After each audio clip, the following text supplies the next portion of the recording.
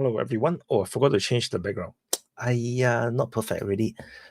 Hello, everyone. Welcome to DPA Open Mic, episode 91. 91 already. And sorry, I actually, I was very angrily typing on Twitter. Then I forgot the time. I was like, oh shit, I'm late. So, okay. So, Just John. I have no respect for people, except Just John. Just John. Just John. So sorry, my guys. So I didn't hold my hand. I just used my hand and just do this. So okay. Anyway, no excuse because we are all cursed by the curse offensive. And so I'm gonna drop the link to join so that I don't go into monologue since I have my all the time in the world. If I really want to, my own platform to talk whatever I want or want to talk, regardless what you feel. But but we know open mic is not about me.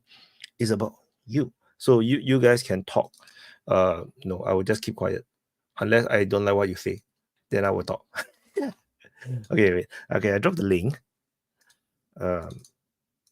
to join the open mic. Let me make sure that okay.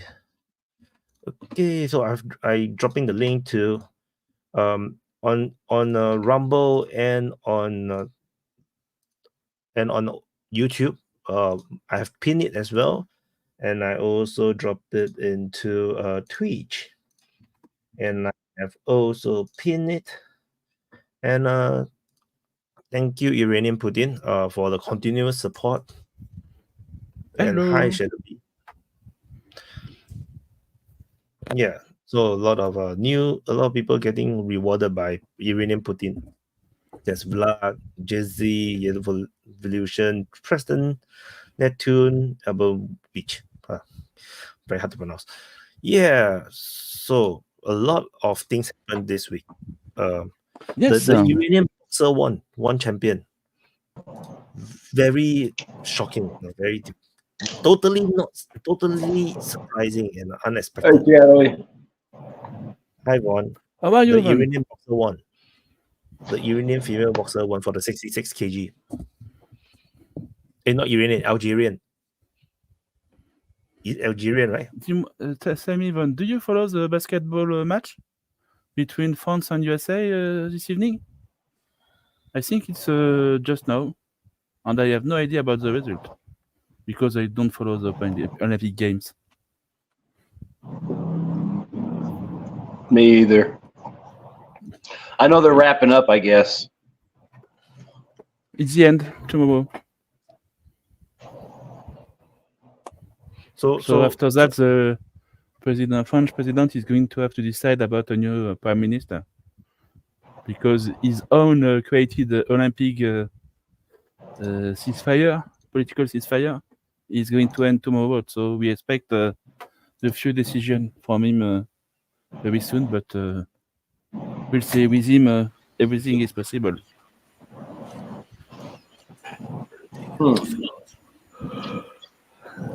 So, how are you guys doing? What's up? You're holding off for the conversation for what's going on in this Grand Kursk offensive? Hi, Upgrade. I think it's going to be the main topic tonight. Yeah, so I guess it's good for us. It'd be kind of easy. If you think about it, it's kind of easy for Ukraine. It's Kursk and Pavlovsk, and that's pretty much it. I mean, there's a few interesting things that happen, but those are like little small incidents.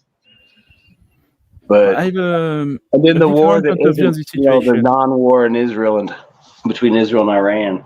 I think a lot of people like Wyatt think that the Russian is going to crush this offensive very soon, but I think they are not going to crush it. They are going to let a lot of Ukrainians die for it. Exactly like when they tried to disembark on the south side of the Dnieper River. I think they are going to do the same thing. They are going to let will come on and say how FD to have Russia a small part of the Kursk. Russian territory and to try to defend it with a lot of troops. And they are going to kill everyone each time, basically. They are going to let them have this and small say how territory FD Russia is in Kursk. just to create some kind of magnet to all the available reserve of the Ukrainian army. Super chat. Yes, That's what I thank you think. very much. Our favorite This one? Putin is not in Russia; it's the Iranian Putin. Well course. known, well known.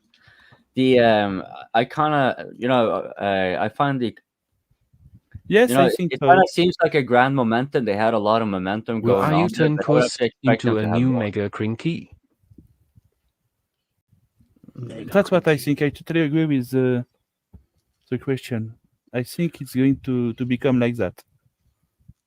They are just going to let them, I don't know, maybe 10 kilometer by 10 kilometer square, and they are going to bomb every time in this square, everything. Von, yes?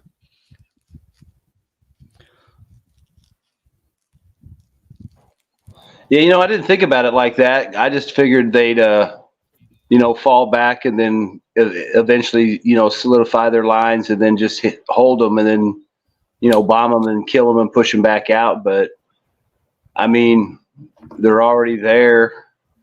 They already kind of think some of them probably think they can actually keep going. So why not drain off more northern resources, sending them in there when where they need them, and it ain't there. So, I mean, that makes a lot of sense too. What about this thing that Wyatt reported, like they had troop movements northwest that seemed poised to be striking inwards? Like, if the Russians have already kind of moved in to halt their advances in these places where they're towards Kursk or whatever, I forgot the names. I wouldn't be too surprised that what the Russians would decide to do is just, okay, well, why don't you come in from that side too, or actually just try to go at them, because now they've crossed the line, so they might as well cross the line in that direction as well. I think the true counterattack is going to come when the Russian army is ready to invade and to create a small offensive, like they did near Kharkiv, near Sumy. And they are going to just, at the moment, they are going to contain the situation and to make sure there is no Ukrainian infiltrator trying to do something stupid, especially with the 100-kilometer nuclear power plant. Sorry for starting. I just want to clarify. When you say Russian army, like you're basically then saying not the standing army, because as far as I've understood it, the standing army that is towards the border of Ukraine is fairly substantial still. It's just quite further back, right? I think they are mobilizing the reserve to know of this specific situation. They don't want to take a frontline unit to send them in the north. That would be stupid. They are going to call some reserve too. No, but I mean, like, they have a standing army in the Russian border, right? And these are the troops now engaging the Ukrainians. They are not a part of the special military operation. And no. While they may not have had a lot of troops stationed right up against the Ukrainian border, I find it a little bit hard to believe that they would not have significant contingencies behind there, which, some of them might be approaching right now. But I would kind of imagine there'd be more, because at any point they would need maybe the dimension changes in the SMO, and they would have to, implement. So yeah, I think it's or upgrade first. Yeah, I think it's upgrade. I disregarded the finger here. I'm sorry. It's upgrade's turn. Yes, we listen to you. Don't worry, one. Hi everyone. Yeah, it sounds like a little bit desperate what's going on here. Many people said like it's like all in and stuff like that. I don't know about that, but it's certainly not a smart move to do that, because they did it already once and it went well. I mean, since 6 months, I don't hear anything from the Ukrainian side, and all of a sudden, when something like this happens, all of them come out online and start to trash and to talk like they're in Moscow and stuff like that. I mean, like, we should keep calm and wait a little bit, maybe 1 or 2 weeks, and then we will see what's going to happen, because I don't think the Russians will leave it like that. I think they will really push them back. Maybe they will do a crinky, maybe, but I think it's better for them, especially PR-wise, to push them back as quickly as possible to show that there was just a minor mistake, and that they have everything under control, because the Russian population is not very happy with what happened there. Obviously, we all know the circumstances, but I think if the Ukrainians cannot hold the normal line, the old front line, how are they going to hold this one? I mean, like, even if they pour in a lot of troops, they're just going to increase their downfall even further and even faster. So I don't know. Everybody had finger up, so I don't know who's first. I will go with Shadowy. Yes, two things. First, this situation is different of Krinky for obvious reason. It's Russian territory, of course. But there is another situation, another thing to consider is that it's very near of a lot of Russian airbase. They have an incredibly lot of Russian airbase in this area, and they could provide a very quick, very fast rotation of fab bomb to this area very, very easily. And it's very far away from Lviv on the Poland borders for logistical support for Ukraine. It's going to be very hard for them to continue. It's going to cost them a lot of energy to sustain these attacks. So the more it lasts, the more Ukrainian is going to spend energy on this. And it's very easy for Russian to basically crush everything under bombs. That's the first thing. The second point is about what Köpping was saying earlier, about the defense of the Russian border. There is a thing that Napoleon, the French emperor, quote, has said about one of his generals. When he tried to defend the French border, the general use his huge army and create very small detachment, and he put them everywhere at the border. And Napoleon asked him, "What are you trying to do? To catch smugglers or to counter an attack of an army offensive? If you want to counter an offensive, you need to keep your unit as they are, basically very concentrated. Okay, and if you dispatch them a lot across the border, you are going to have no military effect. Basically, that's why you put at the border, very sad for them, border guard, basically. Okay, and their job is just to phone to the military if they watch Ukrainian offensive, and then to flee away and try to protect the civilian. They are not there to fight. They are just there to flee and make sure the civilian flee away. That's their job. And then a few days later, when the army is ready, they counterattack. I think that's how they want to do the job. What Shadowy say is same as the Atlantic War, right? It's the same argument during the World War II. When they are bracing for the Normandy landing, and then they were like arguing should they place their troops? Should they be concentrated or should they spread out across the Atlantic? Very different thing, I think, because the landing you have the logistical situation. For the first day of the landing is very special. I think that's why Rommel was saying that the first day of the D-Day was going to be very, very important. It was the one who used the first one, the expression, the longest day. For so people who know the excellent book of Cornelius Ryan and the not so good movies about it. But it's not a landing here, so it's another situation. I mean, I don't know. I think, not including Shadowy's idea about it becoming a crinky, I feel like, with the offensive and where it happened, they obviously had the best ISR. They studied this for, let's say, a month, figured out what units were there, what the response times might be, or maybe what some of their capabilities were, where the local army units might be, or the quick reaction forces, and they snuck up there maybe over some time because they didn't have tons of equipment, but they had a good amount. It was mostly guys. And then they probably, who knows, maybe they did some EW right when they attacked, launched a barrage. They bust across the border. You had a bunch of guys drive way up, make it look good, but the main body really didn't get that far in, and they had to try to consolidate that, and you can see how it kind of went all over the place. Once those long convoys got stopped, they got knocked back. Now they're all kind of in that big flat wedge, trying to work out from there, so they're contained. And, it could go to where, like Shadowy said, but like I said, I kind of felt like by next Thursday, this is all over and done with other than the clean out. and it really just depends on how fast the clean out goes, because I feel like they're stopped. They might still send stuff in. The only way that changes is if it goes the crinky option like Shadowy suggests. But if they do want to just get rid of it, I think it's going to be a fairly quick thing, because the main units are already online. They've got all their volunteers, Wagner, Special Forces, Akhmat, and they're all chomping at the bit. So they'll obviously get in there first and then let the army come in with the heavy stuff.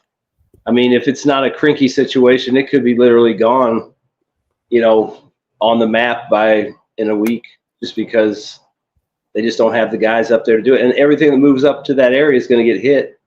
And now you've got the little Sumi Chernihiv thing where they came across and captured the border. That's a distraction. That's why. Sorry, copying. It's your turn first. But yeah, I think it was coping and then upgrade. Yes. Thank you. Yeah, like what the Shadowy was talking about there, I think the Germans call it a Schwerpunkt, but that's more as it pertains to the offensive facet of it all. The Russians seem to be, since they have so much depth, they seem to be perfectly fine just, letting the enemy create indeed a hard point, and then they start hammering away on it. But I'm trying to make sense out of like what the strategic thinking of the Ukrainian series, because they didn't send like particularly heavy units in, as far as I could tell. They didn't seem to be that committed for like they're really going to set up a new defensive line. So it strikes me as meant to be so provocative that the Russians will have to commit, but not necessarily for war. And because these troops may seem at first better to be using where the consolidated lines are falling back. Wherever there are breakthroughs, this is places where you want to send these units maybe, rather than some escapade out in the Russian side. But if I'm not mistaken, as far as I've understood it, the Ukrainians have spent all this time during the war, while of course certainly focusing their fortification around the Donbass area. They've been wary of Russians coming in from crossing the border elsewhere, just like in Kharkiv. So in Kharkiv, they had fairly okay defensive lines, and I would imagine then, if so, that is the case throughout the Ukrainian border bordering Russia. And maybe the thinking here is perhaps that, okay, look, if you're anyways going to try to commit and make the attack on across the border like Kharkiv and whatnot, we are going to be taking the initiative here. We're going to force you and compel you to start going at all the defensive lines that we have there, so you cannot make concentrated attacks of your choosing, or at least not as much of your choosing exactly when you want to. Because so far, this has been basically just keeping the Ukrainians on their toe all the time, binding up a lot of troops. And what the Ukrainians might be thinking is that the Russians are not willing to still declare war. So they will be trying to commit more of the special military operation, or have to slow down their attacks elsewhere, because now they have kind of been goaded into being provoked to start hitting the other lines as well. That is, the only way I can make sense of it. Yeah, just run the super chat and then it's Upgrade's turn. Kursk is now PR offensive, like Krinky. Can't I totally agree with that. Yeah, I don't know if it's a PR offensive, but probably it goes like in the direction what Koping said, right? To preemptive attack and see what the Russians can do and what they have as capabilities. So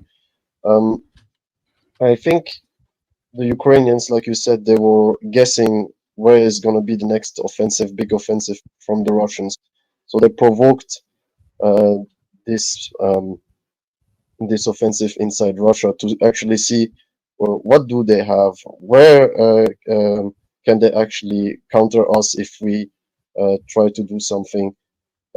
I think the Ukrainians are really now at the point where they actually see that the next big offensive from the Russians gonna be probably a really decisive one. So they try to prepare, they try to analyze where it can be. And I don't know, they say they brought some elite troops there. I mean, like, use them better, guys. We keep saying that. Use them better. There's many fronts in the Donbass area who are falling apart, and you use the elite troops to go inside Russia. It's so useless and wasteful for the Ukrainian part. But I don't know what they actually planning. What was their thinking when they did that? So we can just guess. We will see in the future maybe what really was the point of this offensive. I think it was Shadowy again. I hope. No, Von, I think. Okay, Vaughn. Sorry, man.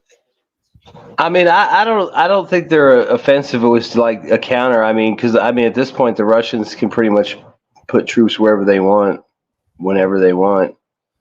I mean, I just think it was another stupid offensive that wasted men and equipment, like you said, that could be used in some pretty bad spots right now, especially if they're trying to slow them down. Because I mean, if you think about it, the northern front is the slowest front. I mean, that's where all the cities are. There's tons of woods. It's going to be a hard push, even if the Russians wanted to go hard and fast. But, you know, once you get down past Seversk, you know, but probably between Kupiansk and Seversk is probably kind of the medium pace. You know, there's chances for stuff to speed up there. There's some open areas, but they still got a lot of areas where it's, you know, built up and got wood line, you know, forestries to deal with. But once you get down there around Bakhmut and Chavez Yar, then down towards Pavlovsk and all that area, I mean, it's really starting to open up. And what are they doing? Wasting a bunch of guys and stuff up there. I mean, the Russians, you know, they might push around up there, but they're probably not going to. I mean, look, like Vochance, they're doing fine. It looks like they might take Vochance here pretty soon. But look how long it took, and they weren't really wanting to go in there real hard. They went in with like 5 BTGs, and then basically went down, stopped, and then just sat there and bombed them for the last 3 months. So it's like you really don't have to worry probably as much as you think the Russians might come across. You know, maybe they would later when you saw you were overcommitted down south. But, I mean, kind of right now, it's like you got spare troops. Why aren't you putting them where you need them instead of on these offensives that – I mean, I just don't see any reason why the Russians would do anything more than like they did around, you know, Kharkov and then that little Sumy Cherniv thing, just little pushes like that just to see what happens.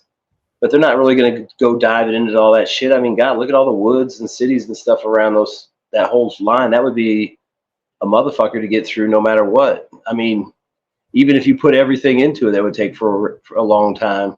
So I don't really understand why they do it other than they're just trying to show that they're doing something.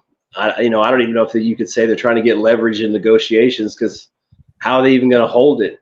Because the Russians probably have a choice, like Shadowy said. They could either keep it as a crinky and kind of play them and go back and forth, you know, let the lines flex and let them think they're winning and suck them in and kill them, or they can get pissed off and just stomp it out and restore the border.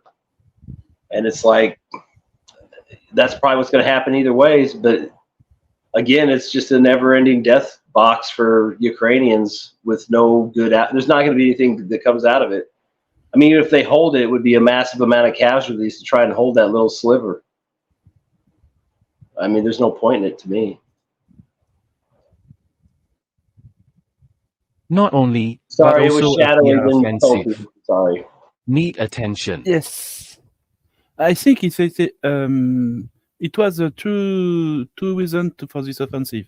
The first one was at the beginning a military reason. They wanted to attract Russian units, BTG, who were involved in the front line in the south. And they want the Russian to basically panic and to move unit from the front line. But that's for the first 3 days, because after 3 days, there is no more panic. After 2 days, every officer is going to have a clear mind and try to think strategic about the global strategic situation and so on. So the military effect was for 3 days, basically. After that, if it was just a military operation, the Ukrainians would have retreat on their own part of the border. Basically, they tried to attract Russian troops. They failed. Okay, we stop, we retreat. Okay, that would be a military operation. Now it's becoming a propaganda situation. Because if they retreat and leave, they are going to look very weak. And that's things they don't want to look, the Ukrainian propaganda team. So they have to stay for propaganda reason. And for the ground troops, it's always bad reasons. So next one was copying, I think. Hello. Yes, thank you. The thing that the upgrade said about them sending in the elite troops, they may not, that may be initially. I'm not sure about the force composition of the deployments they had in that they were sending in, that Wyatt they reported, the behind the lines, right? Which were undoubtedly heading in for the new across the Russian border. So what they may be indeed doing here is that they're going to be replacing the elite troops because they know this is going to become a kill zone. And the whole purpose here, I think, is pretty certain to be escalatory. And they may not be confined, like the rationale behind it may not be confined simply to trying to get more Russians committed alongside the Ukrainian border. It is also to get NATO more involved. So if Russia responds in a certain way, then that will be giving likely more support from NATO and a commitment thereof. And what they might be thinking, so what might the Russians be thinking? Like, okay, yeah, this is what you guys are doing, but we are not so sure we want to be grinding ourselves down or limiting our part of the operation. Insofar as we keep the pressure going where we have made our political objectives, the territories that are to be annexed, what matters then to us is that you are not able to really properly supply. And so instead of us committing so much across the border, yes, sure, we must, of course, respond and make sure that you are under pressure there so you don't get any ideas of crossing our undefended border or rerouting them down to the Donbass.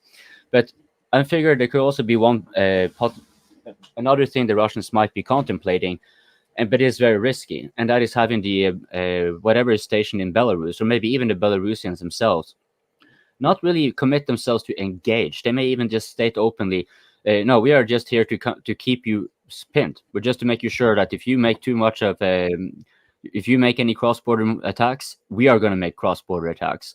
And they don't really have to be sending assaults or anything like that. It's enough that they do shelling of the fortified areas along the northern Ukrainian border, and that locks those troops right in. And this may indeed be what Ukraine wants, because once something like that happens, then it becomes, then Poland becomes significantly more active and like, okay, we're going to send more troops in to make sure to stave off the Belarusians at least. Clearly the path for survival, I think that the Ukrainians are pursuing is kind of paradoxically escalation, but I think that's what makes most sense. Upgrade. Yeah, I think you're correct with saying that they do it for maybe attention, so NATO can get more involved. But on the other side, also, we heard some reports that Americans asked for clarification, the Ukrainian part, on what they're doing and probably what their goals are. Because they had certain regions where they are allowed to go and attack the Russians, but I don't know if this precise region was a part of it. And I don't know if NATO was involved in this attack. I think maybe Ukrainians did it by themselves, because they had bad experience with the Zaporizhia offensive, with the NATO guys telling them how to do the offensive, and maybe they said, right now we're just gonna try our way of doing war. And like White said a long time ago, the best part would be to attack the Russian land and to do something. Maybe it's a little bit too late now because it's a so dire situation, but I think you really need to think that Ukrainians try to get attention, of course, but on the other side, to attack Russian land is also not the goal of NATO. They don't want to escalate it furthermore to something even bigger than it already is. So there is a balance to find, and I'm not sure that the NATO is really happy that Ukraine is now inside there and using their resources for useless attacks. I don't know which finger was first. The attack was for Spec Ops, to infiltrate Russia easier and in bigger number, so they sabotage and destroy Russia's infrastructure or bomb nuclear plant. Yeah, I think Alpha's been here for quite a while, so why don't we give him? Yeah, we need to do 2 intros real quick. Yeah, and then I think Midlife Bro Logic. Are you a new guy? Yeah. Yeah. Both of them Security came guard. on before, but I've been they on haven't before. come on very regularly. Oh, but Midlife Pro Okay, is well, very I've- soft. I guess Off should go first. Oh yeah, thank you. No, actually, Upgrade said a lot of things I was going to say. I don't know if y'all watch Task and Purpose. He has a channel. He claims there's like 800,000 NATO troops ready in Western Europe. So, Upgrade's right that they kind of are abandoning NATO tactics. I see doing Russian stuff. They run in with a bunch of vehicles and then they dismount and they scatter. It's like a lot you see going on in the Donbass. But I think that there could be some validity to, because if you really think about it, it's kind of like their only real way of winning is getting NATO involved. And maybe the U.S. doesn't want to get involved, but I don't know. There might be other countries that do. And that's all I'll say. I think it's a Von Turn or maybe a Midlife. middle logic. Yeah, Midlife. yeah, I'll go. Thanks for having me. I unfortunately haven't heard the whole show. I hope I can talk generally and not just about this specific. Yeah, we current just affairs. started not too long ago, so don't worry. Okay. Okay, perfect. It's, I just want to address that Task and Purpose guy. He just seems like he's being funded by the U.S. government. That's why he's so buddy-buddy with the Army. Of course, I never served, and I'm sitting in my mother's basement, lol, for lack of a better term, right? But I don't believe that guy. I don't believe this Ryan Macbeth guy. Get him out of here. They're just propagandists. They say all these lies. They're the same people that told us that Russia was going to attack with shovels and all this nonsense, and I don't believe any of it. I don't believe any of that. But what you said about the only way Ukraine can win this, I think, from my mother's basement, just judging, is if Ukraine somehow gets us involved. That's why they want to launch all these missiles. They want to cause all these problems, and they want direct confrontation. They want World War III, and I don't blame them. If I was really trying to save my country and the only way to do it was to create World War III, I'd do the same thing. I would do the same thing. But here's what I want to talk about. What is really the end game? It's I think everyone's agreed that Russia is winning, regardless of what all this nonsense tells us. If I'm wrong, please let me know, right? But what is the end game for Biden and Harris? How are they going to explain this? Are they going to turn this into another 38th parallel in North Korea? Because it doesn't look like Russia's going to stop, because they have the momentum. They got their act in gear. That's what's going on. The only way I see Harris and Biden, or whatever you want to call this guy, to get out of this is to actually let Trump win, and then, we were winning, and then Trump lost. He's soft. He's a Putin puppet. He's this, he's that. It's just insane. All of the war that America continues to have. It's just insane that as Americans, we think we're the good guys. We're out there starting wars all over the place. We're out there starting wars in the South China Sea against China. It's named after them, and somehow we own that land. This is insanity. There's got to be a better way, people. Thank you so much, DPA. I appreciate it. Great channel. Keep up the good work. I'm Midlife Bro Logic. Hey, I just wanted to say real quick, like what you were saying in the end game. I mean, one thing that could draw NATO in is just like when they were always attacking the MPP, the Zaporizhzhia one, hoping to draw NATO in, and then you have the plant up in Kursk, so that's a possibility. But here's another thing you could think about too, with the Donbass falling apart.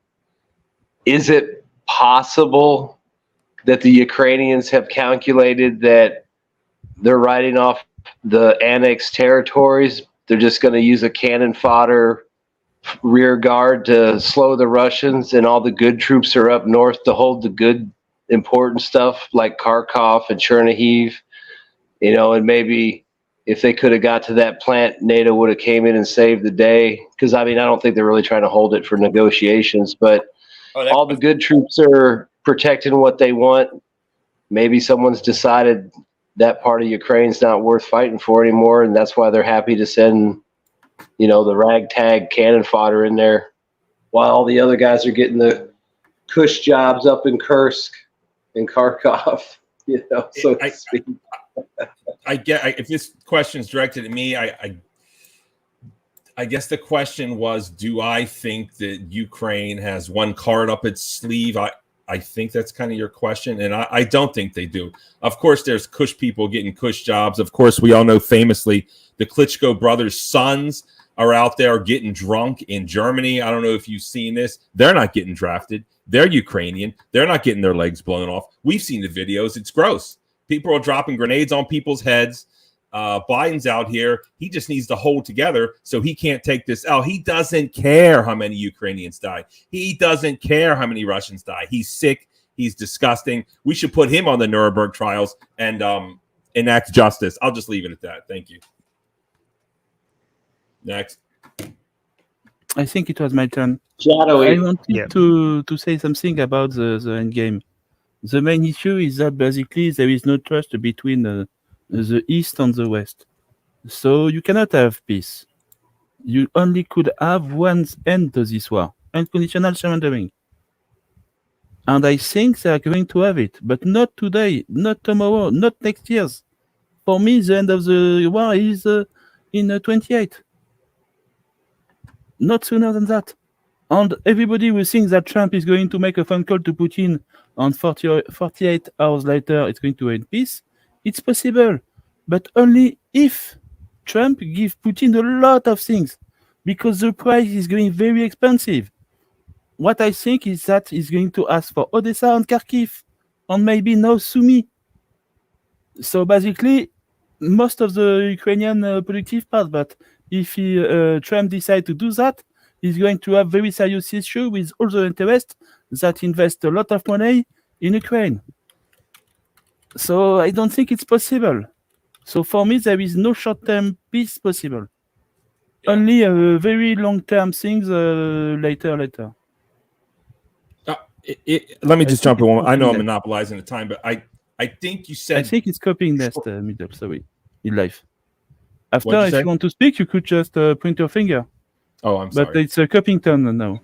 Okay. Well, I mean, if it's really short, you can intervene. But I would like to, before you do, I would like to kindly remind the people in the audience to press that like button. So YouTube will be encouraging this stream to more people, and maybe we'll get some new faces on here. Paul, how you're doing? You look very sad today. So yeah, cool. I forgot what I was going to say, so why don't you go ahead, Midlife? Yeah, so I just want to say, for those that are not used to coming on, usually people put out a finger so that they will know that they're going to speak next. Then the one who finish speaking can choose who is next. So basically, you can choose. So even you don't follow the sequence, your choice is actually priority. But if you have very strong points you want to intervene, of course, it's open mic. Anyone, you can do whatever you want. So, and also to that note, there was one of our regular speakers here, Craig, came with a really good point and idea in a few open mics ago, and that is when you have two people who are interacting, like this is a lot of back and forth, like then dispense with the order, because we also do want to have some flow going on as well. So, but yeah, now the finger is definitely Midlife. Bro, I think I'm just going to call you Bro Logic. It's just simpler. Right on. Thanks, man. I appreciate it. I want to address Shadowy. I think he was saying that Trump can't create peace or something of that nature. Of course, I'm American. Of course, I'm voting for Trump. I don't think he is the next Jesus. He's not our Moses or Jesus or some savior. He is a deeply flawed individual. He lies most of the time. But he's the only politician that occasionally speaks the truth. On occasion, he's the only one that speaks the truth. I know it's shocking, but this is true. But Shadowy... I'm France, I know the feeling. You vote for the less evil, okay? It's a French thing, so too. So I understand. Yeah, and I kind of want to get one on France. I feel sorry. Let me stay on topic. Sorry. I kind of wanted to talk about the president and his first lady, who was his teacher. I'm getting off track. I'm sorry. But let me get back on track. That's just crazy. Forget fans. I'm sure that you watched the famous interview, or hopefully you did. In America, we have a guy named Tucker Carlson. He interviewed Putin, which was awesome, right? And I believe Putin said peace will be achieved 2 days after you stop giving them weapons. And that looks like what's going to happen. Unless there's some type of revolution happening that I don't know about. unless we're going to have another kind of Lenin revolution and the whole country's going to fall apart, or the Romanovs are going to get shot or something of that nature. I don't really see any other way out of that. And if Putin goes down, if he has some kind of sickness, if someone gets him, probably they're just going to avenge his death and be even more brutal. I don't know. I'm just guessing. I'm in the basement. This is what I just deduct from what I've read and what I've experienced. They lied to my father about Vietnam. They lied to me about Iraq. They lied to me about Afghanistan. They lied to me about Panama. They lied to me about El Salvador. They lied to me about the Tonkin Gulf incident. They lied to me about weapons of mass destruction. They lied to me about all this stuff. And they just keep lying. And it just looks like Russia's going to win, and they just have to take the L. That's just the way it is. And I don't know, increase the peace. I don't know who wants it next. Coping, go ahead, dude. Thank you. I recalled what I was going to say to regarding Shadowy. I'm going to just add to that, because he said it's not likely for this war to end before 2028. And I would kind of say there are several indicators to that. One, I would say 2027. And this one is because from the get-go of the war, the EU and Norway in particular pledged annually up until 2027. They were already dead set for 5 years of war. And there's been a lot of money going in. And if you view, for example, Trump, I don't think it's very likely that he will just end it, because he would rather try to be the one who kind of fixes it. If he pulls out, yeah, sure, some people are going to be popular with that. But what would be better than to show, oh, no, I can do it? And what is his way to go about it? Well, he went to NATO. That was one of the first things he did in his first term. You guys got to be increasing your defense budget. I would be actually expecting him to be doing something similar as soon as he comes to power and say, like, look, why do you think this is going so bad? Look, you got to increase it to 3 or maybe 4%, right? And then, then right, exactly, with the gestures are so fun. But right, then he will still face the very same challenge that we have kind of touched on before, because the US have been throwing lots of money on this, but they have not expanded. They have not really increased production. They have quite a lot of distrust between the financial institutions and the arms industry. But clearly, the political establishment have pledged. They have given basically a contract, a free subsidiary, a guaranteed money in for 5 years.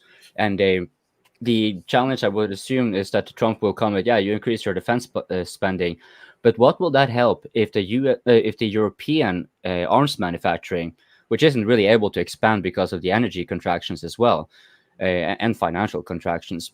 So if they're going to be able to increase their defense spending, this is likely to be then coming from the United States, who in turn hasn't been expanding, right? So we are potentially looking at a whole bunch of money, yet again, just going to nothing.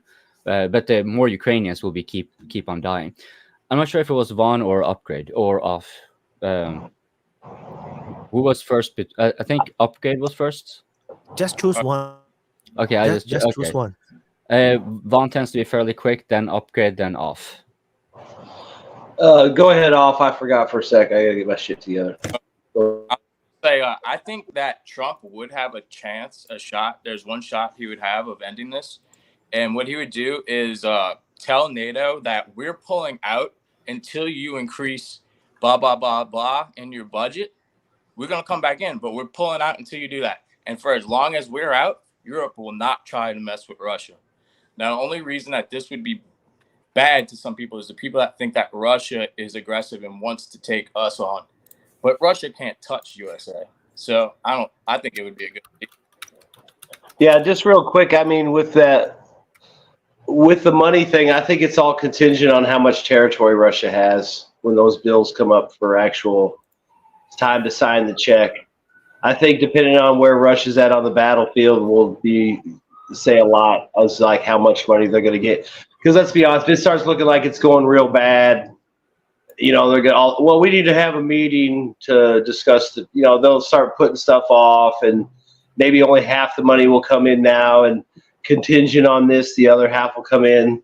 So, I mean, even though they've promised a lot of this money and stuff, I don't know if it'll actually ever get there just because the way things are going. And then you have the political changes and all that. So, and, the only thing the U.S. can really do is just keep sending weaponry and arms. the cash part is probably going to be the hard part. And like I said, once the map gets redder and redder, I think a lot of people are going to be hesitant to write those checks. They might say they will publicly, but then they'll find ways to hold up the process and slow walk stuff. They like to lose, though, bro. They don't like to lose. Yeah, but I mean, they don't. You know what I mean. They don't want to lose, but they don't want to waste money. They don't want to lose their money, but then again, it ain't their money. So, I mean, there's a lot of interest in there. I just feel like the check writers are going to be holding up the money at some point. Yeah, I think money is one It was factor. shadowy. Sorry. No, I think it's a great turn. Upgrade your turn first. Yeah, well, you know. Skip and then you tell it's shadowy. Come on, man. No, I think money is one factor, obviously, but the other factor is also manpower. So it doesn't matter how much money you send if you don't have people on the ground to defend the land. And it's getting worse and worse. Do you think these 500,000 men are all ready to fight? They are elite troops? Obviously not. They're just used as cannon fodder. And right now, the Russians have air superiority. They have artillery superiority. They have more tanks. They have, I mean, like we know all the details. And obviously, NATO don't want to lose. But after a while, you also need to cut your losses. So you can continue sending money how much you want, but after a while, the reality on the ground will dictate what's going to happen. Like Juan said, if let's say if the Russians are until the end of the year are near Slavyansk and so on, then it's very hard for Ukraine to come at the table and ask for more money, because you need to have results. There are businessmen and businesswomen who give money away. It's not just because they like Ukraine, it's also to get something back. So I think you also need to take this factor in consideration, and obviously the manpower effect. Now, Shadow, you can go. Yes. I think the issue about the NATO involvement in this war is mostly about propaganda. Basically, if you look at the map of the situation at the Europe map, the border didn't change in 1 year. And the change are not visible if you don't follow the front line precisely like we all do here. Okay, so from a propaganda point of view, nothing happens on the front line. So you could always claim that Ukrainian is whining or Ukrainian is slowly retreating, killing a lot of Russians. That's a lot of propaganda people said. But the issue is that to break this reality, Russia would need a very large offensive with a large breakthrough, basically to lose a lot of soldiers. And it would be a big mistake for them to avoid NATO, to continue NATO involvement. You think Russia want to avoid NATO involvement? I think it's the opposite. I think Russia want NATO to continue to spend a lot of money, to use a lot of drone across the Black Sea, yes, and to spend a lot of money with AWACS in the air 20 hours for 7 days. It costs a lot of money to NATO to maintain this kind of level of intensity, basically. And they want that. So they are just grinding very slowly to make sure to not break this kind of reality mirror that the propaganda could use to hide the reality in Ukraine, basically. So it's going to continue because Russia wants this to continue. On NATO too, because if NATO retreats, they are going to have a lot of, basically a lot of high-ranking officers in NATO is going to be fired. So they don't want to be fired, so they want this to continue. NATO want to continue, Russia want to continue.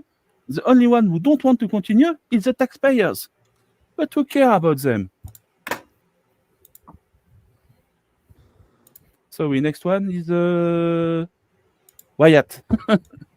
Oh, sorry. Upgrade, something to say? Paul, I think. Paul, Okay. yes, sorry. Hello.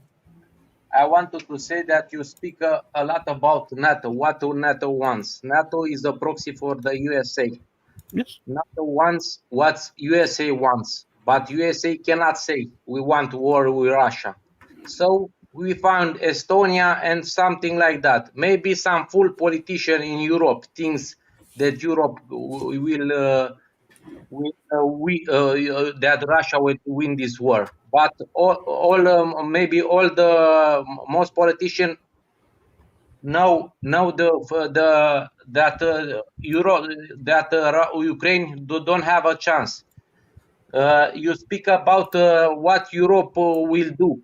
Europe don't have energy. Energy from for Europe come from America. So Europe is a target for Russia. I say that long time ago, and I say now, even now, Europe is a target for USA. That's what USA want the destruction of Europe.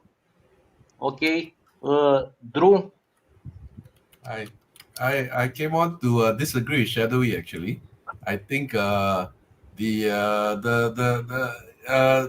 gotta see how NATO functions, right? They start a war, and then as the war dies down, they start another war, and then as that war dies down, they start another war. Nobody ever gets fired whether they win or lose those wars. They are starting a new war with Iran, with Israel, right? Once that kicks off, they will just wind down this war. Whether they win or lose doesn't matter. Nobody got fired because of Afghanistan. Nobody got fired, like nothing happened. They just withdrew everybody and then let the Taliban take over, and then Ukraine started. So it's a business. It's nothing about winning or losing. They are making a shit ton of money from all these wars. So when Iran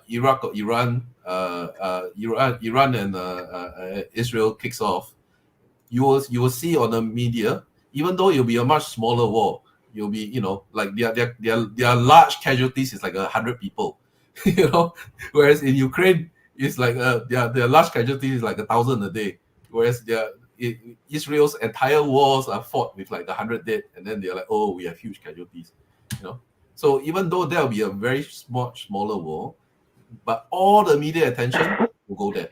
All the talking heads on YouTube, all the mainstream media will just report only on the Iran war. They will forget about Ukraine. Ukraine will be gone. No more Ukraine.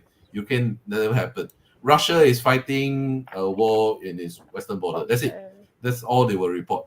So, nobody is gonna get fired because of the Ukraine failure. They made a shit ton of money already, right? They offloaded all their old stuff, and they got new contracts to build new stuff. That's the money, right? So and then if they can get after they withdraw, maybe some contracts for reconstruction, for once the frontline stabilizers or there's a peace treaty, they have reconstruction contracts, they have repair contracts, they have all of this is part and parcel of the grift. So win or lose doesn't matter, right? So that's what I care to say. I think basically we're moving away from Ukraine war. There's no more Ukraine war after Iran starts to kick off with Israel, from the media perspective anyway. Shadowy? Yes, thank you. But I think it's not my turn. I think RL wanted to say something first. Okay, Actually, I think it was your turn first, and then it was me, then RL. But then again, Drew chooses, and then you choose. Okay, I choose Shadowy. Okay. So I think you are right, Drew. They are not going to be fired. It was my mistake. And I think what they are going to happen is they're going to lose a lot of prestige and influence and power.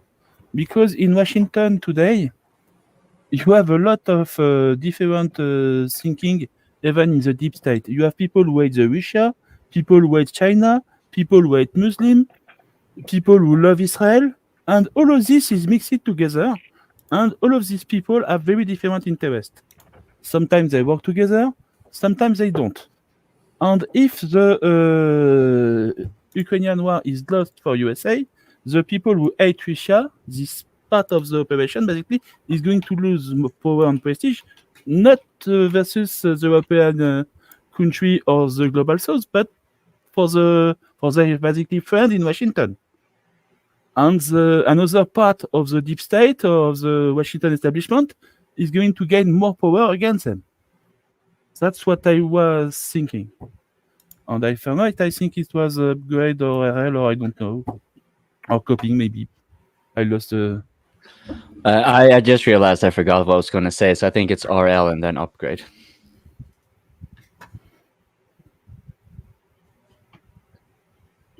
Drew, you talk about Afghanistan, and nobody got fired from Afghanistan. It's logic. It's a conflict that lasted for 20 years. You can't have a commander staying for 20 years active. At a point in time, he will be replaced by someone else because it's too long.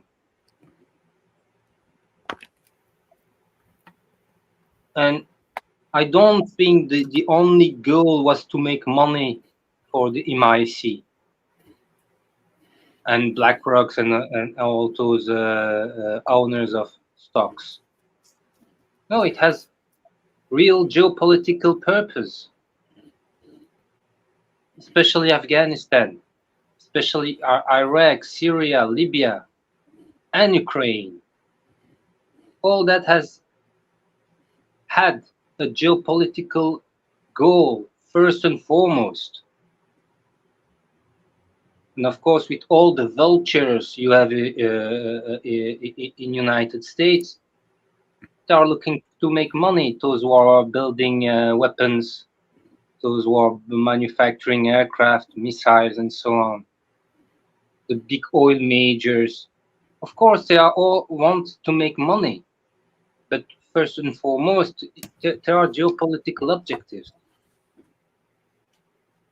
And it's not going according to plan. So let's make money. And to the last Ukrainian, or to the last Kurd, or to the last, I don't know, freedom fighters, they don't care. Yes, that's true. And nobody will face consequences among those decision makers. But that's just the way how a crumbling civilization behave. That's history, human history, simple as that. So now I give the speech, and yeah, I think, especially with an opponent like Russia, and in future like China, you should more focus on industrial capacities, and I think the Western countries have a big issue with their industrial capacities to produce a lot of things, of many things, not just quality but quantity. Voilà, go on, Mehdi. Drew, but this business model presupposes US hegemony. Mehdi. Hello. I'm just catching on into the topic. You can see I'm having a rough connection. I always do anyway, and I'm old and I forget shit. I as to what was just said, you know, I think that RL is really on to a lot of good things here, because we're looking at a Western leadership that, to me, it's in panic. It's out of options. It's out of ideas. And it doesn't know how to extract themselves from what is ultimately going to be the downfall that happened on their watch. I mean, they're running out of time, literally. Trump gets in, to them, that's the atomic bomb going on amongst them all, because who knows what he'll investigate. You know, and that's part of the problem we're having in the United States about that. But the industrial capacity, the United States is exactly what RL said, because first it's going to start with industrial capacity, because we just don't have it right now, because we don't have power capacity to do the things that we would need to do to ramp it up. We have to either loosen regulations and build more power supply, clean energy like nuclear, or go back to the standard way, or we just don't have an industrial base. Because I've said it before, I was a machinist. I've been down to the foundry. back when this really wasn't a big problem, it was a problem starting back then, because if these places operated during the day, they would brown out the local community.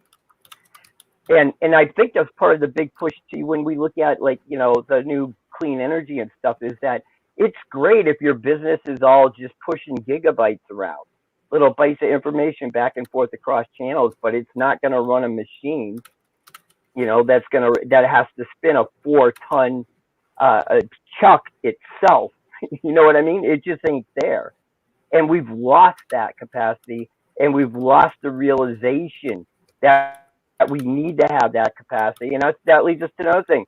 Do we have the education capacity to get these people that would need to be trained on these machines to get involved and start running? There'd be a lot of OJT, but that takes time too. We are in a pickle. And what amazes me is that people still walk around in utter denial about this and try to preach it the other way. And it's like, I don't know how to explain reality to people anymore. It's like this Kursk thing. To me, it's just a pinprick. They were never going to get where they were going to go because they didn't have logistics to be able to feed it to get to where it needed to go.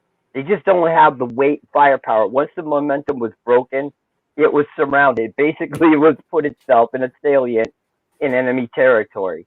There's only one thing two things they could do. They can just die there, or they can retreat out exactly the way they came, and if they can keep it open. And who advocates this shit to them to do that stuff? Who taught them a lesson to think of something like that? But that does bring up a question that I've never really gotten a true answer from, and I'm sorry I'm rambling. Do you think Kursk was chosen for its historic connotations as well as maybe the opportunity? And whoever wants to go after me. Yeah, I held my finger up, and it seems to be the only one, so I'd like to go. There's something that you said there, Mehdi, that I wanted to also kind of touch on a little bit, and that was the specifically power, like in energy, as well as skills. So here, the United States actually does have some edge, but it is also an edge that is rapidly closing, and it pertains to the AI and semiconductors. So here China is catching up, and the United States have been trying to take some drastic measures to kind of stall, but it's prevent exports of semiconductors to China. But it is only hurting their own industry to the point where they struggle to expand it, which they will need to do if they're going to be capitalizing on the AI development, which is it in itself had another crash as well, due to it being bloated. Now, why do I say AI matters so much? Because it is having such profound effects, and they are trying to it frees up a lot of workforce. It limits the need for actually a lot of education, right? So you can actually make several more rapid changes. So pertaining, for example, to robotics in factories, once you have AI and robots that can do that, then you can see a rapid shift in that. But this prerequisites that you have a lot of power. One of the bottlenecks that have generally been pointed out when it pertains to the AI is these powering these clusters that are generally training these AIs to become as useful as they are. And here China is catching up. They're using, of course, the open AI language model, but they're also trying to develop their own language model. And they happen to have a significantly higher power capacity as well as an industrial capacity to expand it and political will to do so expediently. And while there still is going to be taking some time to rapidly ramp up, the fact of the matter is that the United States, even when this is recognized by many in the AI industry, the financial industry, and so forth, it seems to be landing on deaf ears because the economic paradigm is kind of still lagging behind a bit. But if the United States were to be able to kind of bridge that gap a little bit, for example, with skilled labor, I mean, they're talking about having AI researchers. That is what they aiming for, the AGI. And, some people say that it may be as far as just 1 to 2 years away. Now, let's say for the sake of argument, it's 5 years away. The challenge that the United States has is still going to be able to have an AGI that is also the most powerful.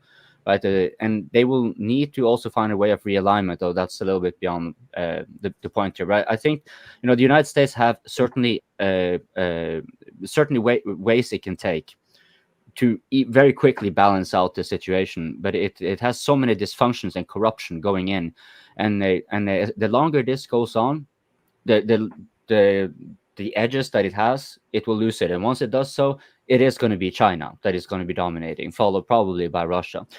Bro Logic. All right, thank you so much. I just wanted to get out of here, but I wanted to say, following up with what Coping said, as an American, it seems like my entire life we've been the big kid on the block. We've maintained American hegemony all over the globe, and we've lived, I guess, what we tell each other, the best life that there is out there. Of course, I've never lived in Finland. I've never lived in Sweden. I've never lived in Denmark or any of those other countries before all the Muslims came, right? But I will admit, I love America. It's great living here. I'm not complaining. But I wonder, it's not a matter of if, but when we're not the big kid on the block anymore, I wonder how much a normal kind of poor person such as myself, how much worse will my life really get? And I don't really know. I just feel like the upper crust are the ones who are going to lose more. And I kind of feel like the Americans that are middle class and lower class, I feel like it's just going to be the same. So all of this death and destruction and us poking and prodding and just causing problems all over the globe that now I see. I wonder, is it really worth it? Am I that much better off for all the people that have been killed? I grew up watching Rambo, right? I grew up watching Chuck Norris Missing in Action, and it seemed perfectly normal for Rambo to go to Vietnam and just blow up a bunch of people, right? All these movies. It seems perfectly normal that American Navy will float around Straits of Hormuz, making up all these laws making up maritime laws. Hey, we're only 200 miles from your border. It's not against the international maritime laws, the laws we made up. But you know that we're not going to let some kind of comparable ship 200 miles within our border. It just seems bizarre. That's all I got to say. I don't know. I think the Frenchman had his finger up first. I'm going to leave unless you had a follow-up question for me, sir. Frenchman, can I please just answer the super chat a bit? LLM are good only for text or some data processing. Actually, it isn't even an AI. LLM AI doesn't understand logic at all. Its application is it. the application of AI is readily apparent, and it is having profound effects already. The point is not that you're necessarily going to be having autonomous robots or anything. The point is that it's advanced enough for you to apply it into both robotics and to also eliminate a lot from the service sector. You can use it also for educational purposes. So that's where it comes in. Like, even if you don't go for the most futuristic, the impact of AI is undeniable. So yeah, I don't think I'm overreacting at all. That the race for the most advanced AI, it is absolutely crucial for any great power. Now, sorry, RL, for interrupting. I want to interrupt again. Also, if anyone plays StarCraft or play, Command and Conquer 3, you'll know that if you put AI to insane or hard, you get trashed. So, yeah, you don't need advanced AI to dive to AI. RL. Stop using the term AI. Stop using the term artificial intelligence, because there are no intelligence at all. It's just a software, and a big one. That's it. More parameters it has, and right parameters, and better it will give you answer and solution. But I'm still waiting today the so-called fantastic changes in my life thanks to AI. I'm still not seeing it. And if you see that AI tech companies are losing a lot of money that last day, it's because it's not delivering. And all that is just fancy bullshit.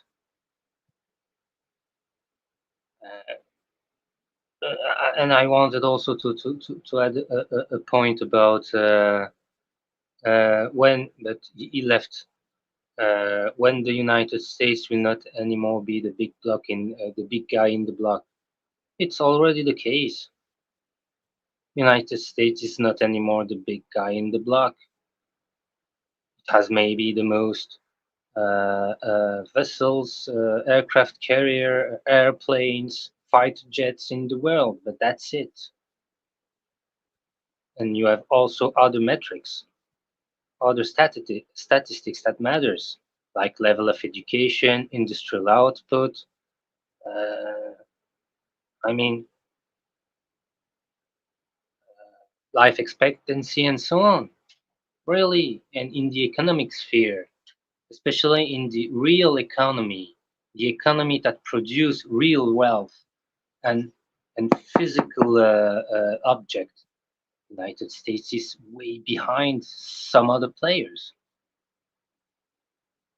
No, go on, Jay. I want to hear Jay. All right, so a couple of things. You brought up the whole thing about the United States no longer being a big kid on the block. So for right now, we are, and this is not an American exceptionalism soapbox. For right now, we are, but I do believe that within our lifetime, we'll either lose it or we'll be able to maintain it, but you won't see the same United States anymore. I think one of the big reasons that will cause the U.S. no longer to be the world hegemon is twofold. One, it's our own political turmoil that we have within our own country. And that, of course, goes into our market. If you guys looked at what happened if you guys even follow world markets, if you look at what happened to the U.S. stock market this past Monday, they had one of the worst pullbacks they've had in the past 30 years. One of the worst. In fact, the Mag 7, each of them, all of them fell back. Intel. Yes, I made a lot of money from that. Yeah, I'm sure you did. You probably did a lot of puts, which is smart if you did. I mean, Intel on Black Monday dropped about 30%. Intel was a major software company. They dropped about 30%. And we're already looking at we're on the verge of a recession. A lot of people say that we've been in a recession. I think as well, we've been in a recession since the war started back in 22. Some parts of our country had up to 10% inflation, which if you look at other parts of the world, that's nothing. And another thing I think that's going to cause us to fall back, that could make us lose our hegemon status, is whether or not we end up going to war with China. A lot of people think that, especially in the United States, believe that China is not as much of a threat as they actually are, because they look at the housing bubble that's going on in China. 30% of their GDP is related to their real estate market. If I'm not mistaken, in 2008, when our bubble popped, I think only about 19% of the United States GDP was related to the housing market, whereas theirs is more than double ours. So if that market does pop, or if that bubble does pop, rather, the whole world's going to feel it. Our market's going to feel it as well, because we haven't fully decoupled from China. I think that if Trump ends up becoming president, we'll start decoupling more so from China, economically speaking.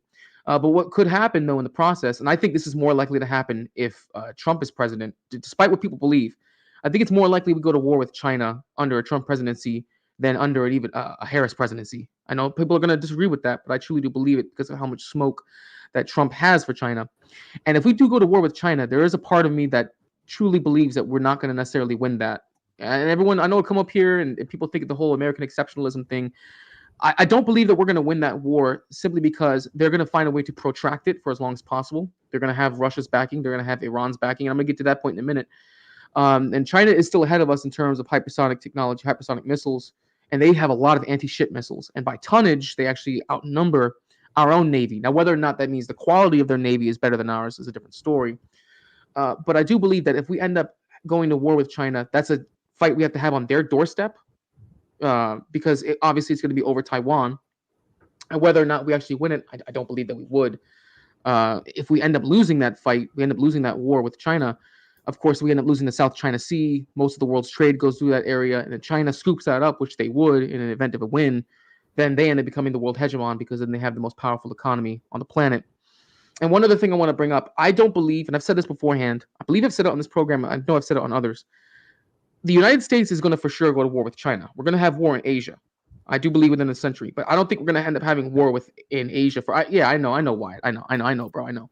I truly do believe we're going to have war with China in this century, but I don't think that's the first country in Asia that we're going to have war with first. I think we're going to end up going to war with Iran before we end up having war with China, as bad as that sounds. And that has to do with the whole thing, the whole beef that they have with Israel right now. Whether or not Iran decides they're going to strike Israel. I heard a report back on Friday, I believe, yesterday actually, that Iran sent a message to Russian airlines that any planes going to and from Israel should cease all travel from the 9th until the 16th. So that report came out, I believe, yesterday. Whether or not that means they're going to retaliate remains to be seen. But that's my theories. We'll have war with Iran, and if we end up having war with Iran, then eventually I think that gives China the opening they need to invade Taiwan. And at that point, if we're actually fighting a hot war on two fronts plus a proxy war in Ukraine, I don't see how we're going to be able to maintain our hegemon status being that spread thin. Go ahead, Shadow. Just go nuclear. Just use I mean, nuclear. at that point, yeah. To ask something about the AI usefulness or not for a country, I think it's the same thing as the nuclear power plant. It's a very important tool for a country, for the economy of the country, but a lot of countries were able to develop themselves without nuclear power plant. And at a point in time, if you don't have them, you could just buy them to countries who have already developed them. Of course, you are not going to have the top of the line things, but you could have a working one, okay? And if you have a contract with the country, they are going to maintain them, upgrade them for you. Basically, for me, the same thing as nuclear power plant. Very useful, but you can do without them. And about the war in Asia and so on, the main issue is how to have a war. And I speak about a hot war, and not some kind of economical warfare or thing like that, but when missiles are being thrown to a city without having World War III and basically the end of the world with a nuclear deflagration, basically. So how do you make a war with China without destroying the planet, basically? And I don't think it's possible. So, Drew, your turn. Mehdi. I think it's Mehdi. Right? Mehdi first, sorry. And I think it's frozen, Mehdi. I'll go. Mehdi, are you there? Okay, Mehdi, you lost your turn. Drew.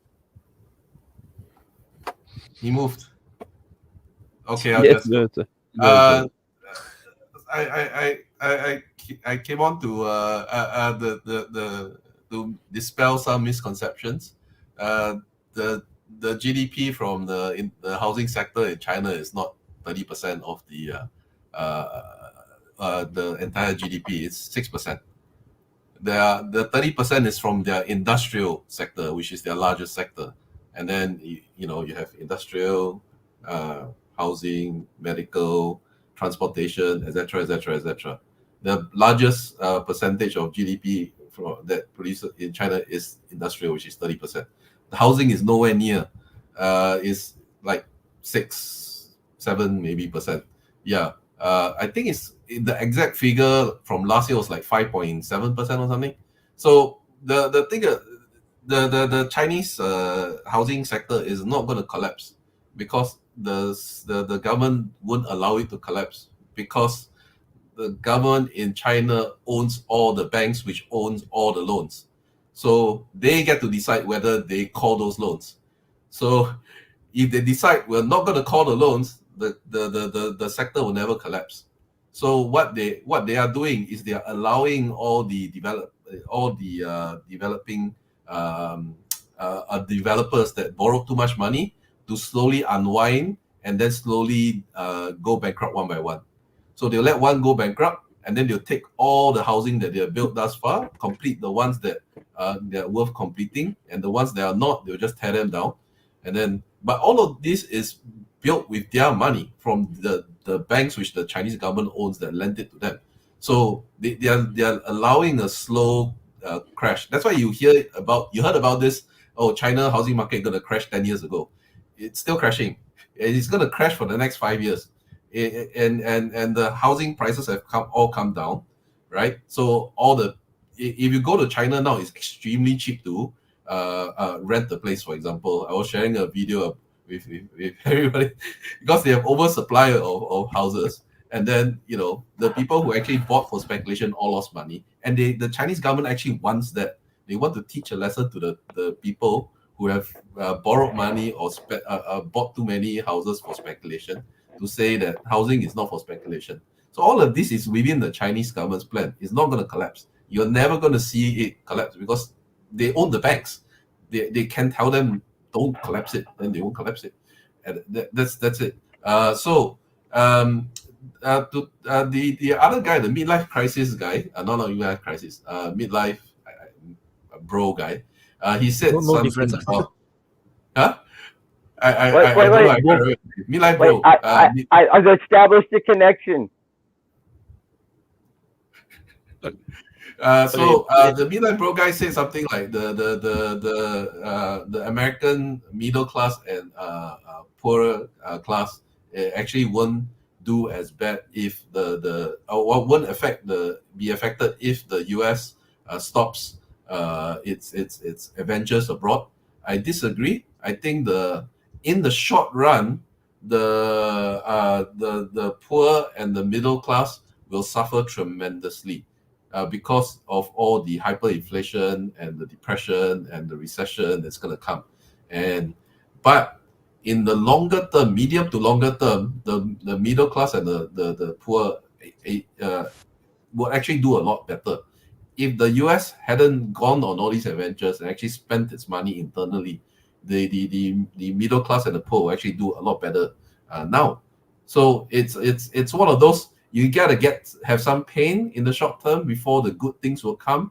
But pulling back from all the adventures abroad is the right thing to do. It's just that in the short term, and short term will be like 10, 20 years, like somebody's working lifetime is going to be painful. Yeah. So don't be deluded about that. Yeah. So Maddie, I took your turn. Go ahead. I know I look like I'm wetting my pants over here, but I got a connection, and I don't know how long it's going to last. To the gentleman that was speaking about being the big boy on the block, is that paradigm no longer exists. There's an ocean between us on the Atlantic side, ocean between us and the Pacific side. A surface fleet cannot get anything over there if it was a big war. It'd be interdicted by the Russians or the Chinese before it even got there. We may have influence here, but I think that's more what they were talking about, those spheres of influence. I mean, there's just natural barriers each country faces. You may agree, you may not, but it's a reality. Russia has yet to interdict any shipping that went over to Ukraine. Imagine if they had. I don't know. And a war may actually start in the Atlantic for all we know. It could happen anywhere. The other thing was about the history of China and which I've been trying to look into, like Confucianism and such like that. I got to tell you, it's an eye-opening experience that the United States just does not, or most of the West just does not understand the culture whatsoever. And if we were ever to go to war with China, we got to remember we're fighting its entire Air Force, its entire land force, its entire homeland defense force, its entire freaking Navy at the same time. When we're just going to be there on ship and maybe have some Air Force flying over. But that's it. How do you get troops over there securely? Right now, you can't. It's just this military reality that we almost face to be able to take on. What? I was asking you, how do you avoid nuclear missile? If you destroy Shanghai, how do you they're going to destroy USA. That's what I'm saying. You can't. The technology is too good for a surface fleet to really be effective anymore, unless you have more effective means of defense. You got to look at the U.S. is probably going to try to fight the launch sites first. The only problem here is the one with the hypersonic technology is China, not the US. So it's unproven though. So yeah. The thing is you got to figure the United States in the next two wars they start is going to try and do as much standoff stuff as they can, because they can't put ground troops in the Middle East. They can't put ground troops on mainland China or in Taiwan. So, like Mehdi said, that's just ridiculous to try. I mean, they could try, but they'll just try to cruise missile everybody. That's what they're going to try and pull, a cruise missile attacks all day long, every day until they run out. Yes. On the point that they haven't actually tried it, they have. So China sent a hypersonic glide vehicle around the world. It actually flew around the world in orbit, and then they hit a target in China. So they have like a hypersonic vehicle missile that is infinite capacity. You can fly around. I'm not saying they don't have it, Drew. I'm just saying it's unproven in the sense that the Chinese have a lot of neat toys. None of those toys have been proven, so that's the only thing you have to wait and see. Are there say is that China is doing neutral war to test maybe not. military system. I hope we never find out, but they got a lot of shit. That's the problem. No, I think you're right. I think what will happen if China ever goes to war is you'll screw up in the first couple, a few months, just like Russia did. Oh yes. Until they get their act together, they will find out very quickly what works and what doesn't, and then they will just double down on the stuff that works. I think That's why you need very small war at first to train your troop and to understand what the issue is with your logistics and things like that. Only where to find the small wars has actually in the world? hypersonic. Only Russia has proven hypersonic. And yeah, Jay, the discussion people just got right now, it proves that United States is no more hegemonic. Even some US officials are using the term multipolar. The question is not what United States can do to maintain its hegemony. It has already lost it. To be hegemonic, being the big guy on the block is not enough. You need to be the big guy in the block by a huge margin. Then you can be hegemonic. But now you have other players who are strong enough to resist the big guy. So there is no more hegemony. And it translates into things that wasn't possible 20 years ago, like China being the mediator between two countries to stop hostilities, namely Iran and Saudi Arabia. We never saw that before. China coming with diplomats and making deals between countries, which is the stuff of the big guy in the block. So now you have part of the world where United States has no more influence, or way less compared to other influence. And this is just the reality of a non-hegemonic world. And I don't see how United States can regain its hegemonic position. Because being the strongest economy, the strongest military is not enough. You need to be stronger by a huge margin. Go on, Coping. Thank you. Run the super chat and I'll US has a lot toys that are not proven. G. Abrams. Thank you very much, ASCII66, for the super chat, because it kind of pertained a little bit to the what was I gonna say? The Vaughn mentioned about the Chinese have a lot of weapons that have not been tested, and for the Chinese, the United States, you know, getting weapons tested is always very good for the arms industry. Now, as we were talking about before regarding escalations in Ukraine, I think the casus belli is starting to get closer where China may indeed decide to, because they do export weapons, it's usually just light weaponaries, but they may decide that, look, Mr. Americans, you guys have been sanctioning us left and right, you're having third-party sanctions, and so forth. Like the United States, if they were prudent, they would try to make moves to and overtures towards China that would prevent them from actually making deals with the Russians at all. But they just keep repeating the very same mistake and pushing the, you know, not just like, okay, they're economically cooperating. Now, indeed, you know, China may decide that, well, you know, you guys are blocking us out of the semiconductor industry. You're sanctioning us here. You're having a lot of bellicose rhetorics towards us. Maybe we're just going to help Russia add the pressure in Ukraine, because when you are focused in Ukraine, just like mentioned earlier, like I think it was Shadowy who said, Russia would like to keep the pressure anyways, right, for a lot of reasons. And for China, this makes also sense, because that means the United States will be even less likely to be too involved when it comes to Taiwan.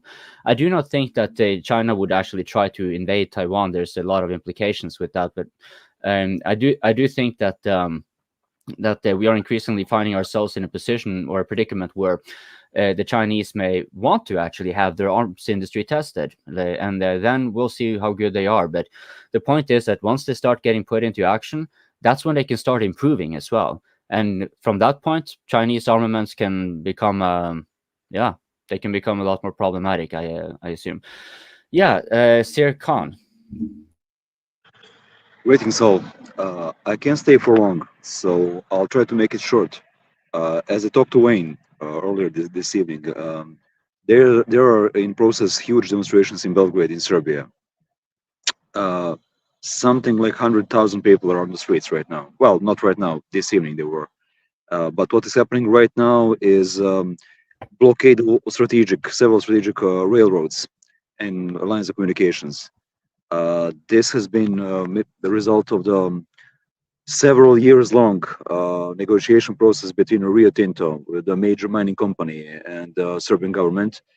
And this is hugely unpopular, because the environmental issues are, if they fuck up, and they do have a long bloody history of fuck ups and, you know, all sorts of shenanigans.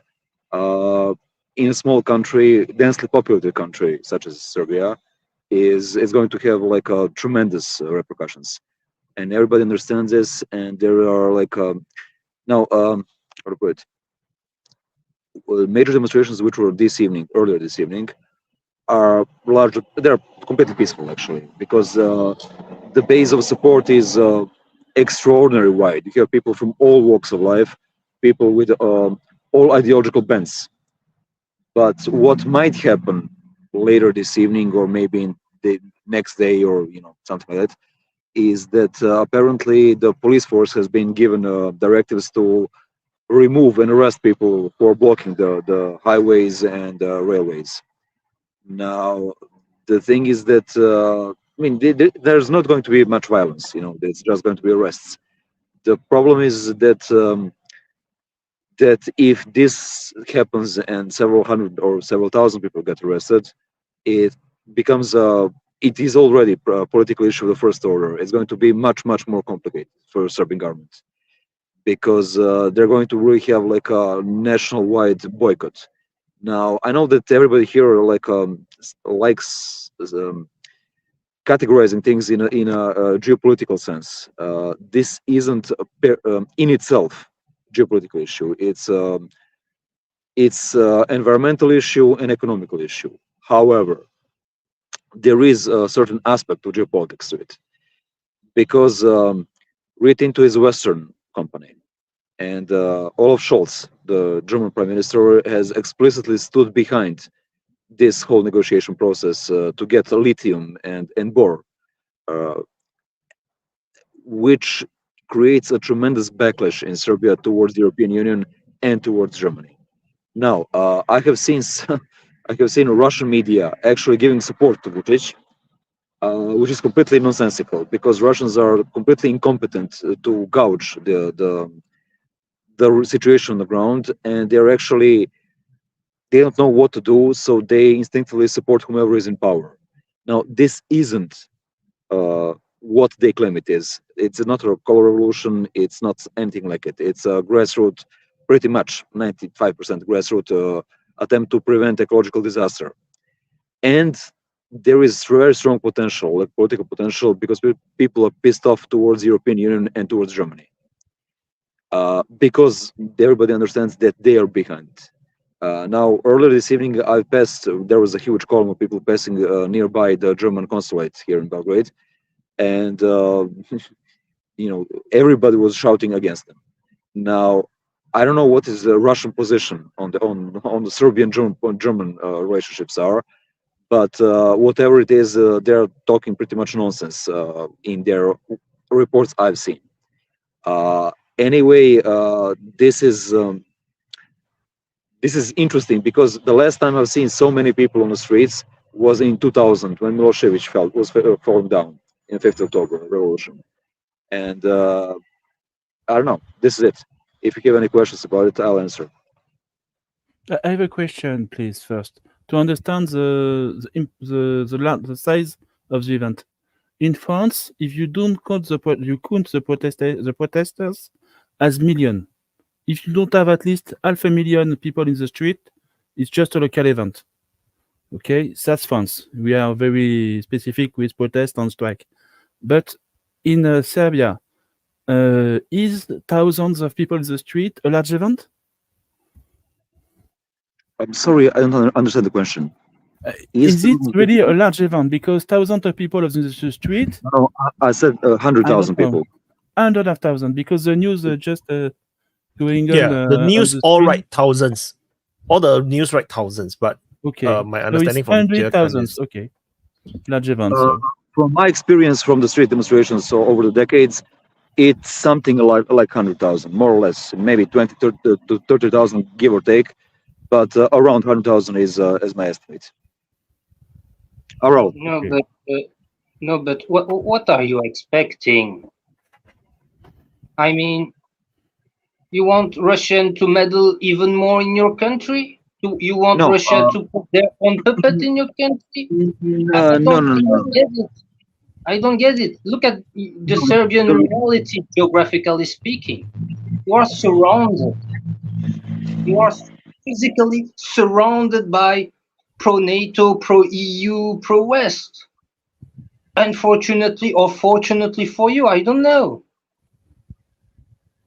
And your next leader will be a fucking pro-EU. That's it.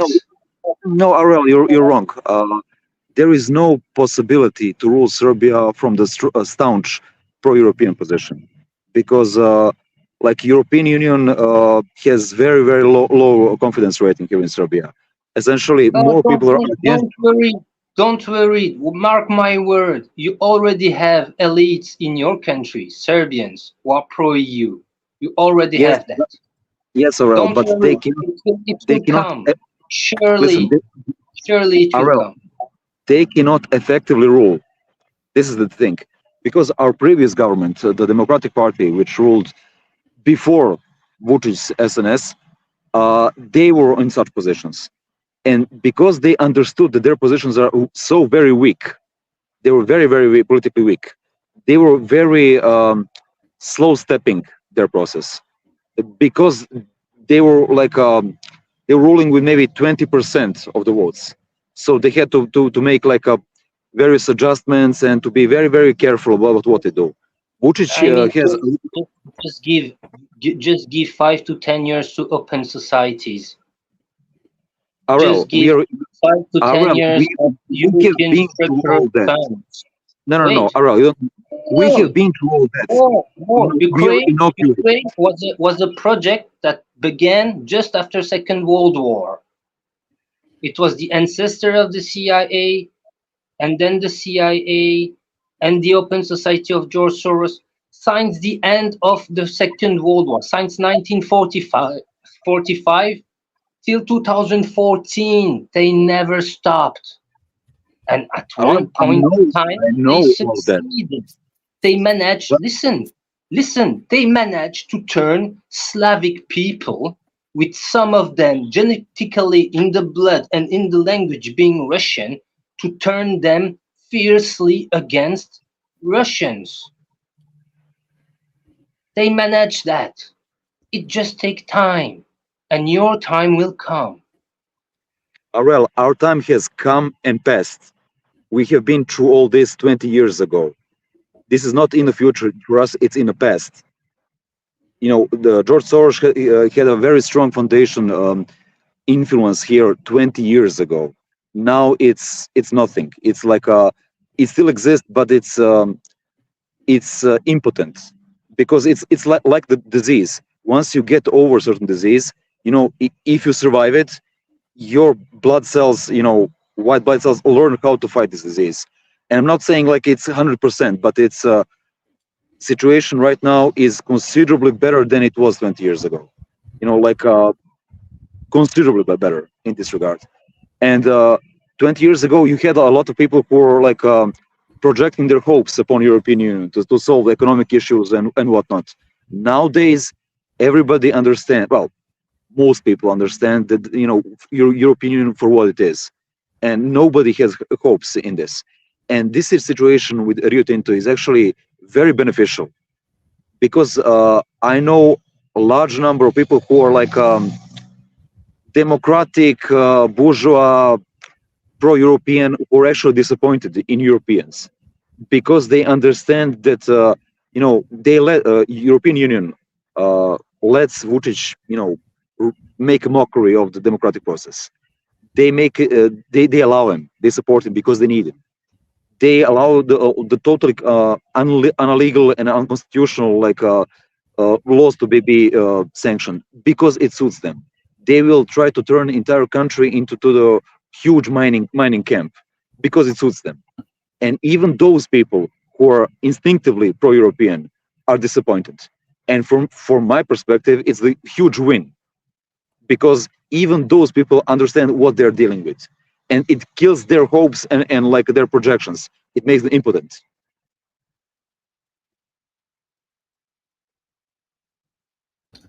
Jay. All right, so I actually want to address a couple things. I wrote them down. First was from Shadowy. We asked a question: how do you make war with China without destroying the planet? I think the only way that the U.S. and China will actually have a war is if they have preset rules. If they actually decide to have preset rules about where they want to have the conflict take place in. So, say for example that it ends up being mostly a naval war. Or if it actually does end up being boots on the ground, it would have to be centralized around Taiwan, centralized around the South China Sea. Although I think it was Mehdi who brought up the point that if you had a fleet going across the Pacific, that they would detect that and probably attack it beforehand. There's a chance, but keep in mind, there are a bunch of other naval bases around the South China Sea and the South Pacific that the U.S. would already station prior to. But that is one way. I don't think that the United States would ever put boots on the ground in China proper. I don't believe they would. I think they realized that if it ever got to the point where U.S. boots are on the ground in China, one, I don't think it would ever work, because you'd have so many human beings there that could throw out the problem that you'd have that those U.S. troops would eventually die. And two, if China ever got desperate, they might go nuclear, like Wyatt said. Just go nuclear. Why not? Just start causing daylight at 3 a.m., which none of us want. So the second thing is, you mentioned, RL, that you see no way that the U.S. could reclaim its hegemon status. I understand your point where you said beforehand that U.S. officials have said that they have used the language of a multipolar world, but keep in mind that other officials from BRICS countries have said that they're working towards a multipolar world. So they still acknowledge that we're not there yet. They still acknowledge that the U.S. has a hegemon status. It's just losing its grip. And I get the point you're saying, that it has to be head and shoulders above your adversaries as far as having a hegemon status. What I would say to that is, if the United States ever truly loses a hegemon status or ends up being looked at as equal par with either Russia or China, the only way that they would reclaim that status would be if we have a giant societal overhaul. Like we have an overhaul. We no longer operate like the democracy we are today. We kind of go into this. I don't know. Am I allowed to use the F word on here? I don't know if I am. Yes. Fuck it. No, not that word. It was a different word. Never mind. If I can use that word, then I can use this one. I guess we would have to go into like a whole pseudo-fascist kind of government where, our God Emperor Trump takes over the government and we start expanding forcibly to other countries. And then, of course, we would have like a whole hegemon status then. And then we'd have to, of course, like impose our will on our allies. And then they basically turn into our client states, which they kind of are already. Go ahead, Wyatt. I know you want to say something. Wait. I just wanted scenario to... you described is already happening today. You whatever you vote for is the same result. It is already a pseudo-fascist state. Your guys are already invading many countries on the side. But we're not getting anything out of it, though. That's the thing. If we were actually doing this, we're not really getting anything out of it. But the scenario is right. If we were going to invade a country, what's happening today. If we were just going to invade the shit out of a country and just take it, all right? Well, in that case, then we might as well start harvesting its resources, harvesting its people. Say, hey, listen, well, we're now turning this population into basically client state soldiers and saying you're going to be doing the police. Yeah, but we're not actually doing it. Like that's at that point we'd be harvesting the resources, harvesting its people, and bringing that wealth back. We're not doing it because we feel it. There's no you don't get prosperity the coming wealth. back to us and doing Someone that. is getting the wealth. You are doing it. Someone The is wealth getting. that they harvest is not shared with you. That's all. Yeah, you don't see it only. You don't get it. You don't get to have the wealth that they harvest. So I want to ask Chair Khan, since he's still here. So is the protest still ongoing? Has the government position changed? No, in Serbia? it's still going on. There are, I don't know, maybe a few thousand people here in Belgrade on several railway stations and major communication lines. But apparently, all across country, tomorrow there will be more people like blocking all entire country from all the major railway lines, and yeah. Would you look at this like an anti-EU protest, because the mining is EU with EU, right? The contract. Yeah. The thing is that Germany wants to develop, the green energy program and all that, to build their own Teslas or whatnot. But although Germany has its own lithium resources and pretty large ones, they don't want to do it at home. They want to do it somewhere nearby, which is Balkans. So they, in case of some major ecological disaster, it doesn't happen in their backyard, but here. So it has very, very strong support especially from Germany. But essentially the whole collective West is behind it. Yeah. They need living space. You have to understand the Germans. They need a lot of living space. Lebensraum. They still owe us blood from previous wars. Mary, you're muted.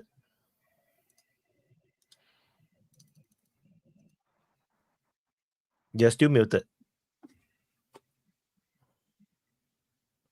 You're muted. Oh, his mic is not on. You're muted. You are muted. Why can't we hear their music? Okay. Well, I figured I might just throw something in there, since there were no, and this pertains a little bit to Norway and how its situation when it comes to the green shift is rather different. So what, we don't have a particular lithium deposits as far as I'm aware, though they're looking for it. But what Norway has been getting quite a lot of external push from the EU and the US is because there are a lot of in particular titanium and also cobalt in the subsea section, which is considered to be by the EU and the United States as critical raw materials or critical strategic materials. I kind of forgot. Here, Norway has managed, thanks to its expansion in its arms industry, been able to capitalize on it. So, for example, there are titanium mines that are opening quite soon. All feasibility studies have been completed. All applications and whatever regulations have been, going through. So, basically, it's towards the end of the year, and Norway is actually going to start producing titanium. The processing facilities and such has come into play. It also has an own kind of semi-attached to the arms industry as well, titanium manufacturing, which is going to, of course, pertain specifically to the aeronautical industry, but also the arms industry. So here, the kind of green shift falls very neatly into play, because the ones who are actually able to supply Europe with some of the, well, maybe not so much the green energy. This part is still on hold because the subsea section is quite contended. But I suspect that despite all the demonstrations and protests against it, not protests necessarily, but misgivings, is probably going to be overturned by the fact that there's such an enormous pressure from the EU and the United States to be mining in our seabed.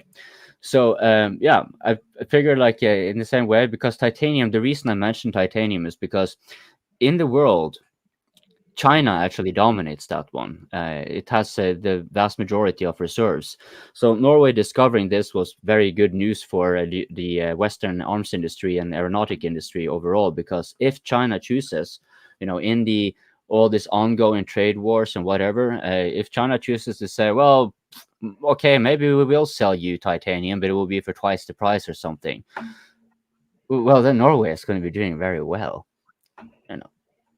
Just thought I'd say so. Nobody else wants to talk? Shall we change topic? Oh, RL. Yeah, access to raw materials, because you are producing them or you have your hand on it. You see, United States is no more hegemon. It can't control the production of China. It can't control the production of Russia, which is the biggest provider of titanium in world market. And because of the stupidity of sanctions applied by the Europeans and not to the same extent by the Americans, they absolutely need to find new resources. For lithium, they tried, even Elon Musk bragged about it on X, about Bolivia before. That's that the government will be toppled because, yeah, Bolivia has the largest resource of lithium proven. But they failed. In their own backyard.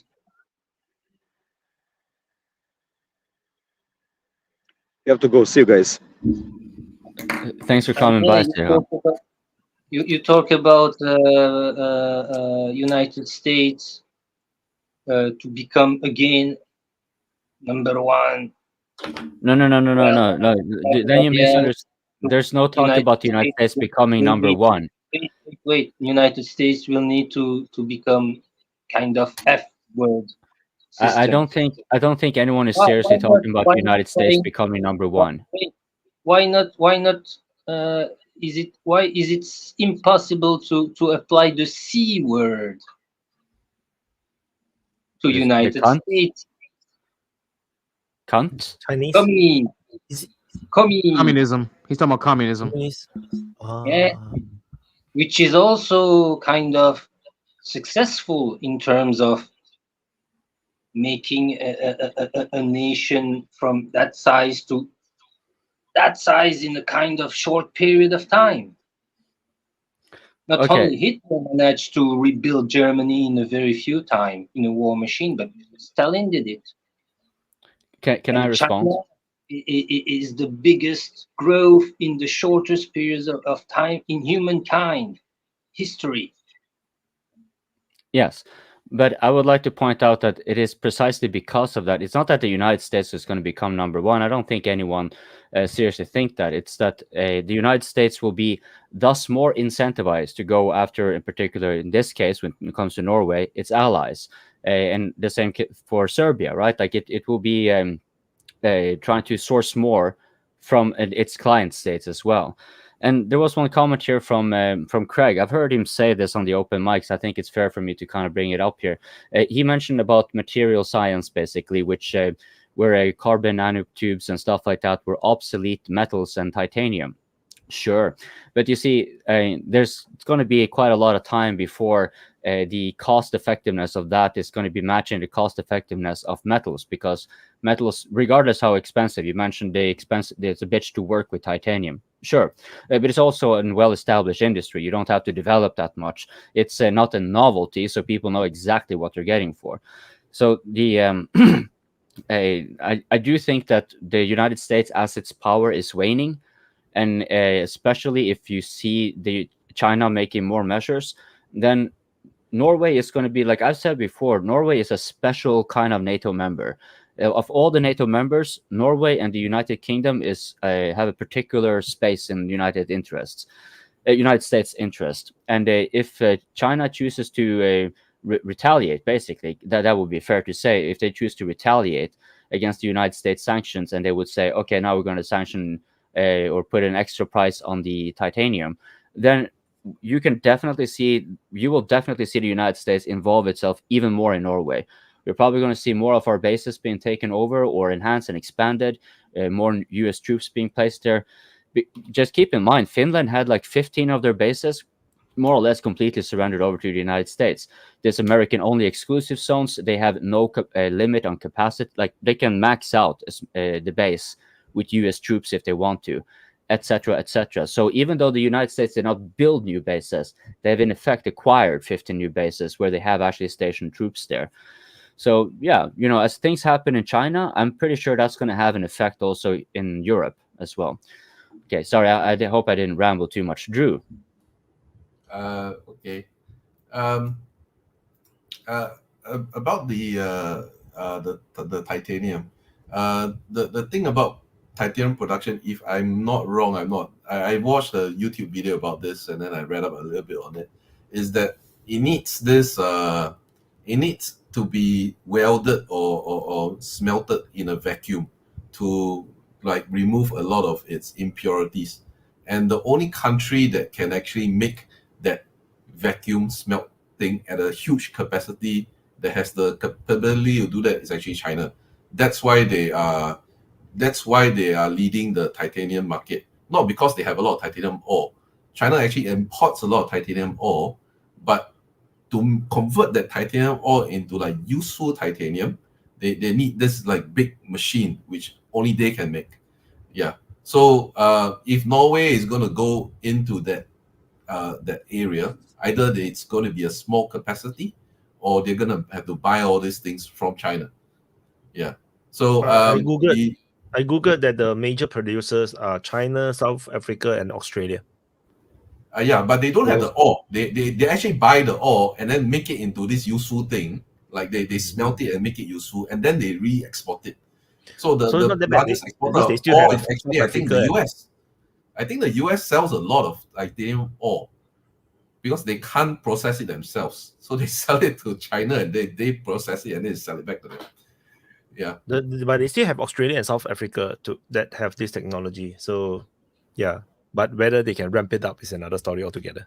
Yeah, it's about a capacity thing, and also it's not just capacity, about like the quality of it, like how, because apparently the bigger it is, the better it is. Yeah, it is. I don't know the exact science about it, but the Americans may I add an interesting facet to just that, particularly the material science. But like when it comes to the manufacturing, foil is okay. No. Well, okay. Norway has actually quite a while ago. The plane body needs all of these things. So I want to address the manufacturing part. All their planes actually have the full titanium body, whereas all the Boeing and the Airbus, they don't have the full titanium body. I think it's only the bottom part of it is titanium. Yeah, they use parts. They use so much of it, so it's kind of cheap for them to do that. And here comes the application and use, like because Norway has also, when it comes to aluminium, Craig was mentioning that it competes. Titanium and aluminium compete, and that's true. But for Norway's sake, that's actually perfectly fine because we have plenty of aluminium and we have plenty of power to use it. But when it comes to manufacturing, Drew, what you said there. This one was interesting because as I looked a little bit into that, there's Norwegian companies that have made some fairly hi Gabriel, made some fairly increasingly popular techniques for using titanium and in manufacturing. Now, where's this interesting? It's not so much the technology in and of by itself, although I'm pretty sure someone would think it's interesting. What I find interesting is that China is actually partaking in the funding and. But China's partaking in the funding and cooperating a little bit with Norway in this regard. So when when the United States, there's it's not as black and white basically. Like things happening to China can still very much affect Norway. But also the thing is like if the more we cooperate with China, because it's the thing they learn, right? So they will be able to reverse engineer methods and apply it in a much grander scale. And since they have the titanium, our gains there are going to be limited. But I think one thing is very worth pointing out. Even if you were to be using, for example, new materials like carbon nanotubes and stuff like that, given the geopolitical tensions between the United States and China, it is fair to say that if China will not be wanting to just offload all these this science in any way, like they don't want the same thing to happen to them if they were to actually develop the carbon nanotubes before the United States. And that means basically that for all intents and purposes, it doesn't matter if China actually has some brand new material and whatever, and maybe they can outcompete to some extent in certain sectors, but by and large, when it comes to the Western world, then for example Norway would be the principal supplier in an industry that it's not going to go away, like sure, eventually maybe, but not anytime soon. So we got a new dude who is like hiding in the Can't dark. see his face. Yeah, He's dark. Bigari, is it possible to see you somehow? Maybe get a light on Bigari, your phone? you move the camera near to your face first, so that everybody at least can see your face a bit, Hello? so that we can continue. Hello? Yeah, I'm just right sitting here. in the dark. Rasputin, Have is you that been on here you? before? Yeah, because I'm from Russia. No, basically from Russia. I'm half Russian. I live in Ukraine, so I'm stuck here. So that's all.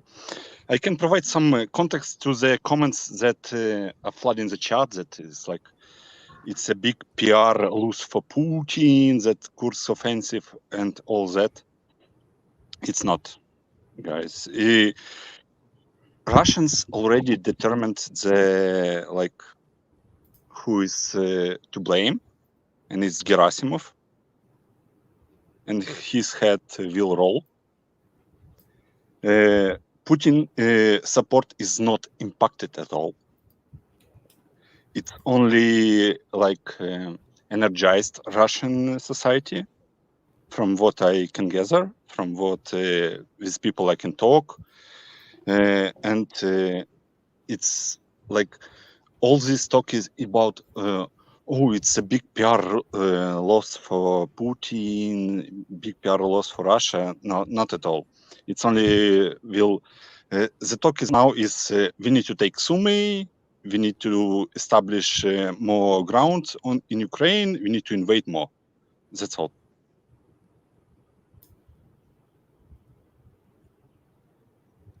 Yeah, Shadowy. Shadowy, you want? I have the question, Bigari. Do you think the Russian could afford to create a situation in this place like they did in Krinky? Basically, to use this small offensive as a place to kill more and more Ukrainian soldiers, and more Ukrainian artillery, and so on. Basically, to let a small part of the Russian country to Ukrainian, to claim some kind of kill zone. Or do they politically need to take it back very quickly? My gut feeling is that this operation is fucking doomed from the start. So Yes, it together will I agree end with that. within like 3 weeks, maybe months. It's there is it's what was Wyatt was talking about it as Hail Mary, yeah, at the last stream yesterday, and it's a Hail Mary. It's about to get involved, like NATO involvement in Ukraine, maybe some more provocation, maybe provoke Russia to use nukes, but they will not ever use it. They don't need to use it. So right now, like I will talk about situation like in the like background, because I'm living in the west side of Ukraine. My city is 250,000 people. We have a Telegram group where we track the movement of conscription officers, like draft officers on the street, where they go, so other people don't go there. That group is like 50 people.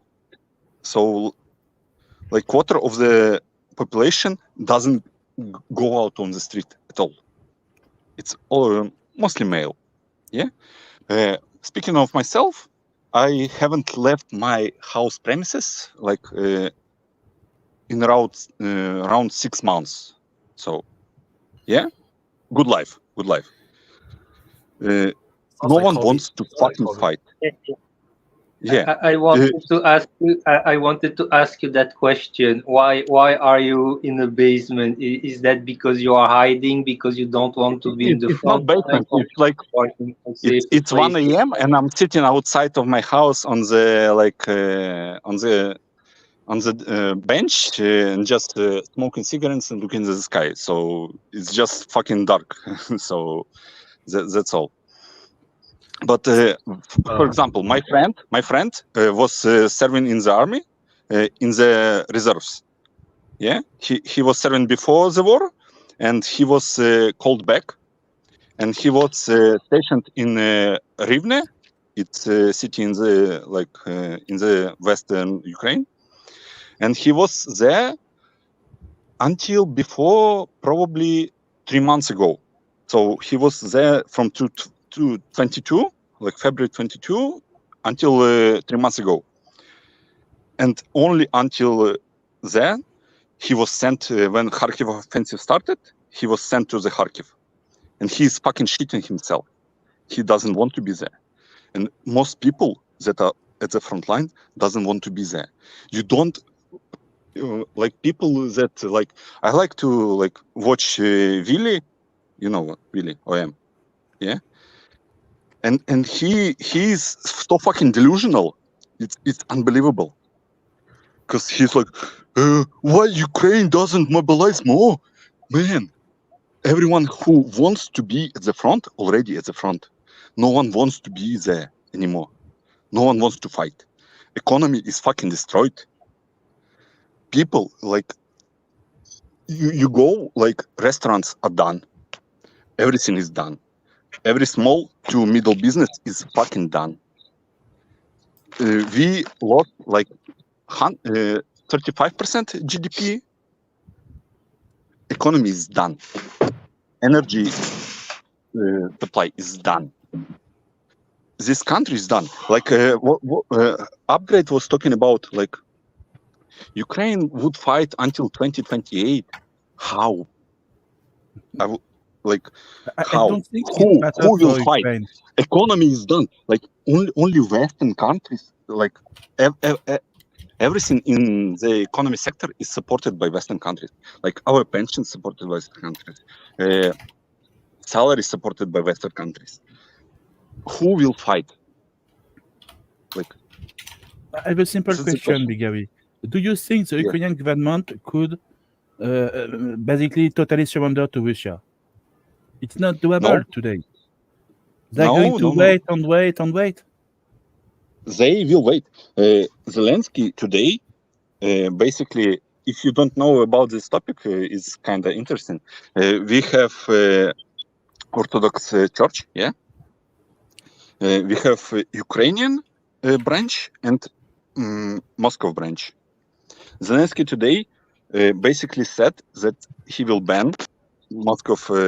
It was talk about for a long time, but basically today he, in his evening speech, he said that he will ban it. It's like 10 million people follow that church. It's like they brand everyone that follows the church as a Russian spy, and usual. It's a big deal. It's a big deal here. People don't support that shit at all. So they are going like we have the saying "vabank," yeah, all in. They're going all in. They know that if war stops, they are fucking done. They're fucking done. So basically, not only politically, they are done. Maybe even their life are done. So Bigawi, they are not going to stop. Corruption. By the way, corruption right now is so fucking funny.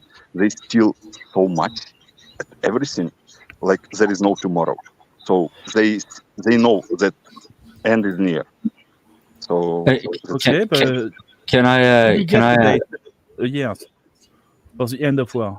What do you think? When do you think the war is going to end? Excuse me? What? When do you think the war is going to end? I was saying earlier with upgrade 28. What is your own estimation?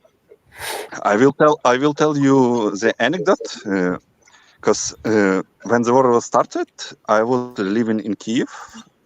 Yeah, so around there, and then Russian forces are near, blah blah blah. Then in 3 months, I moved to the west, and I was talking at the family table with my family, like who are so fucking delusional, it's unbelievable. Like when it was, let me tell you. it was 22 like September, and I was telling them the war will continue for like 3 more years in 22. It was my prediction, and then So it will be 25 for you. and then most likely it will be a frozen conflict, like it was with Donbass from 2014, and they will like, no, we are winning, we are winning, we are winning. Like, you don't understand the fucking resources behind the war machine. So my prediction is that war will end by the end, like the hot part of the war will end by the end of 2025, because there is no fucking human resource here left. Everyone Can I that please was chime in? I just there's a lot of questions in the live chat for you, and I thought I'd just ask on their behalf because I'm also a bit curious. You mentioned that people are hiding, men specifically hiding from forced conscription and whatnot. There's generally not a lot of positive drive for more war, even though there's a lot of people who are not going to be dragged in, like you mentioned, family members who are like, oh, but we're winning. But so like that kind of, to me, it seems like you have two very starkly contrasting narratives that are among the people in Ukraine. And what many people are asking in the live chat is, how's the rebellion going? They're a little tongue in cheek, but they're basically asking like, can I interrupt you, Kopin? Sure, go ahead. The people that are for the war are the ones that cannot go and fight. That basically are women and people that are not eligible to be to go into the war by age. Yeah, so too old or too young. That's all. Right. Everyone So who is impacted directly. I think that's what people are asking, because since you are mentioning that there are people who are really gung-ho for the war, and it was easy to pick up, it was like you said, not the ones who are actually going to war. The question I think that people are asking is like, what about those who do have to go to war and they don't want to? Like, how much resistance can be expected? Because we kind of, from the outside, this is not very easy to see, and maybe there isn't much resistance. Maybe the ones who have to go to war. And the people in the chat, just come here to ask your question. Yes, RL is right, ladies and gentlemen. You can come on. There's slots available. Come on. Or super chat. Or super chat. Or super chat. Yeah. I mean, let's make an hypothesis. If Ukrainian state apparatus, government, crumbles from within, you will see kind of chaos in Ukraine. Can you see some region of Ukraine deciding to go kind of autonomous and a bit later asking to be annexed by Russia? Do you think this is something plausible or fantasy?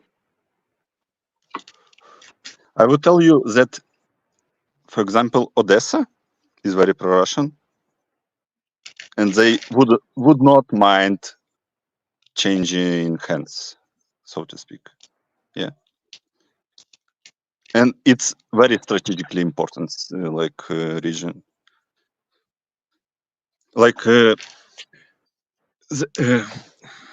I lived through like two color revolutions, and I know this shit. Yeah, the first one was in 2006.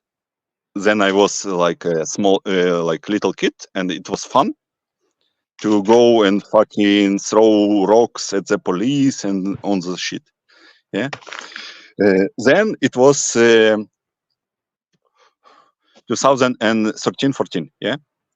Then I was at the university, and I was smarter, and then I threw the shit all along that it was United States that was behind it, and I know that like the whole Ukrainian like mentality comes from like two regions in the West, and it dominates. Because like when Russian invasion started, like full invasion, yes. Like I know my friends who were speaking Russian language for the whole life, yes. And then they start to convert themselves to the full Ukrainian, and they use words like I never heard, like because it's Polish words from Western Ukraine, and it's unbelievable how fucking like incredible like it is in Ukraine. Propaganda, like you don't even understand the like 10% of this. The brainwashing here is so fucking intense. The people are on the edge, and it's really hard to like for them to understand even that Ukraine cannot win, like possibly cannot win. They think that we are winning all the time. Because the government, like Zelensky, they banned all the TV channels. There is only one official channel, and they they talk to people with official party line. So if you don't use like alternative news channels like Telegram and all that stuff, you don't know what's happening. It's like people love to talk about, oh, we are fighting for democracy in Ukraine. There is no fucking democracy here. It's totalitarian regime. Can I say something? Are your Hi, families guys. still delusional? Gender, age. My Okay. family, my mother is Russian, so we are not delusional. My father is slightly delusional, but he is in Poland right now, so there is that. So, Bigari, All, just all one question. delusional Are you people are outside of Ukraine. They support Ukraine outside from Ukraine. You know. Are you Ukrainian citizen or you're Russian citizen? Yeah, I'm Ukrainian. I'm stuck here. I cannot leave. Oh, okay. Just to clarify. Gabriel. Hey, Bigari. First of all, hi. Thanks for coming up, and stay safe. Like, don't say anything that might put you in trouble. And I understand it's pretty tight out there. And I wanted to tell you that all my emotional support. And let me say that it's super impressive to me how we're seeing every day how people are snatched from the street to be thrown into meat grinders, and the world just looks at that as if it were normal. Like it's unbelievable to me how normal it seems for people around the world that Ukrainian men can just be kidnapped off the street to thrown like to the most brutal circumstance ever. Like I can't imagine that happening like to any other demographic, and for it to be normal. Like just let me emphasize like the completely bizarre and morose brutality of the destiny that awaits those that are picked off from the street. And so yeah, I wanted to ask you like because I understand there's a lot of propaganda going on in Ukraine, and it's probably pretty hard, but I imagine that there's some sort of resentment maybe or like resistance, because we see more and more how people are fighting back against the recruiters. So I imagine that there's at some level like the propaganda might be kind of cracking in certain points, and like how dangerous is it to have a life, to do things, to go out and shop? how can you survive being a man in Ukraine, basically? Okay. So 2 points. Like the first one, when Wyatt always talks about like frontline in C-traps, like Russians should not attack there, like blah blah blah. Okay. You see this new like conscripts. Yes. When you are kidnapped from the street and you sent to the front line, what are your motivation to fight and hold the line? None. That's the question. That's the question. Like, if your new reserves from the people that are forced to fight, they don't want to be there. They would rather go like surrender. There is no front line. There is no strong point. Like, you can look at the fortification map on the Google map. Yeah, that is strong point. No one can enter that. But if the soldiers that are manning that strong point don't want to fight, there is no strong point. That's the first point. The second one, how men are living. Men mostly hiding. Only if you go on the street, you only see women, or you only see old men or young men. There is no like man that can be conscripted on the street. That's all. And if you are of fighting age on the street, you are risk of being kidnapped.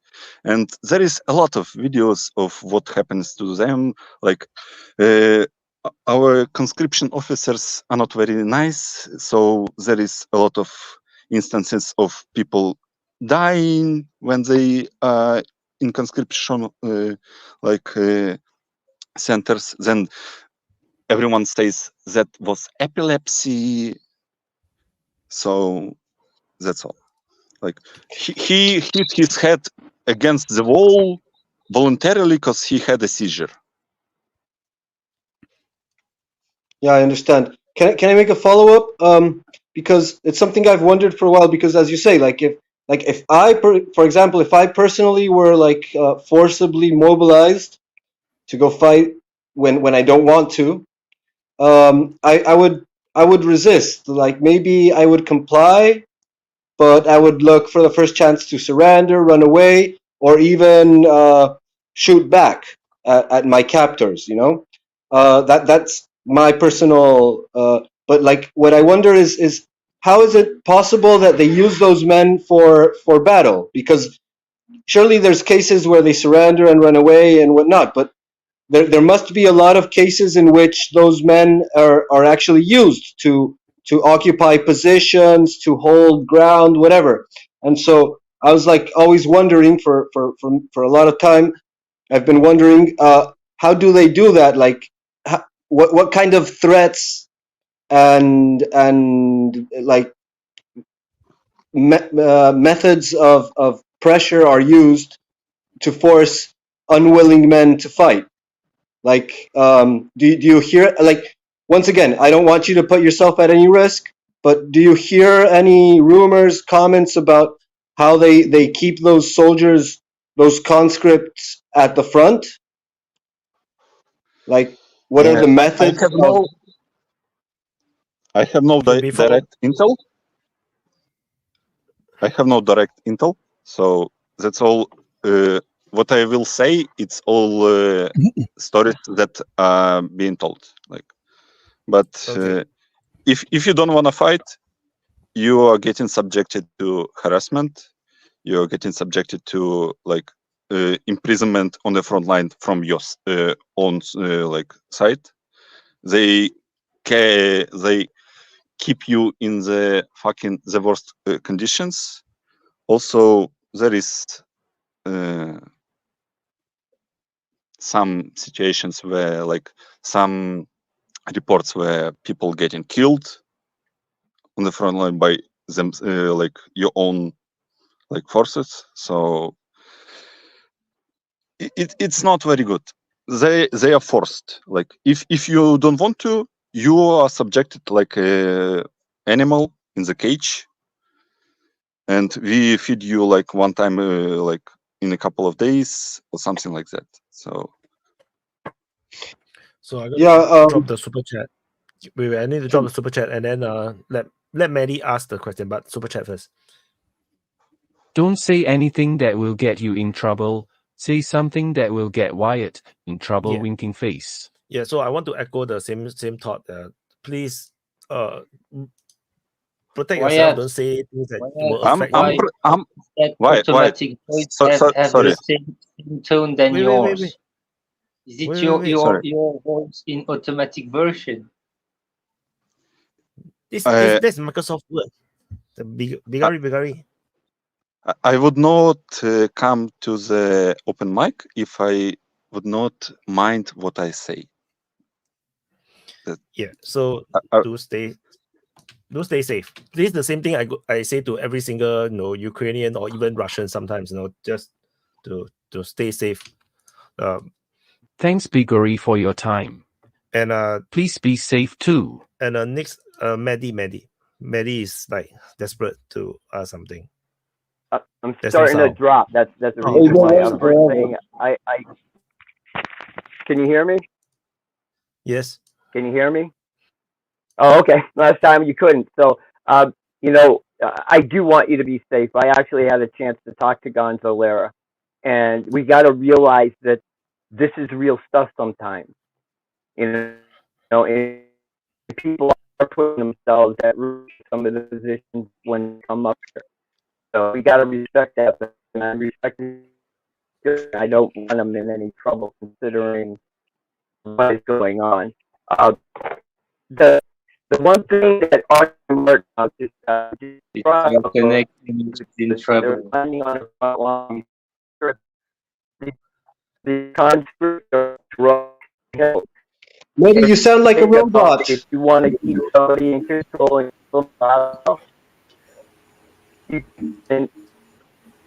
Maddie, you're breaking up a lot. Like it's impossible CIA. to really make out your sentence. Says, Yeah, CIA got him. Nobody can hear a fucking thing.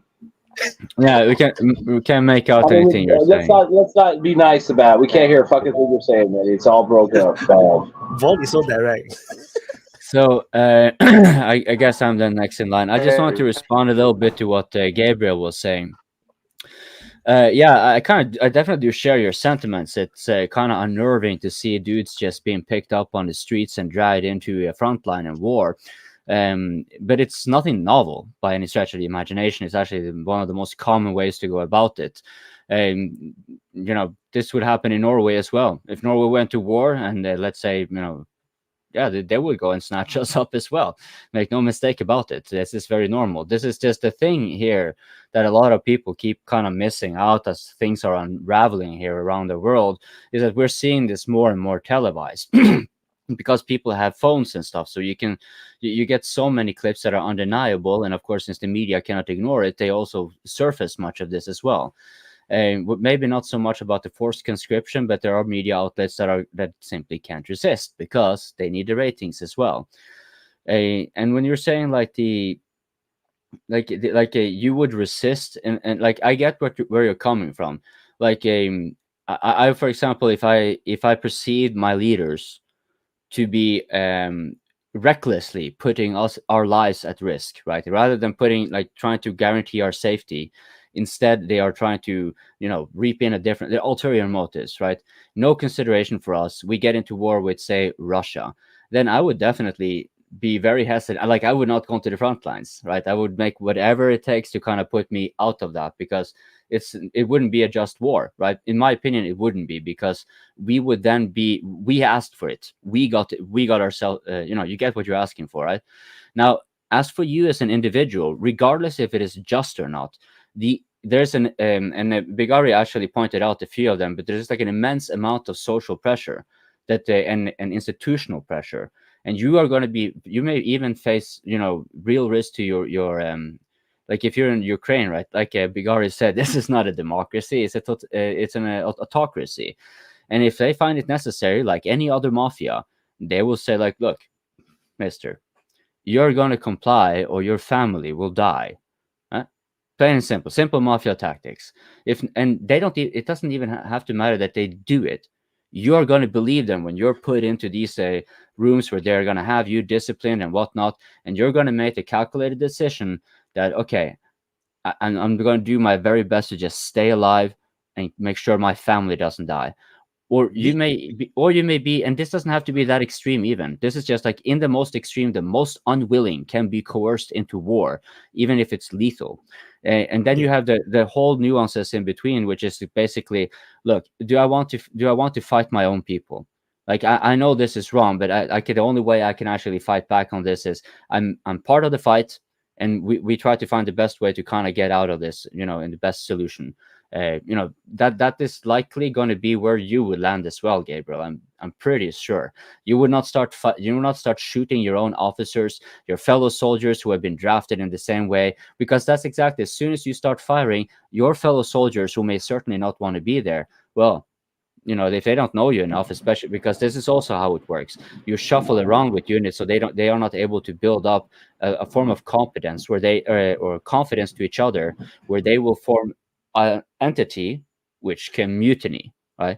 So this, I thought I just but you're gonna have to worry about veteran soldiers too that might not appreciate people there that are forced there that don't want to be there. That's a problem for them. That doesn't mean that they'll necessarily side with them and fight the injustice. It might be like, you're in the army now, motherfucker. You follow orders. I mean, that's kind of the other thing people don't really understand. Once you're in, you really don't have a lot of liberties. Yeah, once you get somewhere, you could try to run away and hope somebody don't shoot you in the back, or you don't get killed by the Russian sentries. But I mean, there's a lot of that too. I mean, think about it. A lot of these guys have blocking units, or they got veterans mixed in that ain't gonna put up with that shit. Especially if they've been getting their asses pounded for 2 years, and this guy wants to run away 5 minutes after getting there. They might take a little bit of umbrage at that.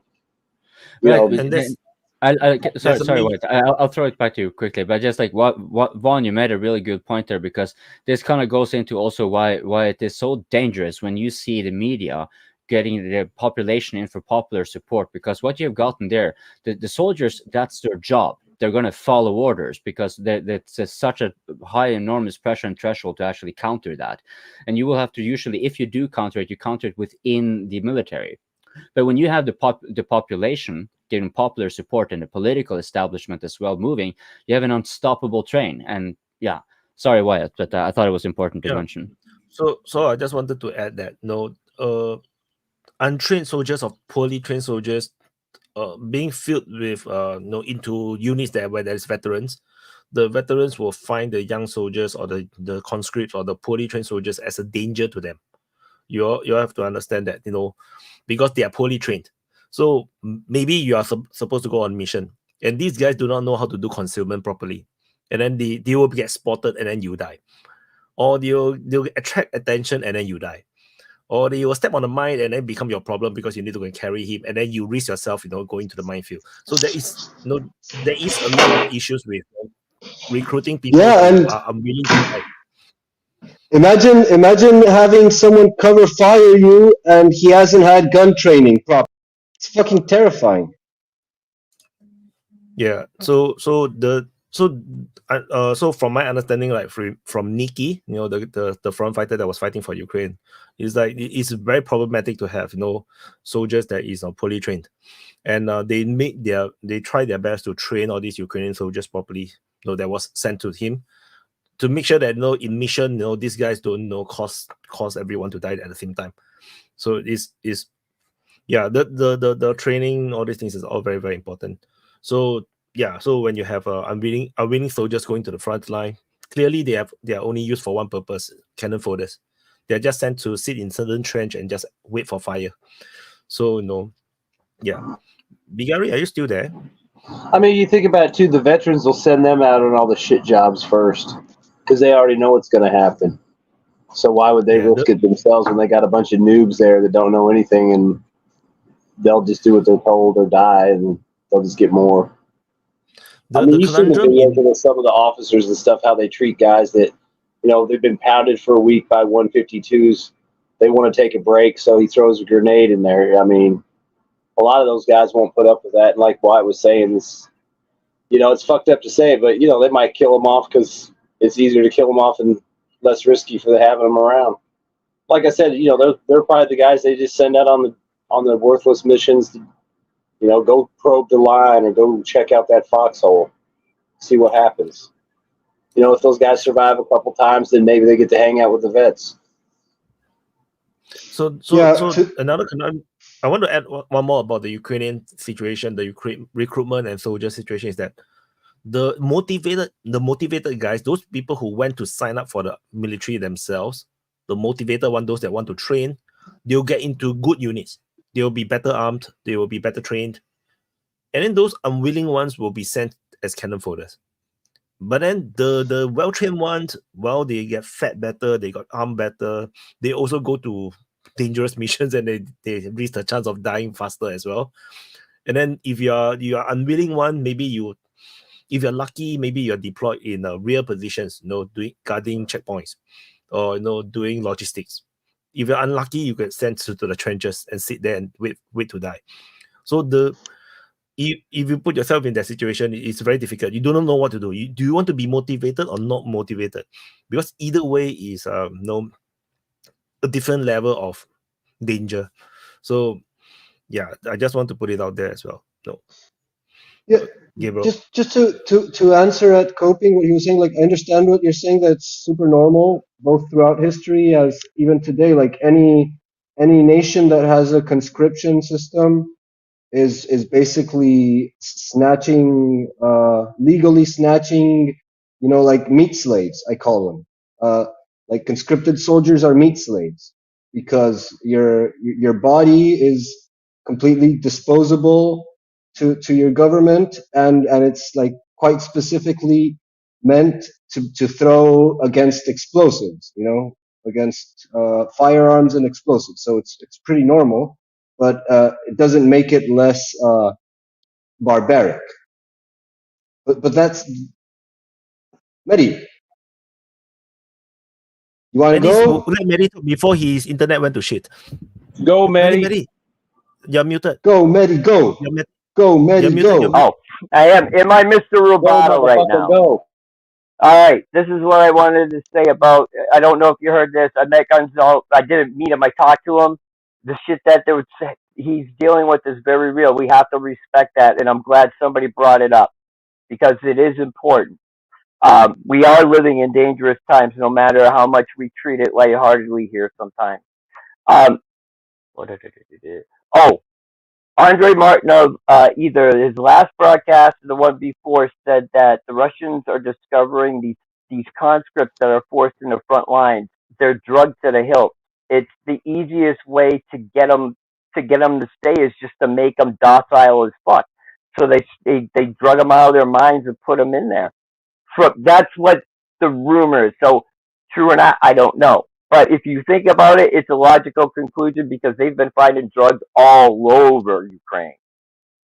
So, you know, take it for what you will. How many volumes do you got to take to write out a fab? Jesus, you know, right? You know. Bigari have his finger. Your Bigari, what the response? Yeah, I want to address the things that Wyatt said, like maybe a couple of minutes ago, about soldiers going to the best brigades and all the shit, and soldiers that need training. There was a big fucking scandal here, like in one brigade in around Chasiv Yar, if I remember correctly, where the old guys, yeah, they were all sitting in the good defended positions, and they were feeding the new, like,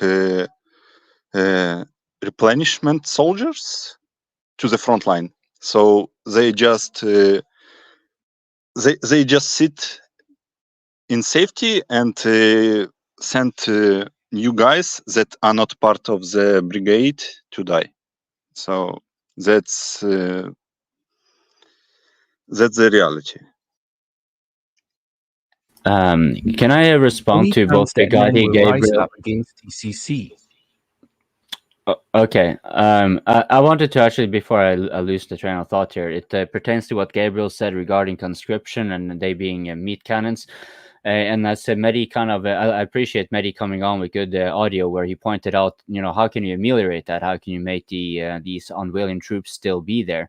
But I'm also kind of, I got the impression there were quite a lot of Ukrainians who were, like the Russians do make an effort when they're able to detect the conscripts to try to make them surrender.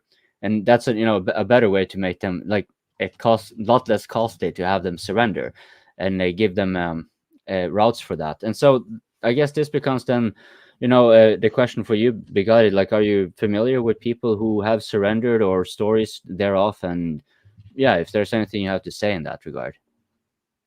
No,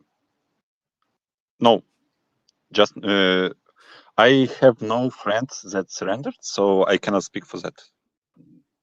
I will not Have you heard any speculate. stories? Have you heard any No. stories like about people surrounding families who have like are there repercussions for people if like, have you heard anything like that? I cut off a lot of contacts when war started, because so I cannot speak for that. I have only my inner like circle, and no one I know was putting through that experience, so I cannot speak for that. Before I pass it over to Mehdi, can I please ask you, is it common what you and your family, like, did your family generally speaking also cut contact, or are the people generally who are just against the war who started, like, are Ukrainians atomized in the same manner as you are? Okay, I will tell you the story about my family, because my family is big, like, because I have my aunt and two uncles, etc. Yeah, so my family is like my close family is like 16-20 people. Yeah, and at the start of the war, like, they didn't believe all the like. Oh, they did believe that we win, and now my aunt, she's like at 60 years old or something like that. Now she's like, why didn't we sign the peace in Istanbul? A lot of people would be alive. It was a good choice. Now people starting to wake up to that shit. Especially since mobilization is ramping up, and the husband of my sister, like my sister is like the daughter of my aunt. Yeah, I haven't seen him in like maybe 8 months because he's hiding also. So people see the impact of on their own life of this shit, and they starting to ask questions. Why didn't we negotiate? I don't know.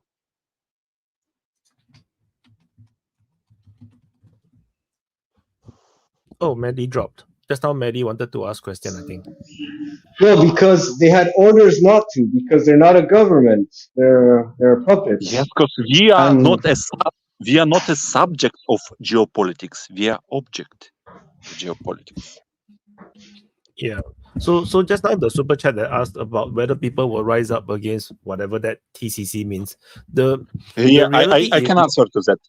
I can answer to that. You want to answer? Yeah, sure. TCC means like a territorial conscription center.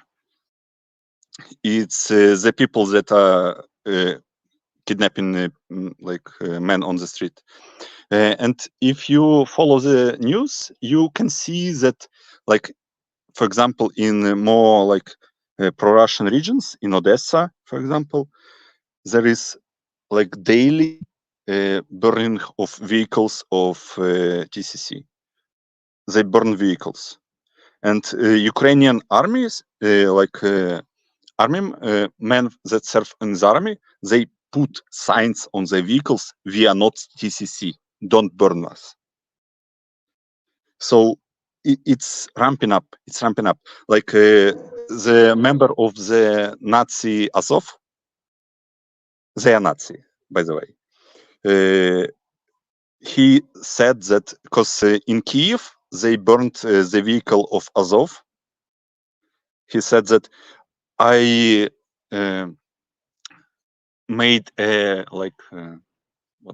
not order not in written but oral order to shoot everyone that is burning vehicles, to shoot civilians. So the tensions are rising up. No one, it's you cannot ignore it. The tensions are rising up. Yeah, they put signs that said we are not PCC, and they still burned the vehicle. Yes. I had a question. There's a lot of these brigades, like some of the Azov brigades, and like, you know, different ones like the 47th and other ones, and they're advertising for recruits where they guarantee like competent leadership, communication, and good training. Like you won't be sent right to the front. Do you have any opinion on that or any anecdotal thoughts on that about people's experiences with that? Is that bullshit, or are people using that as an option to get out of being put in the cannon fodder brigades? Are they hiding in these units? One, you know, like what people that are not brainwashed call Azov in Ukraine? A TikTok brigade. Because they do a nice videos, not a lot of fighting. TikTok brigade. I see. Yes, I yes. The same as like Kadyrov's forces are called. They do a lot of videos, not a lot of fighting. Churches is also the TikTok brigade. Yeah, that's true. Yeah, I mean, I get that too, but I'm just saying there's been a lot of units I've seen because I was trying to follow some on Facebook, and they've really been recruiting hard. And that, like I said, that's like their 3 key points is like competent leadership, reliable communication, you know, guaranteed training, you know, in whatever specialty you want. I cannot speak because I don't know. Oh, I mean, that's what I'm saying. I wonder if you know if anybody's taken that option versus getting picked up on the street, or, you know. No one wants to fucking go there, man. That's why they spent no matter what hundreds of thousands of dollars on advertisement. Instead of buying equipment, like equipment is bought by civilians that donate. By the way, donations are a fucking scam. That's another story. Well, like there's other ones too, like they guarantee Western equipment. Like that means anything anymore. It's like you get trained, your radio works, and you'll get an M1. Yes, because you are never at the front line, because you everything is works. Like everything is working when you are not in the fighting. Like those fucking everyone from. I prefer not to speak. If I speak, I'm in big trouble. Well, that's a good timing for me to point out that just a kind reminder to those of you watching, we're seeing a disparity between the views and the likes. So if you could kind of just press that like button, so we might be having more new faces, like maybe Big Adi. You see that happens thanks to people like you pressing the like button. And, you know, if you're a new viewer here, do not forget to subscribe with the notification bell on. Sorry, Wyatt.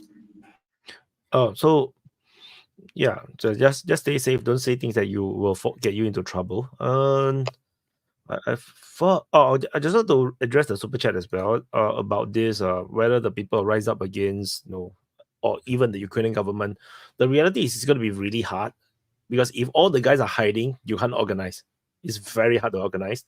So, no, from what I have seen, over the past 2.5 years, I think a lot of the predictions, like, you know, about Ukrainians will be like, you know, revolting against the government to stop the war, seems very unlikely, unless you're going to have a military kind of a coup or military mutiny kind of thing. If not, I think from the civilian side, I think it's very, very difficult. It's nearly impossible. Yeah. So yeah, just hope, you know, Bigarito stay safe. Yeah, we still want to. I want to add to this point.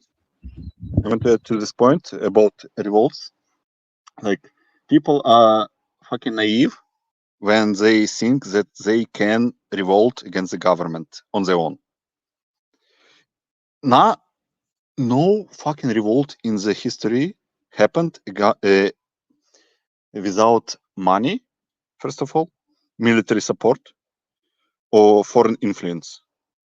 That's the story that I was hearing from my Ukrainian friends that believed that 2014 was like all people. We just came and agreed to overthrow the government. No, you don't. Like $5 billion from USA, I don't know where they went, like on support. And they were talking about, oh, why Russians cannot overthrow Putin? We did it in 2014. Now everyone is hating our government. Everyone hates Zelensky. Zelensky approval rating is around 15%, by the way, real approval rating. But no one can overthrow the government because people cannot overthrow the government by themselves. There is need to be like push. There is Lenin said in like 1914 or maybe even before that you need to take advantage of unrest. It doesn't happen by themselves, but when you see it, you need to take advantage. That's why revolutions happen. Someone takes advantage of unrest. But if no one takes advantage of unrest, nothing happens. Yeah, I totally agree with you, Vigadi, and I was going to say that that like it's easy to make a revolution when your government is democratic, first of all, and then when you have the CIA support and the support of the military. There you can. But if your government isn't democratic, it's a pretty tough call to make a revolution.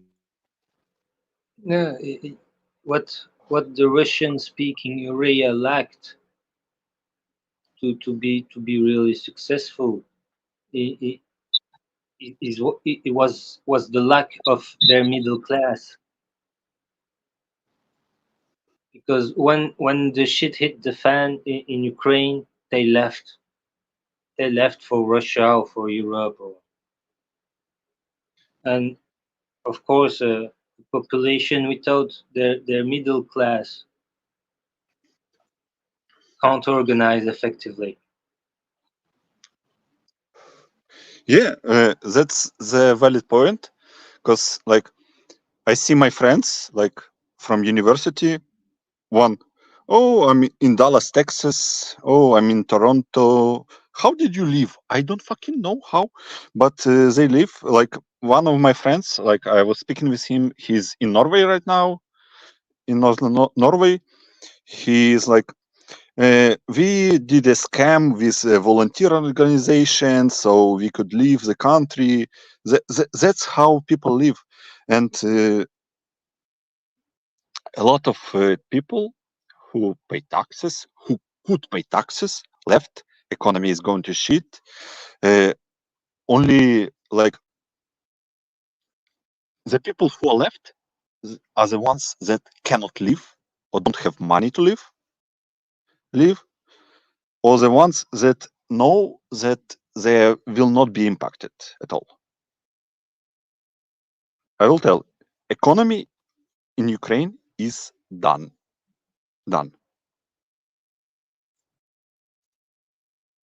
Romania 1989, no foreign influence people overthrew. So I just want to say, look, it reminds me of the China, the overthrowing of the Qing dynasty, the Qing Empire. It's the same thing. The revolutionaries that built the Nationalist Party or the Republic of China.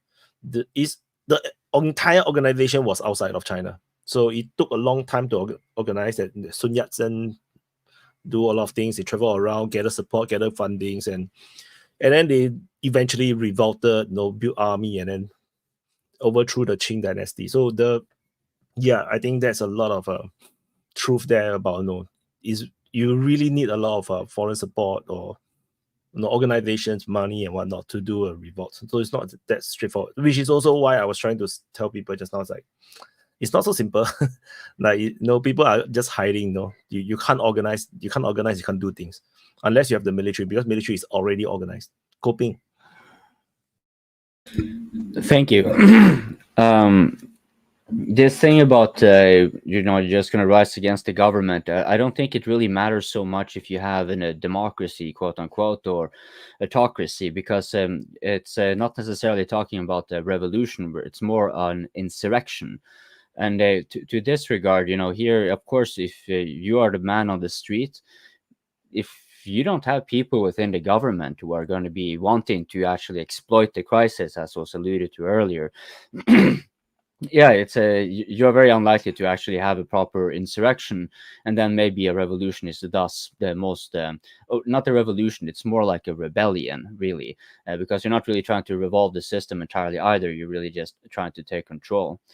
I wondered thus in this regard, though, I mean, talking about earlier the people who were, you know, unwilling to fight, but they were sent to fight, I could not help but to be recalled about this glaringly failing Zaporozhye offensive.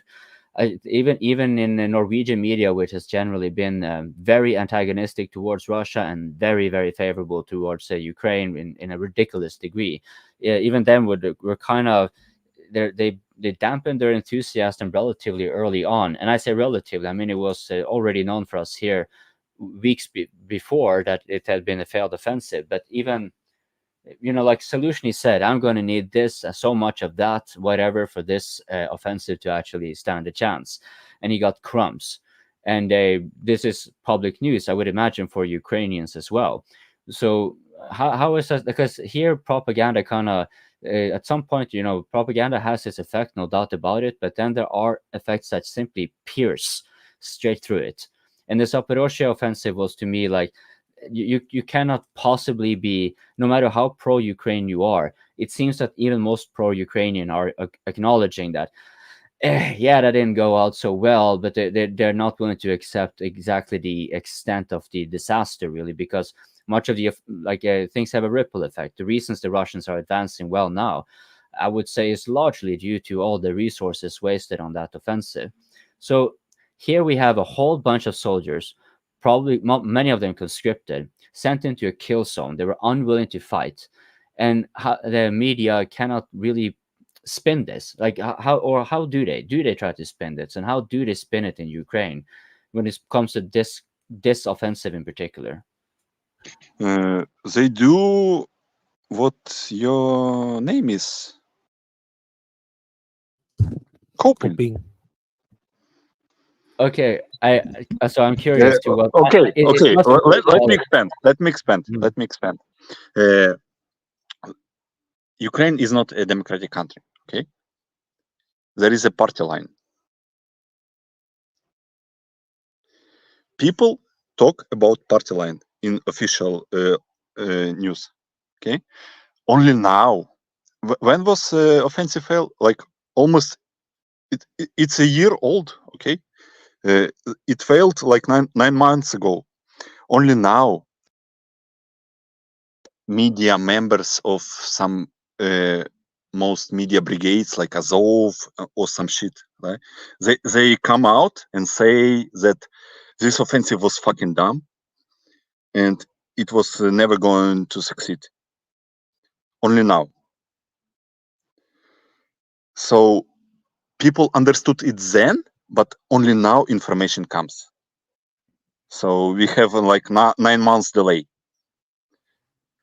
But people outside that don't pay attention, don't give a fuck about, like, they don't understand that Russians 14 kilometers outside of Pokrovsk. They only talk about Kursk. Like, I would tell you just in perspective how, like, you probably don't understand Russian, don't understand Ukrainian, so you don't read comments under like deep state posts. Like, so I would provide some perspective. Yeah. Every post about from when update comes from Pokrovsk, Avdiivka direction. Yeah. Everything is zrada. it means betrayal in Ukraine. Oh, we are losing, everything is going to shit. Then Kursk happens. Oh, we are winning, we are coming to Moscow, we are coming to Moscow. You can track it, by the way, by donation numbers also, because deep state gathers donation for like drones and all shit. And by the way, donations in Ukraine decreased very significantly because people don't have money anymore. People don't have money. Economy is going to shit. They don't donate anymore. So, and donations on deep state goal was stuck. But when Kursk happens, donations skyrocket. And everyone is talking about Kursk. They don't give a fuck about Avdiivka. They don't give a fuck about Toretsk. By the way, New York is a way smaller city, so it should be called Toretsk Front. But anyway, Okay. they don't care about that we are losing kilometer. Like today in deep state update, I know that it's not like a DPA update because they confirm their previous captures, but it's like minus 20 kilometers today. In August, already confirmed minus 80 kilometers. So that's not considering Kursk. Yeah. In 10 days of August, minus 80 kilometers. Russians are marching in Donetsk, but everyone is caring about Kursk because it's new shiny toy. No one gives a fuck. It's true. I can feel it when I read because when I do the mapping, I read the sources. I can feel it. Nobody give a damn about New York anymore. New York is so sad. Kharkiv is even worse. That's the why I entire think Kharkiv front is like abandoned. That's why I think it's important for Russia, for the Russian army to let the Ukrainian have this small part of the Russian country, just to create a lot of media attention. And with media attention, Ukrainian army is going to have to send new troops, new artillery they have system, their new air own- defense, and so on. But Russia have their own political problem. They cannot show weakness. Like if you cannot take You back think your so? own land, I think I so. don't know. 100%. I Yeah, I don't want to know throw the the political super chatters. cost of Can I say Ukrainian about Russia? on 10 kilometers for 10 kilometers. MSM is once more enthusiastic because of Kursk. Yeah. So, Vigari. Yeah. Can I say about Russian political problem about Kursk? Because Yes. I see this argument a lot, and I don't agree with it completely. Because I am half Russian. I know Russian people. I speak with a lot of Russians, and it's not how it is. Like it's like complete misconception from Western people that it's like a big problem. For Russians, yes, it's like it is a problem, but this problem only unites people. Only unites people and drives the support for the war more. Like Putin is not impacted at all. The ones who are impacted are military commanders who are like responsible for the defense, and the one is Gerasimov. He's done. He's done. You will not see Gerasimov anymore. And it will only improve because there is a lot of talk about how to improve the border security and all that shit. So in long term, it's only beneficial to Russia. There is no like internal struggle and all that stuff with this incursion. It's only will be beneficial. Yeah. Gabriel, you go first, Gabriel. No, but please be my guest commander. I'll go after you.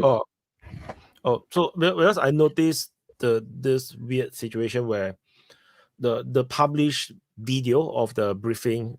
Gerasimov was giving the first report. Like after 1-2 days, they still publishing the first report where they say that they have stopped the Ukrainians, but it actually didn't stop the Ukrainians. The Ukrainians are still expanding the control. So this kind of thing, I think, is there is, from my understanding, there's a pushback within Russia. There's this cultural revolution within Russia that they really want to stop all this, grandstanding. They don't want all these lies Yes. Yeah, I thought I can feel it even from reading the resources that people are angry with all this acting like as if everything is okay, and then the new news coming is worse because it's putting people at risk. Because if Gerasimov says that everything is okay, yes, then people at the border villages say, "Oh, we can live normally. And people are pissed at that shit because it's not normal. The situation is not normal, and so they direct anger at people that are directly responsible for the defense, not Putin. Putin is not directly responsible. You need to understand where Russia was in 1998, 1999, when Putin came into we power. understand that. Yes, it was fucking shithole. Oh yes. And Putin made it into one of the world's greatest powers. Russian people know how life in the 90s was. They will never betray thinking Putin. about that, Bigari. I think in 50 years, people are going to visit the tomb of Putin. Like today, a lot of people are visiting the tomb of Lenin. Yeah, I wanted to say that. I don't know if sorry, Shadowy. I don't know if it's a compliment or not. So I think it's a compliment that because most of the people who go to this tomb of Lenin, at least a lot of them has some kind of respect, I think. Yeah, I know. I have a friend from St. Petersburg, and when we were meeting in Moscow, he always went to the tomb of Lenin. So, but for Russians, I just want to tell. Sorry, one more comment. I just want to tell that for Russians, Putin is a savior that brought the country back to the relevance and improved the life of people significantly. You don't understand how bad it was. Oh yes, we understand. I have a question, a trivial question, but in the same caliber. Can I just answer? In the town you are in, the people, everybody, who, according to you, if you know something about it, is the most popular living person? Is it Zelensky, Joe Biden, Taylor Swift, Xi Jinping, Ibrahimovic, Messi? Who's the most popular figure for you, for your people around you, for the people in your town?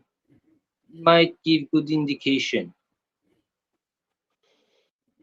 That's a really fucking hard question, to be honest. No, because it's not a town; it's a city. I can only speak for myself and my close family, because, you need to understand the realities here that you don't talk a lot right now. But if you talk, everything you say can be forwarded to the authorities, and you will be in some I don't know, bunker where they will ask a lot of questions. So I don't know. For me, the most popular personality, and probably for a lot of people that I know, is still Donald Trump. No matter how fucking America is doing, And if he is a president or not, Trump is still the most powerful and most popular person in the world. Everyone talks about him. Interesting.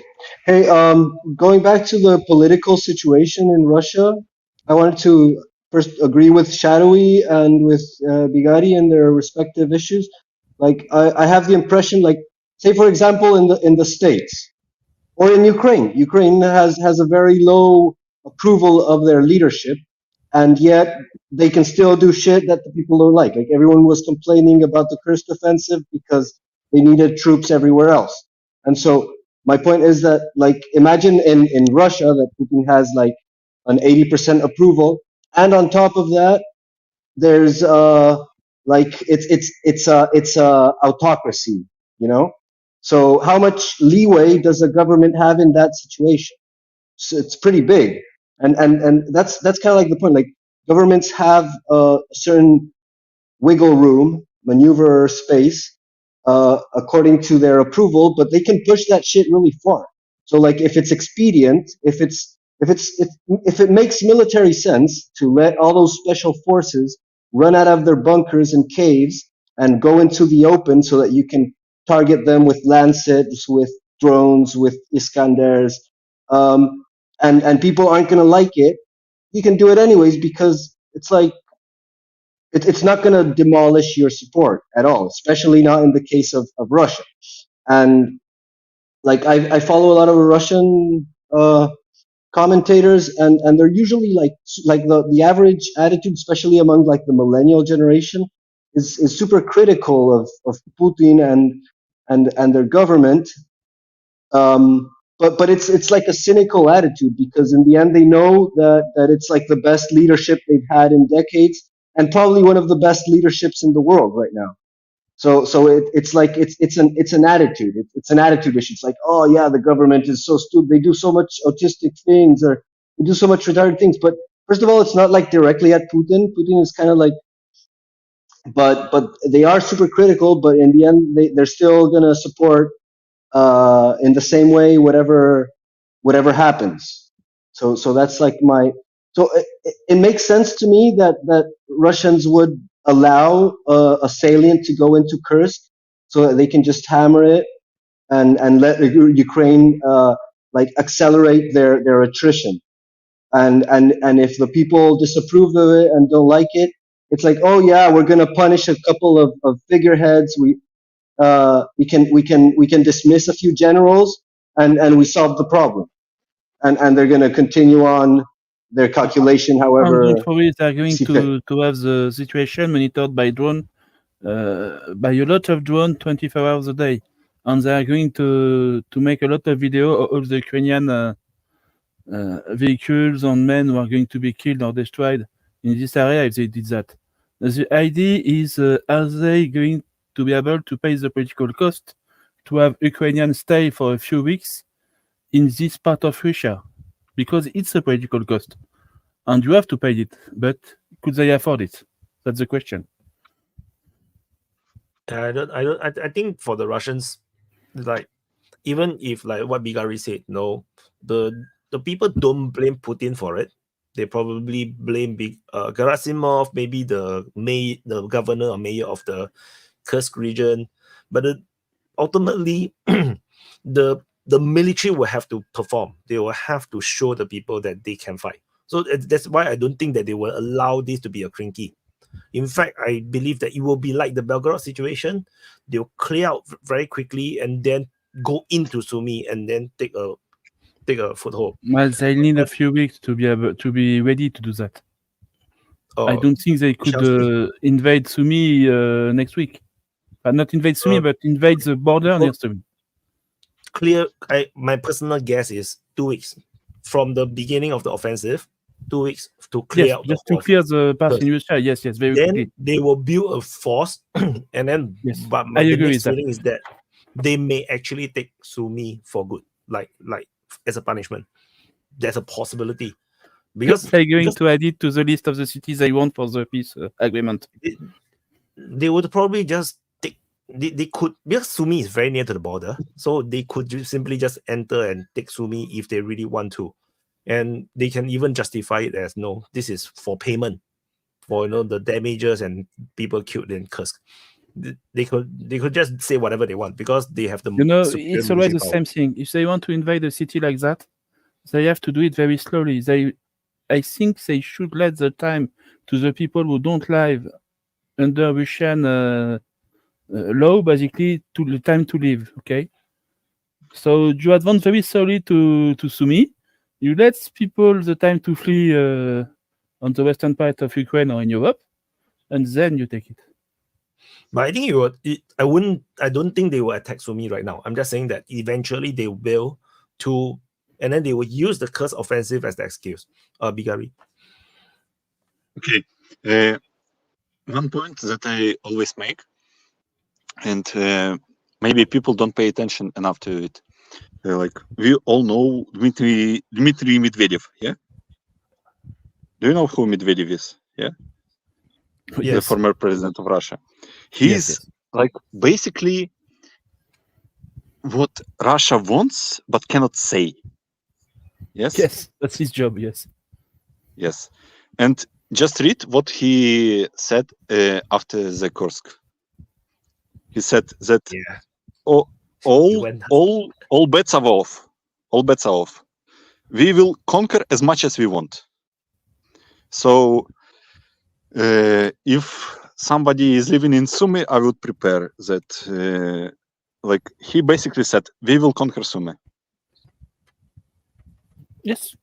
I think they just add Sumy to the list of the cities they want. I think it's going to be after a peace agreement. But maybe it's going to be military conquest. I don't know. But I think they will do something like a Kharkiv offensive, where they incur inside a bit, create some kind of buffer zone. Yeah, and then stretch the Ukrainian forces further. This is what I think they would do. Conquering Sumy, of course, I don't think so, because, like I said, the Russians will not want to attack big cities because you don't want to spend money to rebuild the city later. No, so you hold the ground. And the Ukrainian military is very weird. They just want to keep going forward, and go into kill zones. So it makes the job easier for the Russians as a result. So your idea is that they're going to retake all the Russian territory and in a few weeks begin the new minor offensive in the Sumy area. Yeah, a mini one. So you look at the Kharkiv offensive right now, it's a stagnant front now. Exactly as I predicted, right before they even started. Because there's no reason for the Russians to push in, because like Bigari have said, it basically corroborates what we believe and what we observe to be the case, where the Ukrainian economy is now in tatters. They are unable to continue to fight in a practical sense. It's all artificially boosted by the West. So for the Russians, there's no rush. The longer the war drags on, the weaker Ukraine is going to be, the weaker the military is going to be, the weaker Europe is going to be. Bigari? Oh, yes. Yeah. Also, one point that happened yesterday, Ukrainian drones entered the Belarusian space. So Belarus shot 10 Ukrainian drones across its own space. So now Belarus moved its army to the border. So it's another strategic components that you need to make.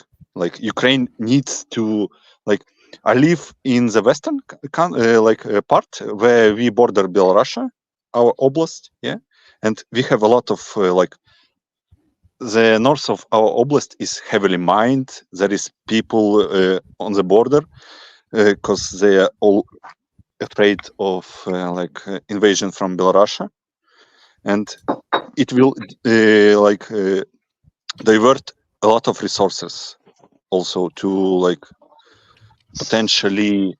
I don't think that Belarus will ever enter into the war, but it will divert resources.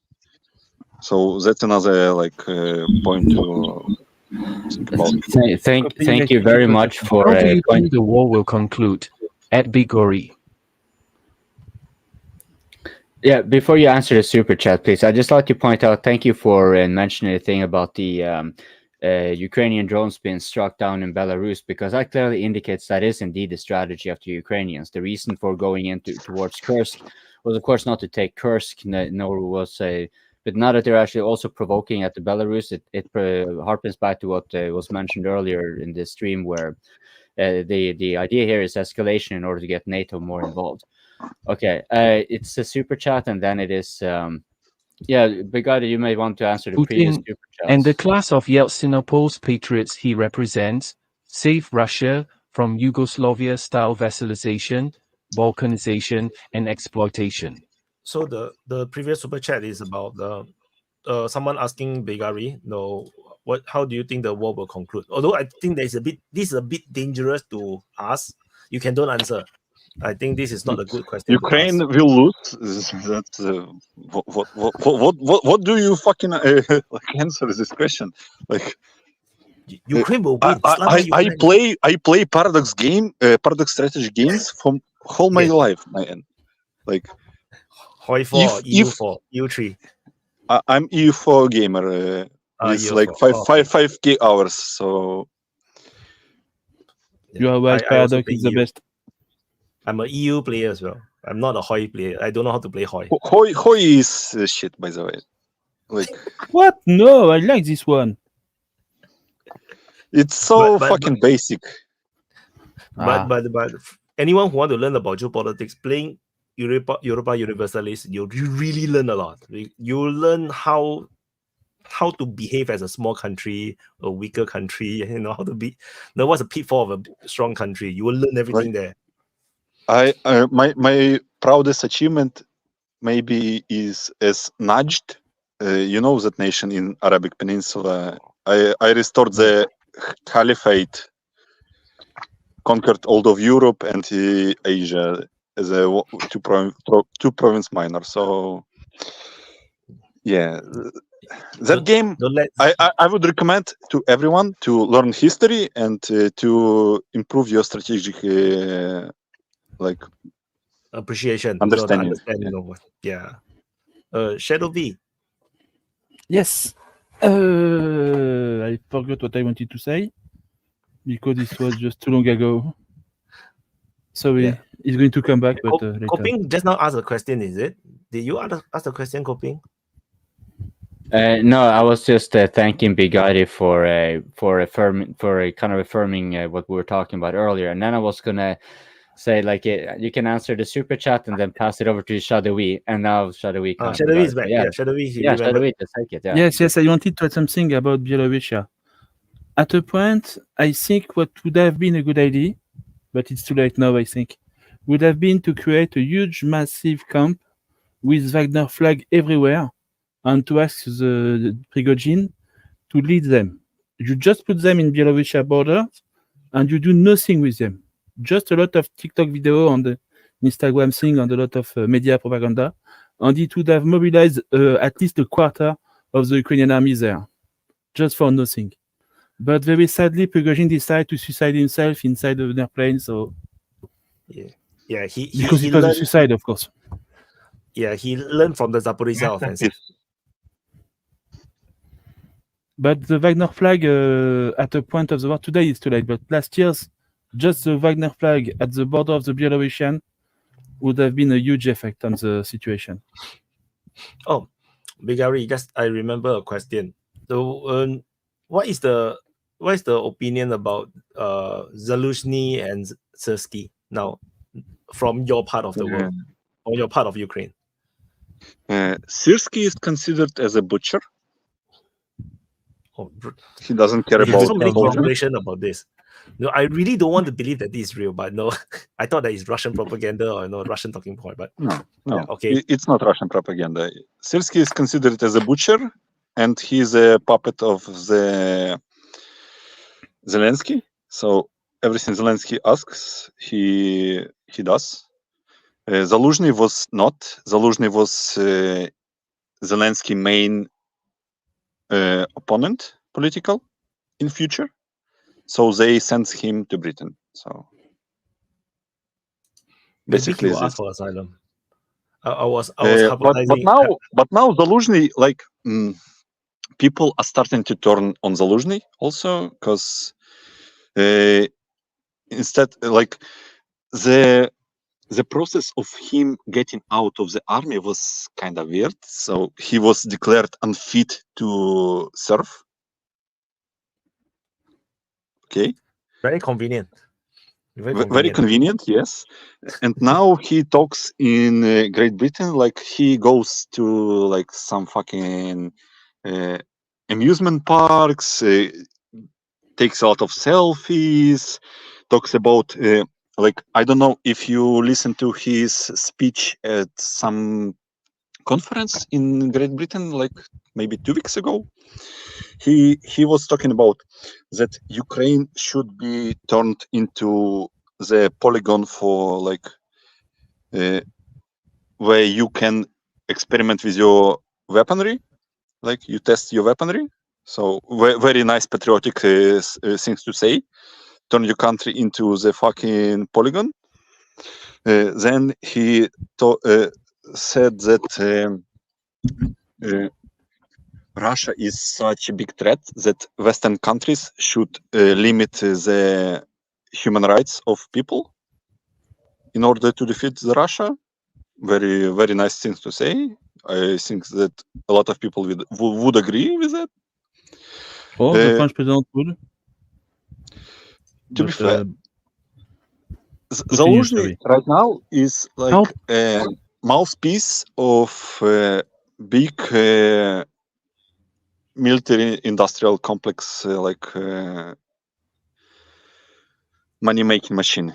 So he talks his game about that, and he's losing his support in Ukraine day by day. So that's that. How popular is Bandera among ordinary Ukrainians? Bandera? I would say for myself, I hate that shit. My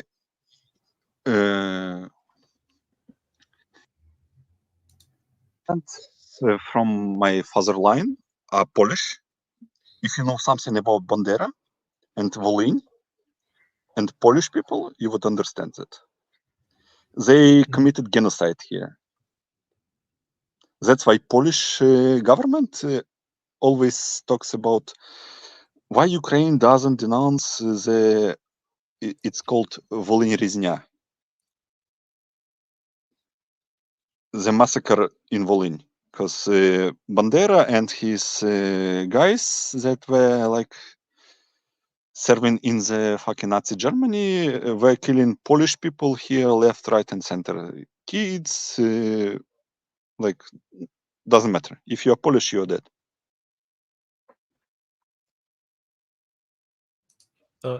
Hey, biotech. Okay, thank you. Bigari, you said that we must learn from history. And many people always repeat this, we need to learn from history.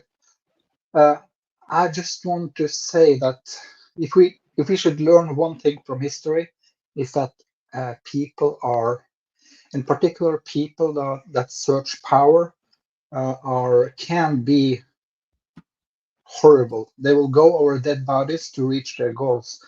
And I don't think anything is different this time. The only thing that is different this time is that their camouflage is different. Now they come with like peace and love, freedom and democracy, but it's the same shit behind it. That's why it's so difficult to they're so clever at this, at lying, they just pretend to be nice, and the degree of lie is it's like 100. It's like if they flip it 180 degrees. Because you should listen to us from Norway. We know what awaits. This is the country of Jens Stoltenberg and these globalists. Norway is you can call Norway is the model society for NATO and the globalists. And what you discover eventually when you sink into the society is you discover the truth. And that's when you get scared. These are the same. They're even worse than Adolf Hitler was. They're maybe even worse after they gain control. But before they gain control, they will, and they are experts at manipulating and using psychology, how to convince everybody that they are safe. And I just want to tell every Ukrainian soldiers, they hate you because they hate soldiers, they hate risk takers, because these are men that they can't control. I promise you, join the Russians. Yeah, I would, UEF were trying for KRSK NPP. They will get FA beat. Okay, Toby. Yeah, I would just very quickly I'd push back on that. I think the idea that the West and the globalists are master manipulators of public opinion is entirely wrong. They're unbelievably incompetent. And the idea that the West and globalism represents freedom is a huge joke. I mean, I don't even think they pretend to represent freedom anymore.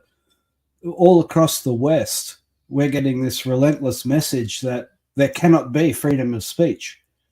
We've become absolute fascists in the war against hatred, right? We hate hatred. Everybody must hate hatred. And the thing is, it's so inane. It's so silly because, of course, it's entirely subjective. It's not an objective criteria. And so what you have is no free speech anymore. Countries like the UK have gone on this very strange tangent where they're prosecuting people for thought crime and for saying the wrong thing. So the idea that the West represents freedom is becoming extremely hard to argue. I had a question about Ukraine to Bigari. Bigari, what does victory look like for Ukraine? How do Ukrainians see Russia defeated? Like, what does that look like? Is the argument still that Russia will have an internal revolution and will collapse? Like, what do people believe? What does victory look like? Okay, Arel wants to say something. I can answer the question after Arel answers. Say something. Yeah, unfortunately for you, and you mentioned it, you are a geopolitical object, and he left, and Uncle Sam has decided to the last Ukrainian.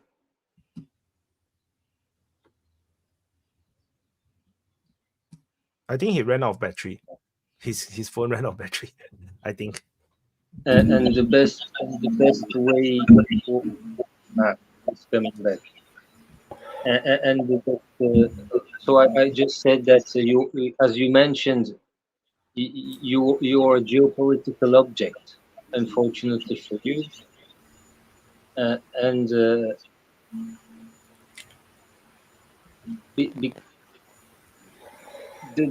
so you don't have an ideology chosen by yourself, and the ideology that you have, fascism.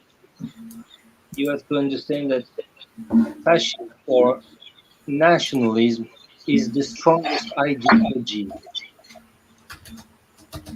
It is the strongest ideology because those who are pushing for that ideology are more inclined to act violently.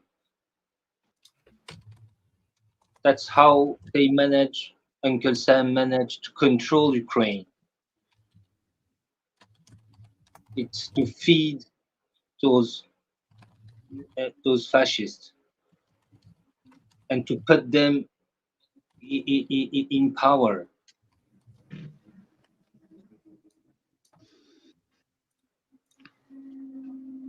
Björn, may I intervene? I have a quick question pertaining to the previous super chat. It's just if you could clarify one part, because Bigari, you were asked a question regarding what people think of Bandera, and you explained pretty much from your own and family perspective. But the super chatter, he asked me in the live chat, like he wanted to actually know, what do Ukrainians generally speaking? I understand.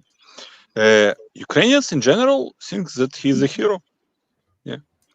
Really? Thank you. Super chat and Björn, I guess. Question for Naked Jesus. How much holy water should Zelensky drink in order to rid himself of his sins?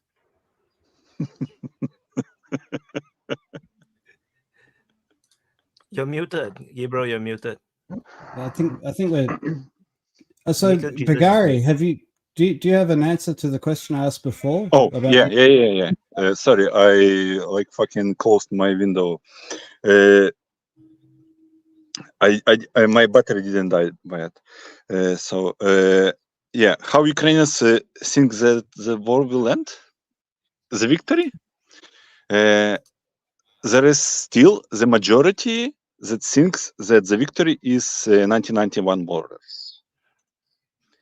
Like according to recent polls, like the majority thinks that like around 60% thinks that 1991 borders is the victory. So there is that. So they see What the is Russian victory for- army being defeated. They see the Russian army being defeated. Yeah, on of the- course, on the because they battle- don't fucking know what's happening in the real world, man. But they must understand how big Russia is. They don't care. They must understand that Russia has nukes. They don't care.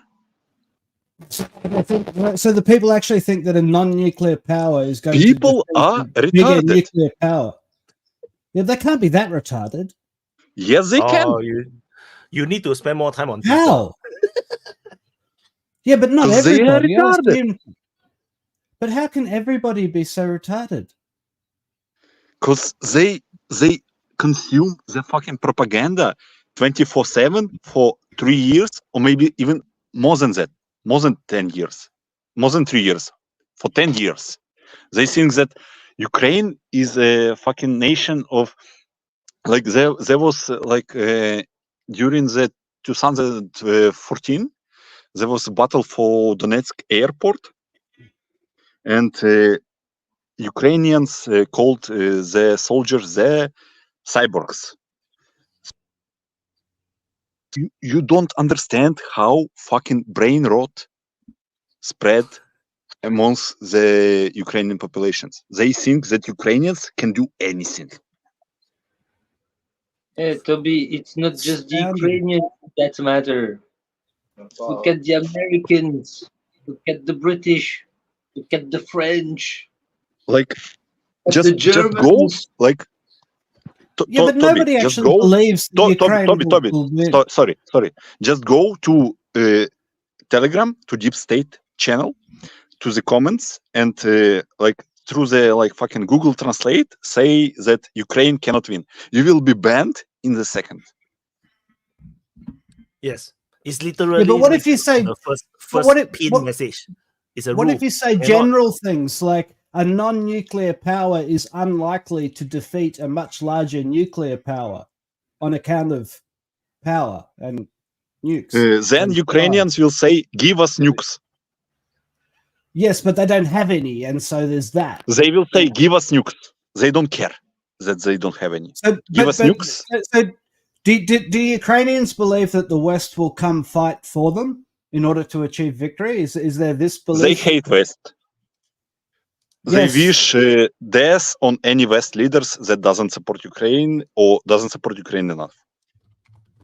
Right. But did they actually think that the West is going to arrive with soldiers and No. or oh, okay. Isn't it so funny with extremists? Like what you Delusion meant- is strong. Delusion is strong. I You- have to point out like- something really funny you said, Bigatti. They hate the West. I can't help but being reminded about how the US has been supporting extremists around the world, and then it's extremists that actually hate them. It's yeah, kind of beautiful. Sort of like a story. And there's a story to the like. I'm sure you can elaborate on this if you can, but I've like read stuff about how well in Pakistan and in Afghanistan in the period of the Soviet war with Afghanistan, they started to fund like educational centers.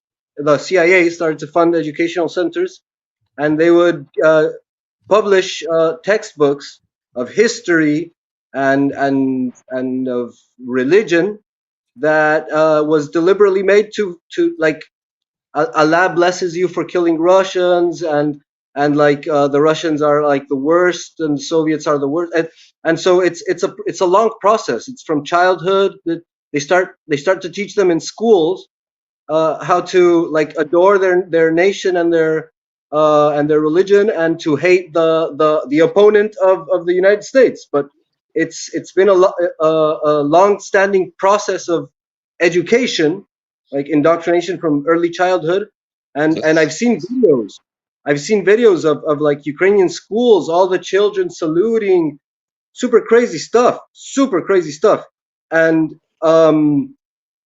like it's that. But I also believe that there's a good chunk of moderate Ukrainians, and maybe you can expand on this also. There's a good chunk of modern Ukrainians that got super hyped because it's really hard to sustain the psychological pressure of not only your country's like exacerbated nationalism, but like the world supporting you, like all this worldwide propaganda, every channel in the world, every government. Yeah, Ukrainians are the heroes, they're the best, they're standing for democracy and for freedom, and all the world is doing that simultaneously, and you're like a country that's really unknown, you've never been in a Hollywood movie, and suddenly you see the entire world recognizing you and pumping you up. So it must be super hard. It must have been super hard, and maybe that's why they've been able to bear for so long the hardships that this regime has imposed on them. But there's been like a massive amount of worldwide propaganda, like totally pumping them up as the world's saviors. And so it must be super hard for even normal people like that aren't completely fanatic to not believe that themselves and start thinking that, yeah, we're the best. What do you think about that? I can only speak for myself. I cannot speak for the minds of other people. Like, I'm a realist. I don't care about that shit. Like, I know about real politics, how shit works. So all this propaganda doesn't impact me at all. Like, other people, probably they believe in their own fairy tale. Probably, I don't know. I cannot speak for other people. So that's that. No, yeah, Head Biotech. No, hold on. Head Biotech has been holding his finger for like half a stream here, so I think you should let him go. Please go ahead. Oh, it was only 5 minutes. So reply to Toby. Yes, Toby, but it's correct. But these are just the last few years. We can start see the lies cracking up in front of us because of the internet, because of people like Elon Musk. Now, the recent years, it started to become actually visible for normal people to actually see the lie starts to cracking up. But you must remember that the globalist agenda, it started all the way back in the 60s. They started in the 60s, they had the 70s, the 80s, the 90s, the 2000s. They have been very clever at brainwashing everybody. But I saw in the chat here that the guy that called himself Joseph Stalin started to question democracy itself. My point here, Toby, was that this lie will probably crack open further and still shock us that, for example, the idea of democracy could be the most scariest system we ever encountered, that this goes further. And for example, in England now, how they are able to, as I see it, divide and conquer the Muslims and the so-called brown people with the white conservatives. Because in my book, they are actually natural allies.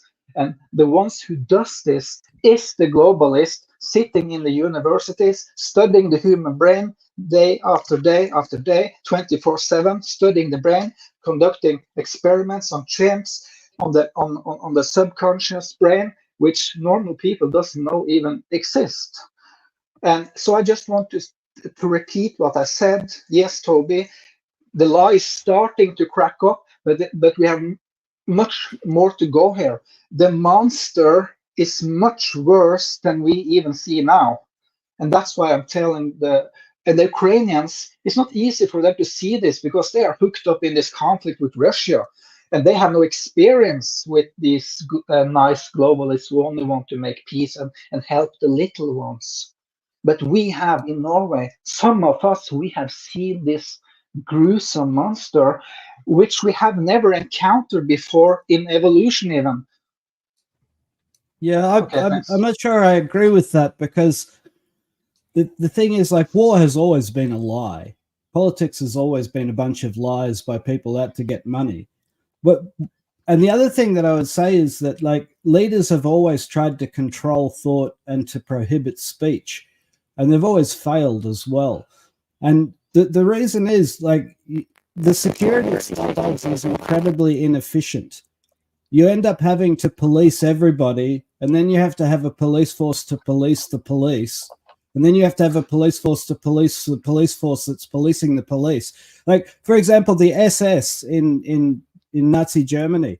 A lot of people aren't aware that there was a whole contingent of lawyers and judges who worked for the SS, and all they did 24/7 was prosecute SS members for murder, for theft, and for all kinds of shenanigans that went on. A number of those judges testified at Nuremberg. The SS was out of control, and both Hitler and Himmler knew it as well, and they were desperately trying to control it. The Wehrmacht, the army, the German army, and the SS came to blows numerous times, nearly turned into all-out war. Controlling people is an incredibly costly exercise. It spirals out of control. The reason that freedom is the default setting is because it's easy. You just leave people alone. If you have a look at the UK at the moment, the policies of the government, and this is true of the policies of globalists generally, trying to control people, trying to control what they say, it's making things much, much worse for them. There's a whole bunch of people who just, go to work and get on with their lives and the rest of it. And they just look at the fact that people are being prosecuted for what they're saying, and they shake their head, and they lose confidence in whatever narrative is being pushed. So I don't agree that, like, the globalists are all that clever, or that they're all that new. This kind of, like, lust for power and to control what people think and say has always been around. And it's curious that it always fails. In the end, you just breed more resentment and more opposition. But anyway, there's something I wanted to say about the current conflict, the Ukrainian push into Russia, and it seems to me that there's this nasty calculus operating in Ukraine now, where the West is supporting Ukraine economically, and the West wants to see Ukraine attacking. And so what that means is, Ukraine almost has to carry out offensive operations and waste the lives of young men in order to receive salaries in the civilian population.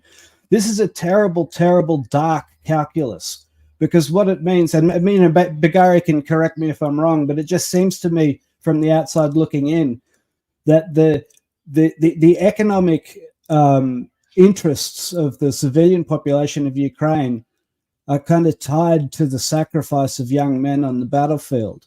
And that's a terribly dark situation, because if the Ukrainians were to stop attacking and to stop wasting the lives of their young men, what does that mean? Does that mean that the West stops supporting them? Because at that point, they're a large country with no economy at all. And that's utter poverty. That's devastating poverty. So I feel very, very sorry for the people of Ukraine. They didn't choose this. Whatever they believe, none of them chose to be in this situation. I understand that it's the result of this delusion that they can defeat a large nuclear superpower somehow. But even so, the situation's very grim.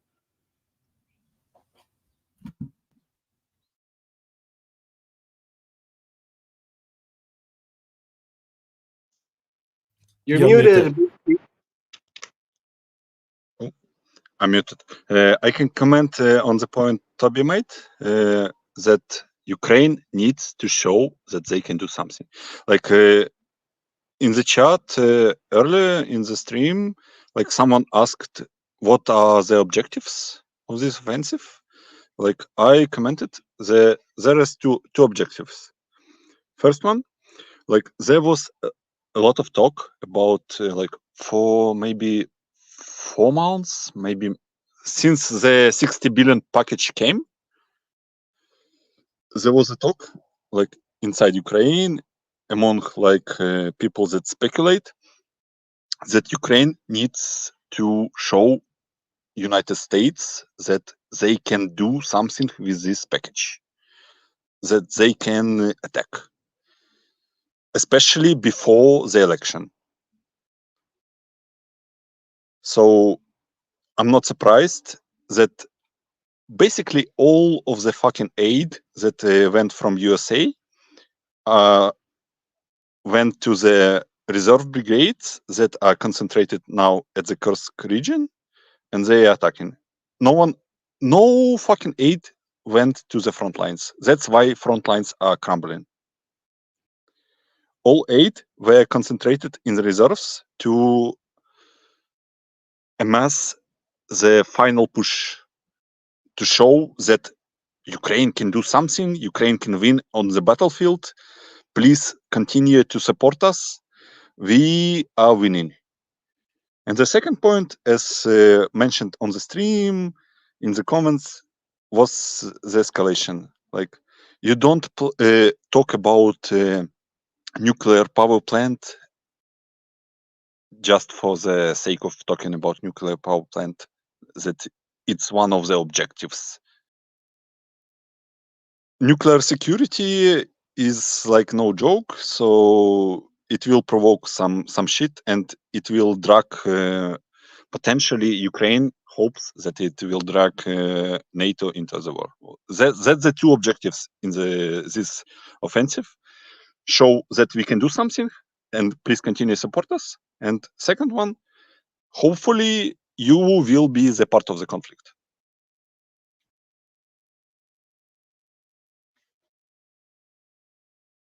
And I think that will come. That may come if things continue to devolve in the current situation, because the Western world from 2022, you see what the kind of involvement they have, the things that they say. 2023 got more. 2024 it got even more. So it's like we are leading into that path where NATO would enter the war. But let's hope it shouldn't happen. But no, Ukraine might get what they wanted, and that's the scary part. Cool. Now I can choose who is next. Before that, I want to. Oh, Gabriel is busy. Okay, never mind. RL. No, there is no such things as Ukraine. It's okay. four country. No. Don't go to the philosophical. Wait. I want to let Gabriel respond to the super chat. Wait. Wait, this one. Gabriel haven't responded yet. It's how much holy water? It's the deep state. And wait. We need to know about the holy water first. How much holy water does it? He's Jew. Oh, I mean, what are you doing with holy water? I mean, hey, they reject like a Jesus. Vampire, right? You are feeding holy water to a vampire. That's the thing. It's exactly what RL says. The amount of holy water he needs to purify his soul is like one magnitude of concentration of oxygenized water, purified by Jesus himself, and he has to drink like one liter for every atom of his body, for every atom of his misery, of his cowardice. Like every ounce of greed every dollar that he earned from sacrificing the population is a liter of purified oxygenized water, blessed by Jesus.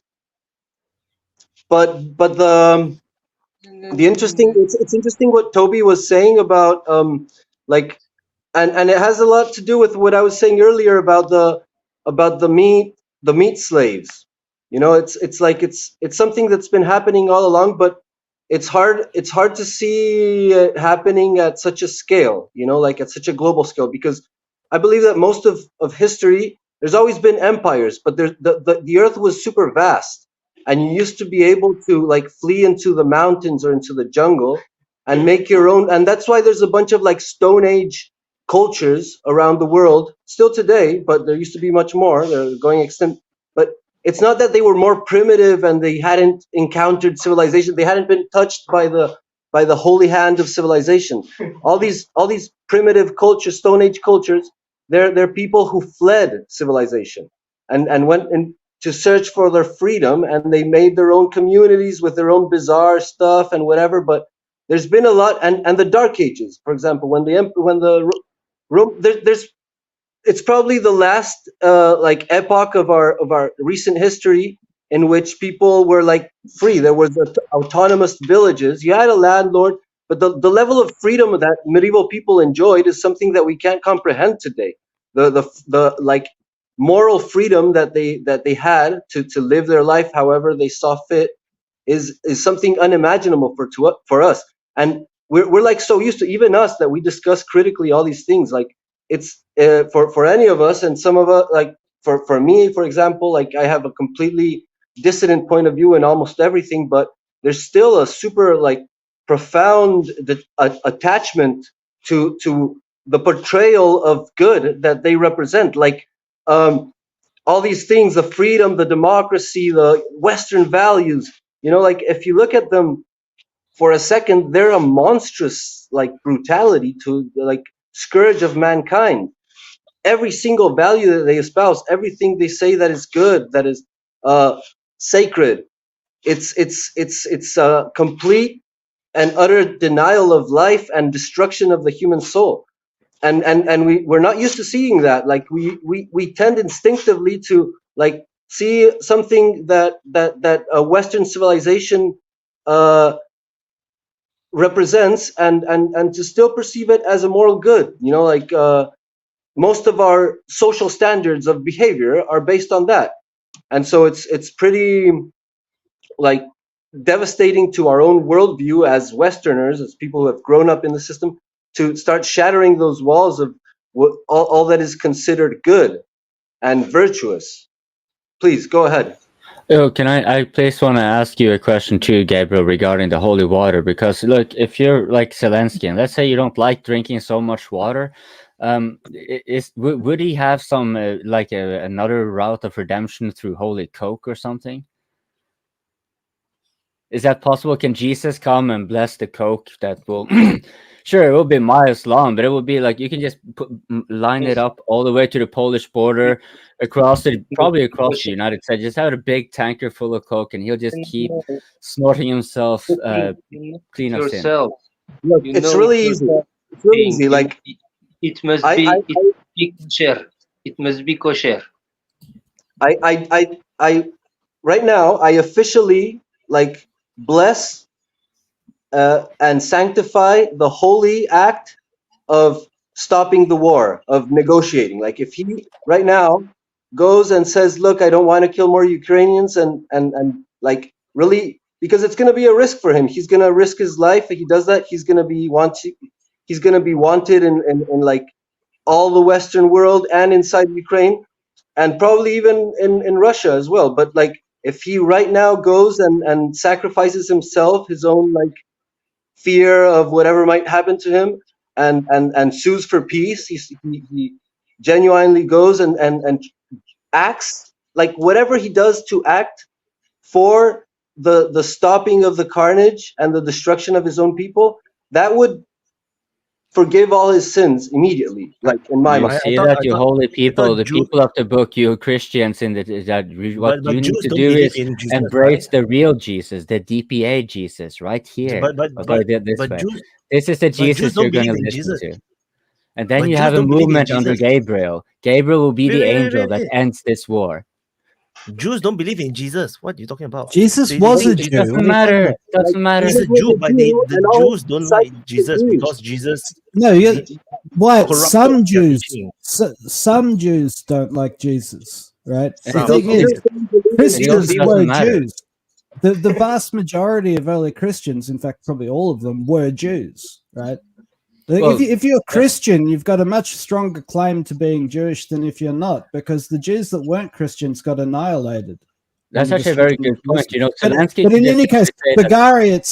Bagari had his finger up right now. Well, I just want to muted. point out the thing about Zelensky being a Jew. You know, he could just go back and say, "Hey, you know that Jesus dude? He was our dude. So yeah, come start blessed like Coke and cleanse me from my sin and whatever, you know." And then, you know, just saying. Yeah, Bagari. Okay, I just wanted to comment on the Gabriel comments. It's very how can I say it, romantic. Like people can go to the hills and mountains and hide from like conscription and everything, blah blah blah blah blah. We live in a world where your life is basically tied to your banking account. Like, how can you live when your life is tied to your bank account? Like, okay, I will show you a simple example of how Ukraine deals with people that don't want to go to the army. Like, we had a law that you need to update your contact information by like 20th of July or something like that. And after that, if you don't show up to the and update your information and show up to the draft like conscription office station or something like that, you are getting fined. You're getting fined 16k hryvnias. So it's like how many? Like maybe $800. And then if you don't pay, you are getting fined again, and you're getting fined again, until you reach a limit of 160k. And after that, government can confiscate your house, your everything, and they can leave you with 3 months provision of food and basic needs like your phone. They cannot confiscate your phone and food for 3 months. Everything they can confiscate. And what do you can what can you do?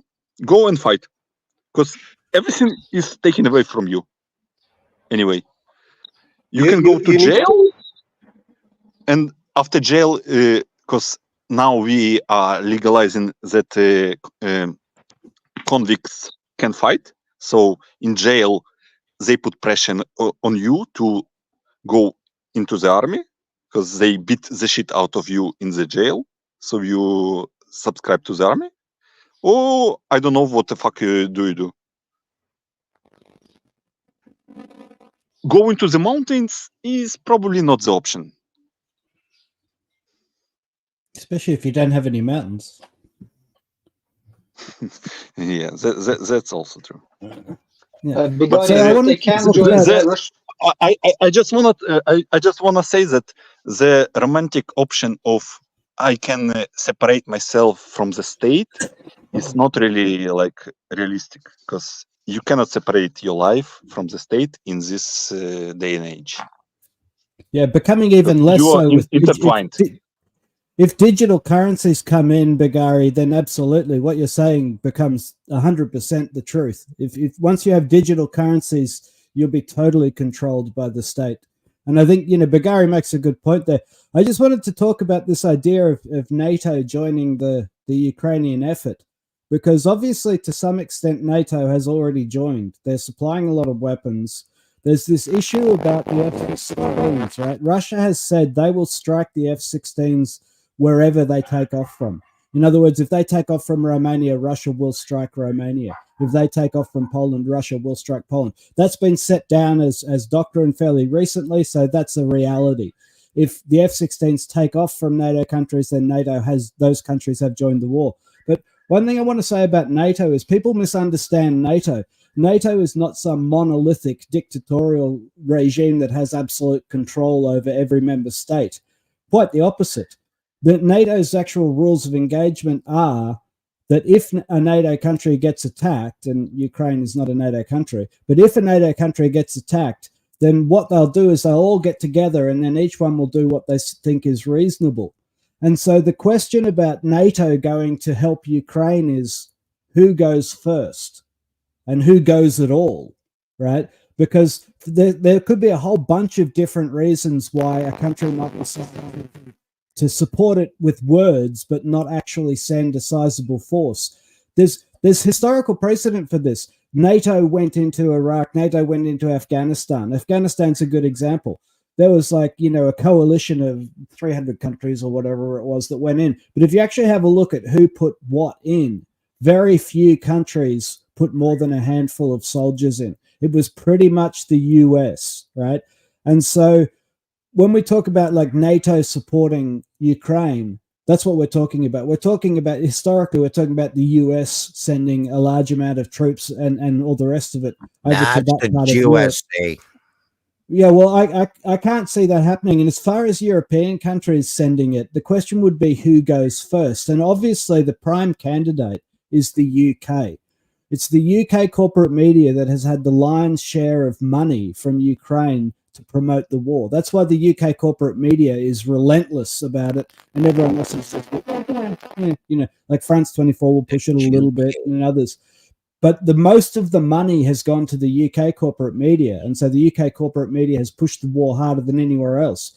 And that's why, if we're going to see NATO as such enter the conflict with Ukraine, that's probably going to look like British troops. And, there have been people who say that there already been British troops there, but if Britain was to send a sizable force to Ukraine to fight the Russians, something that's worth pondering is that the entire British military, Navy, Air Force, and Army could fit inside Wembley Stadium and there'd be spare seats, right? So the UK sending an expeditionary force to the Ukrainians to help them defeat the Russians is something of a joke. And so this is why I wonder, Bagari, about this belief that the West is going to come to their rescue. The other thing is that as soon as a Western country starts fighting Russian troops inside Ukraine, it doesn't matter why they're there. They're now in a war with Russia. And so it's almost like catch-22. If the West were to send a large enough contingent to defeat Russia, well, then Russia will respond with nukes. And if they don't, then they're just sacrificing those young men for the sake of a narrative. Now, that I can see happening, but I would say that's almost what we've seen happen anyway.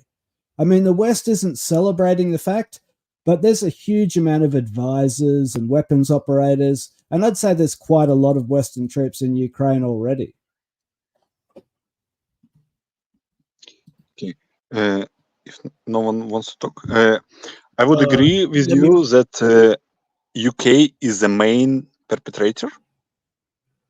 Like, they want escalation, UK. I don't know why, because UK is so fucking weak from the outside. Maybe they are so strong from the inside. I don't know. But, there were hundreds of millions of dollars budgeted for corporate propaganda by the Ukrainian government at the start of this operation. Like, there was a huge amount of money on the table. It nearly all went to the UK media. In Kursk zone FFS. Yeah, I just want to get this. That's why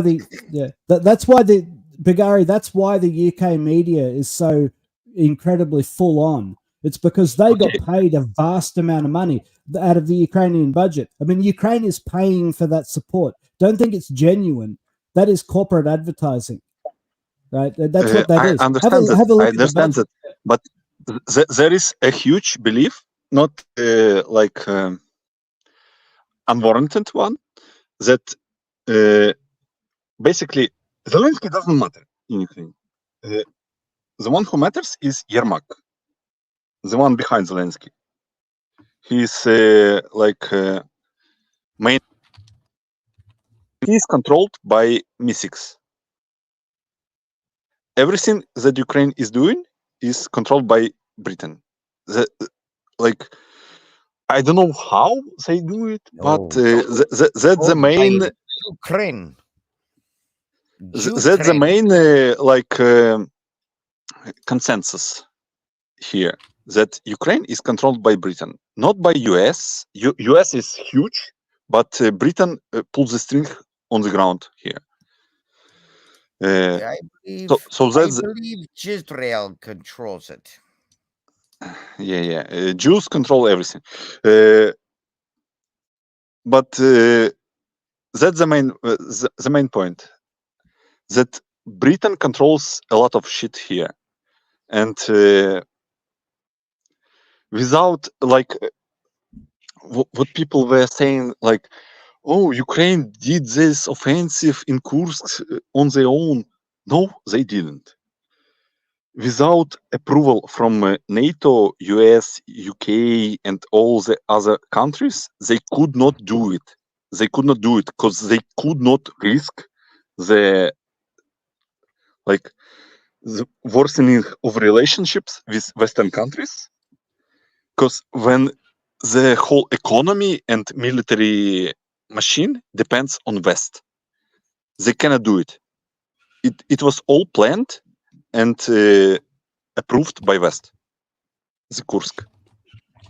Yeah, look, it's no accident that King Charles comes into power. He's been waiting to become king for a very long time. His mother lived a long time. And as soon as King Charles comes into power, well, all the toy soldiers come out to be played with. And you know, the British involvement in that part of the war goes back a very long time. The Tolstoys, for example, and a lot of the landowning aristocracy of that region of Russia fled to England after the Communist Revolution. Those are the families. They actually have dinner with the royal family in England, right? These are the aristocracy of Europe, known as the EU Commission. Those are the families who will get back vast amounts of land and wealth if and when Ukraine is taken and southern Russia collapses and they already got the vast amounts of lands. In Russian there is a saying. In Russian there is a saying, "Англичанка гадит." The Englishman is stirring up shit. Yeah, we have the same saying in Australia. The Anglo-Saxons have a problem with that. Hey, but Bigari, what I was saying about going into the mountains, I wasn't talking about today precisely. Like I was talking about that all the tribes that exist today that still live like hunter-gatherers, like in the Stone Age, with some gadgets, with machetes or whatever, but all the tribes that still exist in Asia and Africa and America, they're not ancient populations. They're people who escaped from civilization back then. But anyways, whosoever wanted to follow me must abandon everything. That's the way it is. What do you need a cell phone or a bank account or anything if you're out in the mountains? The problem is that today we're under much more control than back then. What my point was that in ancient times we were much more free because there were the empires, the civilization didn't have so many tools of control. They didn't have drones, they didn't have cameras, face recognition, and all of that. So it was much easier to be free back then. Today you can still do it, but it's harder, and there's a lot less world to explore. It's hard to find a place that can sustain you when every place is occupied. So that's a problem. And yeah, 70 IDF troops erased in Yemen. Sorry, accident. In Yemen, what were they doing in Yemen? Wow. Yeah, I haven't heard about that either. It will be This is like, this is what, you know the something? no, this is the Colonel McGregor's. Yeah, he claimed this. Oh, okay, I dubbed okay. it.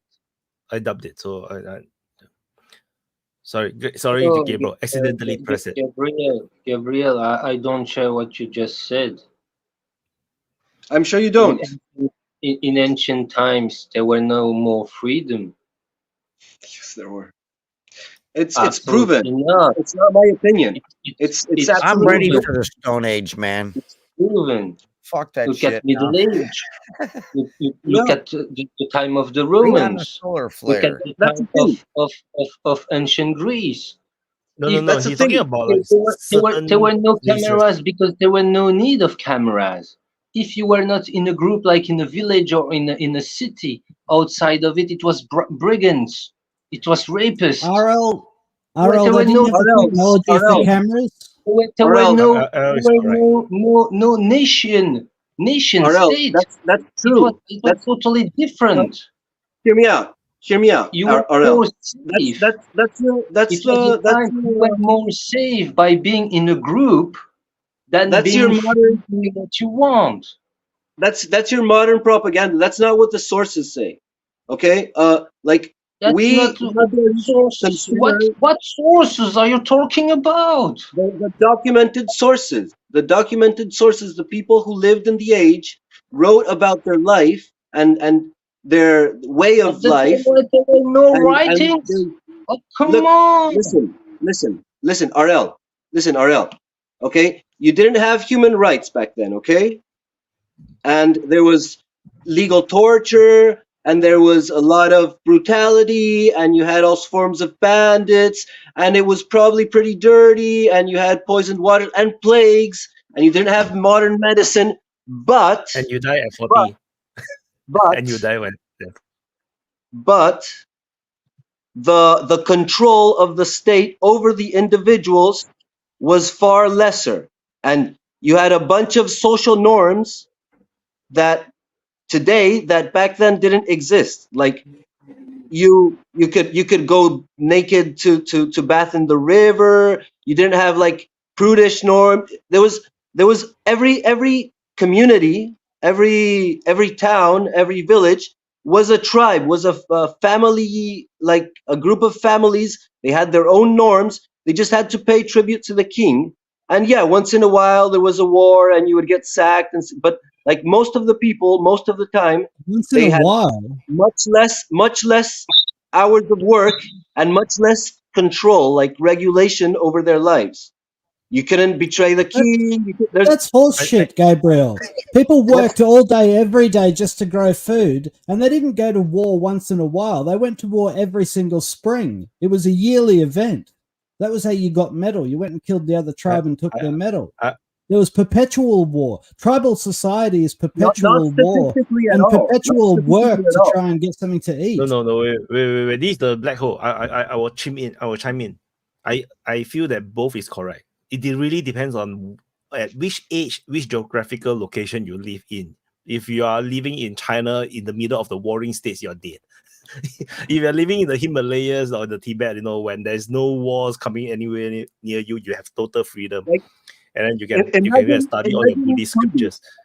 Imagine, Toby, a time when forests covered all of Europe from the east to the sea, and you could go fucking everywhere. Like, imagine the demographic density of the Middle Ages.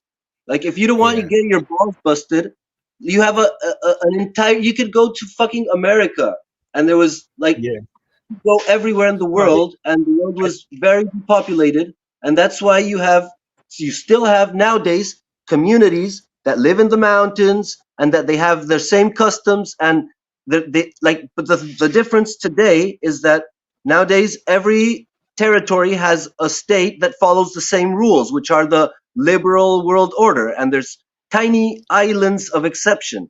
But back then, like, every place had its own culture. People just figured things out themselves and made their own rules. That's what I call freedom. I think it's not like it's really a matter of frequency. I think it's a matter of frequency. It's like it's like what I was trying to say was that, you know, even yes, you have that freedom to do whatever you want, the bandits will come in and destroy your village, and then you perhaps that is not freedom. It's the same argument about Singapore. You know, people say that Singapore have no freedom, but then our females, you know, can walk in the street in dark alleys in the middle of the night and nothing will happen to them. To certain people, that's freedom, but to certain people, no, you only have one political party. That's not freedom. So it's a matter of frequency. I think it's just a differing frequency kind of thing. I think both is correct. So don't go deeper. It's going to get very black, that hole. No, Bigari is waiting for a long time. Oh, I just wanted to make a small comment about Gabriel's sources from 2,000 years ago. Like, you cannot trust sources from 40 years ago sometimes, but no, it's not a matter of trust. It's not a matter of trust. It's a matter of like that the people who wrote things about their own life are more reliable than the propaganda machine of education that's writing, like the historians writing about history 1,000 years ago. You know, the historian that's writing about history from 1,000 years ago has more interests in your opinion and to form your perspective on the past than the person who was writing a diary 5,000 years ago. Yeah, that's my Gabriel, I'm a Roma boo. Like, I fucking love Roman Empire and all the history and ancient Greek history and all that shit. But if you think that all records from there are like believable, I don't know. I don't know about that. That's what I will say. And the second point that I would say, what was White saying about women walking in Singapore at night. What's funny is that in most countries that are considered like what's it called, undemocratic, not blah blah blah blah blah, whatever fucking cliche you wanna make. Like, for example, in Russia, in Ukraine, you can walk at night in most parts of the town. There is some parts of the towns that you don't go, yeah, of course, but you can walk and nothing happens. Can you say this about like fucking Paris or Lyon or I don't know, something city in France, on Cologne in Germany? I don't know. It's like, for me, it's very funny. It's full of freedom. They're so full of freedom that the freedom comes into your stomach with the knife. Yeah, it's freedom. You know, it's freedom to stab people. That's totally true. And Wyatt, you're totally right. It totally depends on what your like natural inclination is, because like the more security you have, the less freedom you have, and the less security you have, the more freedom you have. Like generally in the wild versus civilization equation. But the problem with Western civilization is that it's taking your freedoms away and giving you less and less security. You know, so it's total failure. Like if you're in Singapore, you have to obey the law and you have a harsh punishment for every step out of line, but you have security and prosperity. But in the West, and I can say whatever shit I want to say. You see, no, like nothing happened to me. I've been saying so much shit. Nothing ever happened to me. As long as you don't stir up, you know, religious and racial tensions, you know, you're perfectly fine. Yeah. And the same in is Singapore. You go to court, they will sue you for slander. So you don't slander. You just say maybe. I think. You cannot say Allegedly. that he is corrupted. If you say he is corrupted, you be careful. Someone said coming. Like but the same shit is in Russia, by the way. Like, if you don't say shit about government, you can live freely and Yeah, Putin You will is a never big see fan of impact of Singapore. government on yourself. Putin is a big fan of Lee Kuan Yew, so so it's like he did pick up probably a lot of things, in terms of governance.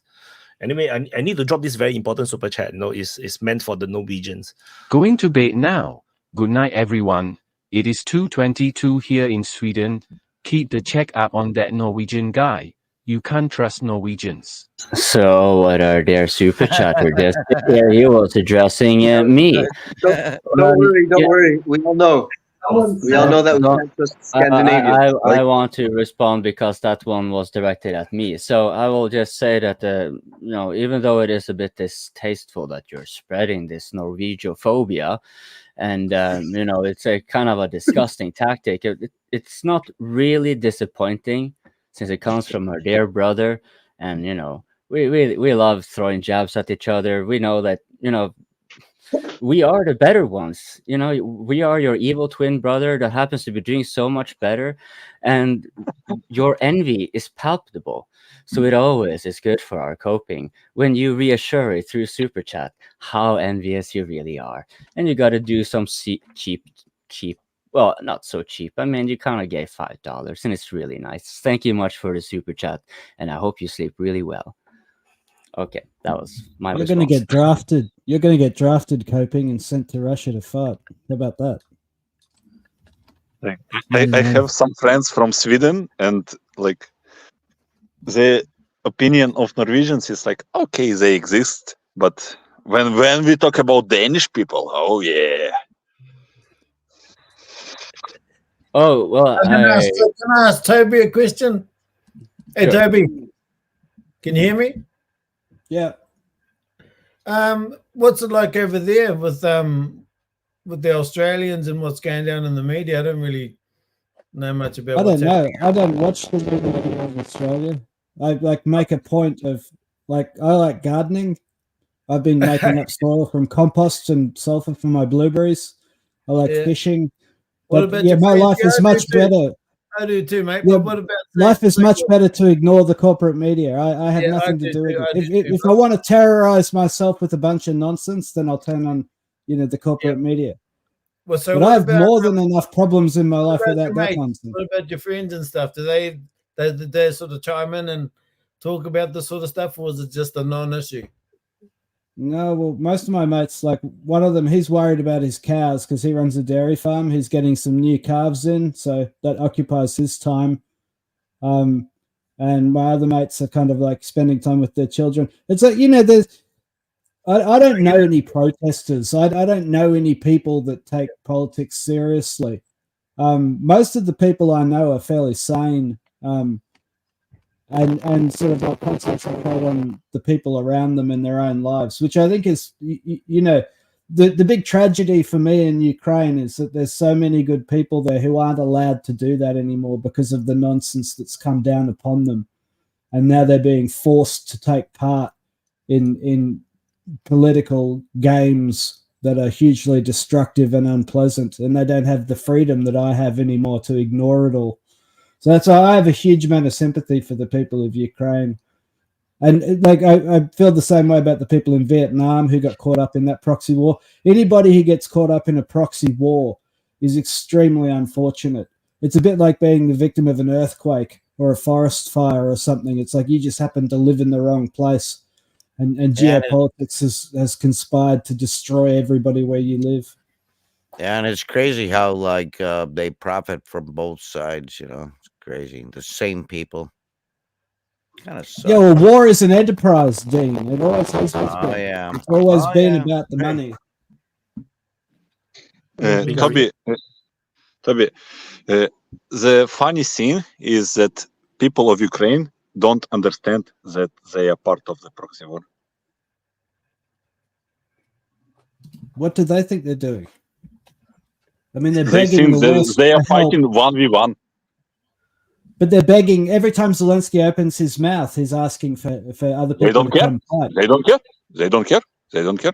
They're thinking they're fighting 1v1, and every Western country that doesn't support them are cowards.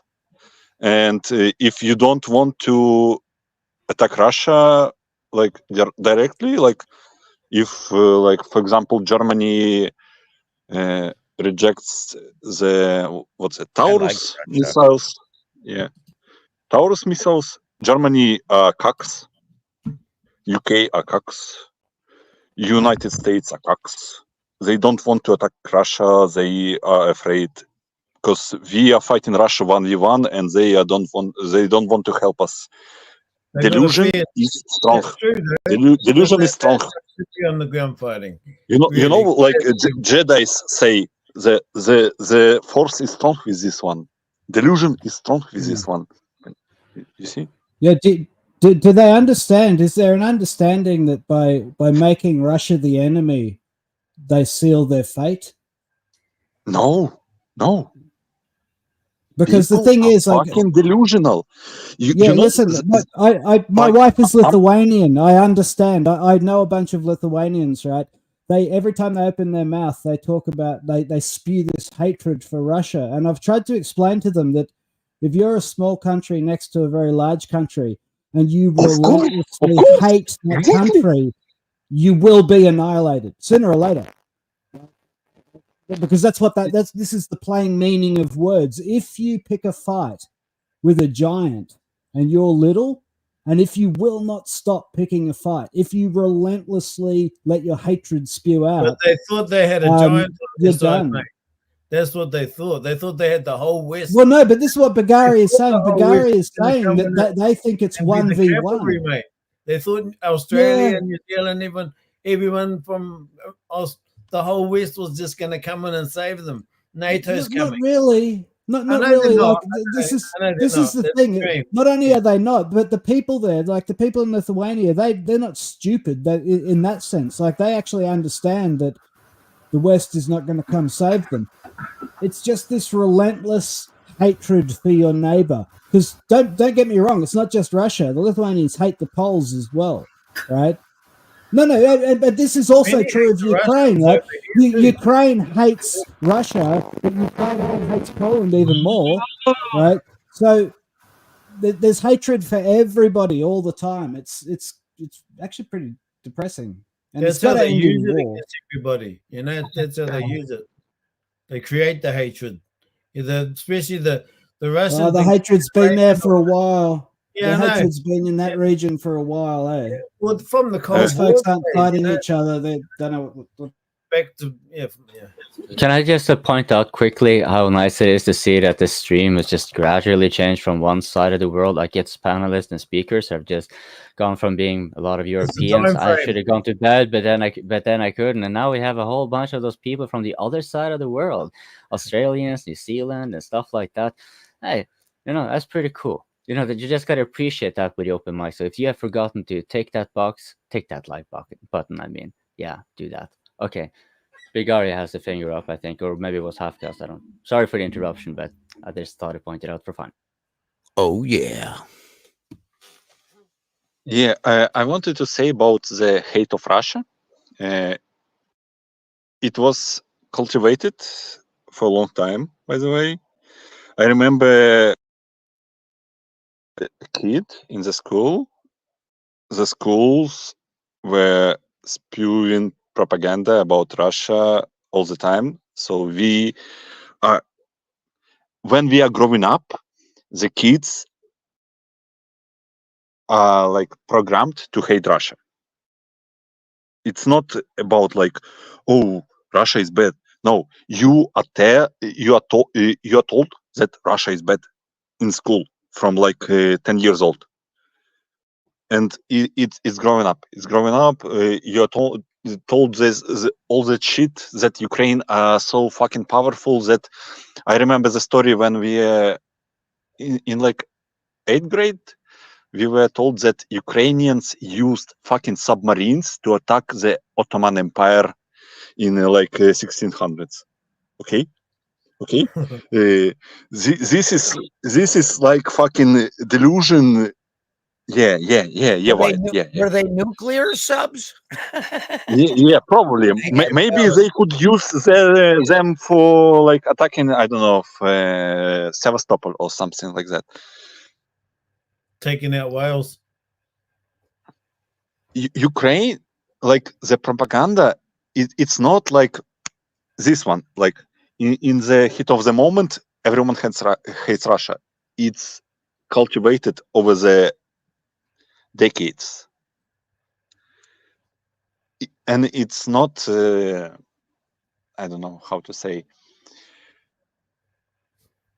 People are prepared for the war. Like Russian politician called Zhirinovsky.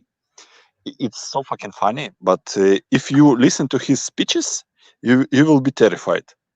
He is dead, by the way, right now. In 1997, he said that in like 220s at the earliest will be the war between Ukraine and Russia. Okay, he said that. He said also that in 2025, approximately, there will be a big war in the Middle East, and Israel will use nukes. Probably. I was going to say, is that after the coup that happened back in 2014, did it get a lot worse against the Russians, or did you have was the hatred did it scale up like a huge notch? I don't know if in the West you are like familiar with the situation which happened after 2014. Like, for example, in Odessa, yeah, the city that is largely pro-Russian, which is artificially getting Ukrainized right now, because like there are like Odessa was founded by Russians during Ekaterina the Great period, so there are a lot of streets,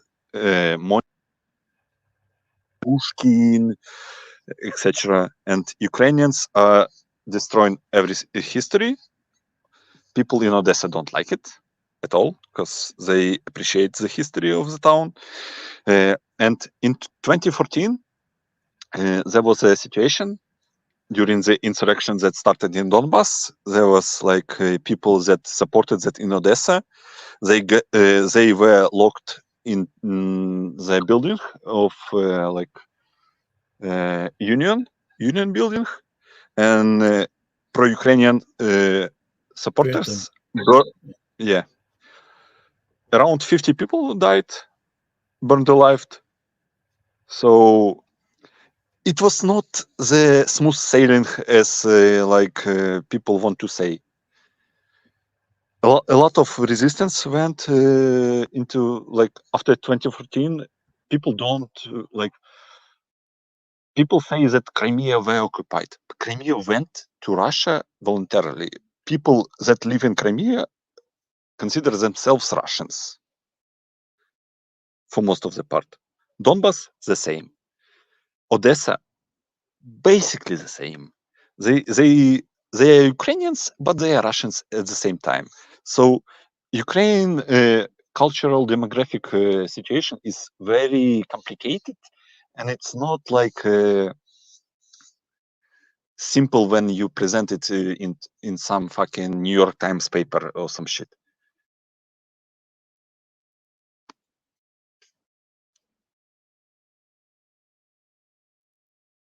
Okay. Who's next? Who wants to Jim. say talk next? Jim, you're muted, Jim. Jim's muted. Jim, muted. Yeah. All right, thanks. Oh, it's so. First of all, thank you very much. I've been to mass this morning early on, so I don't have to rush. It is interesting listening to things. I am sort of a amateur Russian follower or European follower. I did an interesting degree way back about 30, 40 years ago in European history and literature. So I did Russian. We did at ANU, Australian National University here in Canberra. We did a combined modern history and Russian. So I did Russian history and literature, French, German, and English. So that's the background, but that's not the point, and I'm not boasting. On Russia, I've been a follower of Russia since then, amateur follower of Russia. I'm not a professional politician or a historian by any stretch of imagination. But this week, you all heard of Alexander Dugin, I presume. Have you heard? Or is the chat familiar with Alexander Dugin? How many won? How many are not? Just put your hands up if you're not. Jim, is this the same thing that you went on the last open mic? No, it's not. No, it's not. No, Okay. It's not a rant. It's not a. Just assume people know who Dugin is. No. There's an article. There's an article just came out. Now, if you're talking about Russia or anything, you've got to keep up with who Alexander Dugin is. I mean, it's like saying who's vice president of America. I mean, if you're a intellectual on a certain intellectual level, but this is Alexander Dugin's latest. You can Google him. He is they call him the brain person of Putin. He's a professor of political science and sociology, and he puts a lot of effort in terms of Russian culture and direction. And he's got very good rapport with the West as an intellectual, as an academic. And one of the people he's got a connection with, again, I'm not boasting, is Professor Dr. Tom Sunik. He's a Croatian intellectual, and there's also a French intellectual called Alain de Benoit. They're all living people. He's in Paris, France. He's also a professor of philosophy. And it's a little cabal of intellectuals, Europeans, who discuss geopolitics and so forth. And I'm privileged to know those people. And via it, if you would like, for example, Dr. Tom Sunik, who speaks 4 or 5 languages, to enlighten you on geopolitics of Europe and the chat on a very high level, I'd be more than happy to get in touch with you, introduce you, and he can come on. And he does all the tours in England, Russia, and so forth. So I suppose what I'm getting at, getting back to the issue about Ukraine and Russia and so forth. So and it's just before then, yeah. Alexander Duginov, was it the same one that had his daughter?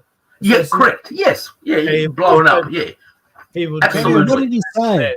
What did he say, Jim? That's how most people know. All right. Well, just get to it. It's called the latest article, which was published 8th of August. That's 3 days ago. And here it is, called Decoupling. And I'm not going to, it's only about 5 or 6 pages. And it's if you want to read it, I think it's, if you're interested in that, is by Arctos Journal. So Google it and you can subscribe to it and so forth. But one of the things which he's talking about, the gist of it, is basically this. I'm not going to go on a rant, and I think it's worthwhile when we talk about Russia, Ukraine, and Slavic countries, including Poland and Czech Republic and Slovenia and Croatia and Serbia, etc., etc. I'm talking the Balkans. It is what is the gist of it is fundamentally is rejecting and asking a question: is Russia European, or is Russia not European? Catherine the Great was mentioned, and the windows to the west. Russia's fucking white. Yeah, all right. The window to the west. The window to the west is well. Well, decoupling basically means, and I can is severance with West in terms. I've actually underlined a few things or things here, but I'm not going to bore you to that. What I'm getting at is the question is we are heading to one world government called globalism, and it's the world used to be bipolar, Soviet Union and the West and the rest. That's what's happening now. Now the rise of China, it's not going to be bipolar, it's going to be multipolar world, and that's where India, China, Russia are heading to probably also maybe all the other left-wing countries like North Korea, etc. And this is the resistance what he's saying. And the globalists want a uniform economy, and they're pissed off about Russia not joining the things and joining the World Club, the Davos Club, as he mentions that. And he's been to Davos. So that's all I'm trying to say. To understand Russia, is Russia, what's Russia trying to do? They're turning away from Catherine the Great and going back to what Russia is. And if I could just read what he says, which I think is very, just one sentence. Russia is now fundamentally rejecting the universality of Western norms. Its economics, politics, education, technology, culture, art, information, ethics, and so on. Decoupling means not just a deterioration or even severance of relationship with the West. It goes much deeper. It involves revisiting the basic civilizational attitudes formed in Russia long before the 20th century. And I'll stop at that. Sounds good. Russia's kicking the rainbow out too. Yes, absolutely. Oh, they're frightened about, LGBTQ of Australian soldiers and American soldiers. And China and Russia they're not frightened at all. LGBTQ, oh, wow. How do we defend I broke a fingernail. But anyway, if you do want to, again, Wyatt is in charge. If you do want to, if you're interested, and there is also a little cabal of us, of so-called intellectuals here. Professor Drew Fraser is a good friend of mine, and Dr. There's a group of us, about 30, 40. We always go on a Sydney Harbour tour, and we have got guest lecturers, not only ourselves, we're not in a club. We usually get lefties and priests and various other intellectuals all over the world and there's one coming up for Christmas. That's your winter. That's our summer, which is coming up. That's where I've got all these cozy things. It's very cold here in Sydney. It's actually 17 degrees. But Jim, how could Dugan say that they're going to decouple from the West when Russia is fundamentally an Orthodox Christian country? When Orthodox Christianity came out of the Western tradition, it's not like Russia is going to become a bunch of sky-worshipping Mongols. Orthodox, unlike Catholic means universal church. I belong to the traditional pre-Vatican II universal church. Orthodoxy is a national. There's Serbian, there's Ukrainian Orthodox, there's Russian Orthodox, and so they got their. It is very identified with the nation, unlike Protestantism or Catholicism, other variants of Christianity. So they've got no problem. Yeah. So anyway, Bigari want to talk. Orthodox is not identified with a nation. That's a big. Well, what do you call Russian Orthodox? What do you got a Russian Orthodox Church? Orthodox is identified with Christianity. Calathumpian Orthodox Church. That's no different than the Norwegian Lutheran Church, and Norway is not the only one. It's just that you add the suffix like No. There are churches. There's identified with a Macedonian nation. Orthodox Church. There's Serbian Orthodox. There's Greek Orthodox, etc., etc. And it's identified. Orthodox is identified with the nation, and then let's call a spade a spade. Let Bigari explain. Bigari, he's halfway. There is patriarchy. Patriarchy that is identified with the that is Moscow. the hierarchy of the church. Patriarch of Moscow. Let him finish, Jim. Let people talk. Please don't interrupt him. Go on. There is patriarchy that is identified with the Moscow patriarchy, like Serbian patriarchy, etc. Orthodoxy as a religion is not identified to the state. It's a religion that encompassed all Orthodox. Doesn't matter religion, your nation or not. Like that's the I don't know where this misconception is coming from, but it's completely wrong. That's the Okay. first. Can I give you a pushback? Hypothetically speaking, if I decide to become an Orthodox tomorrow, I've got some sort of a spiritual yearning to become an Orthodox here in Australia. Do I become a Greek Orthodox? Do I become a Russian Orthodox? Or Ukrainian Orthodox? There is no difference Well, which between Greek church do I Orthodox. join? Which church do I join? Please let me know. There is no difference between Greek Orthodox, Russian Orthodox. Because Orthodox Hey, can I chime is in real the same. quick with a clarification so we don't fall down this tube? Toby was asking that how can Russia be decoupling from Western values if they're an Orthodox Christian church, which is sort of true because it's basically a heritage of the Roman Empire, of the Holy Roman Empire. And so, but wait, let me finish. Gabriel, this is a good point because let's go into the history of geopolitics and all that shit. Yeah, okay. Briefly. Putin is the most pro-Western Russian president ever.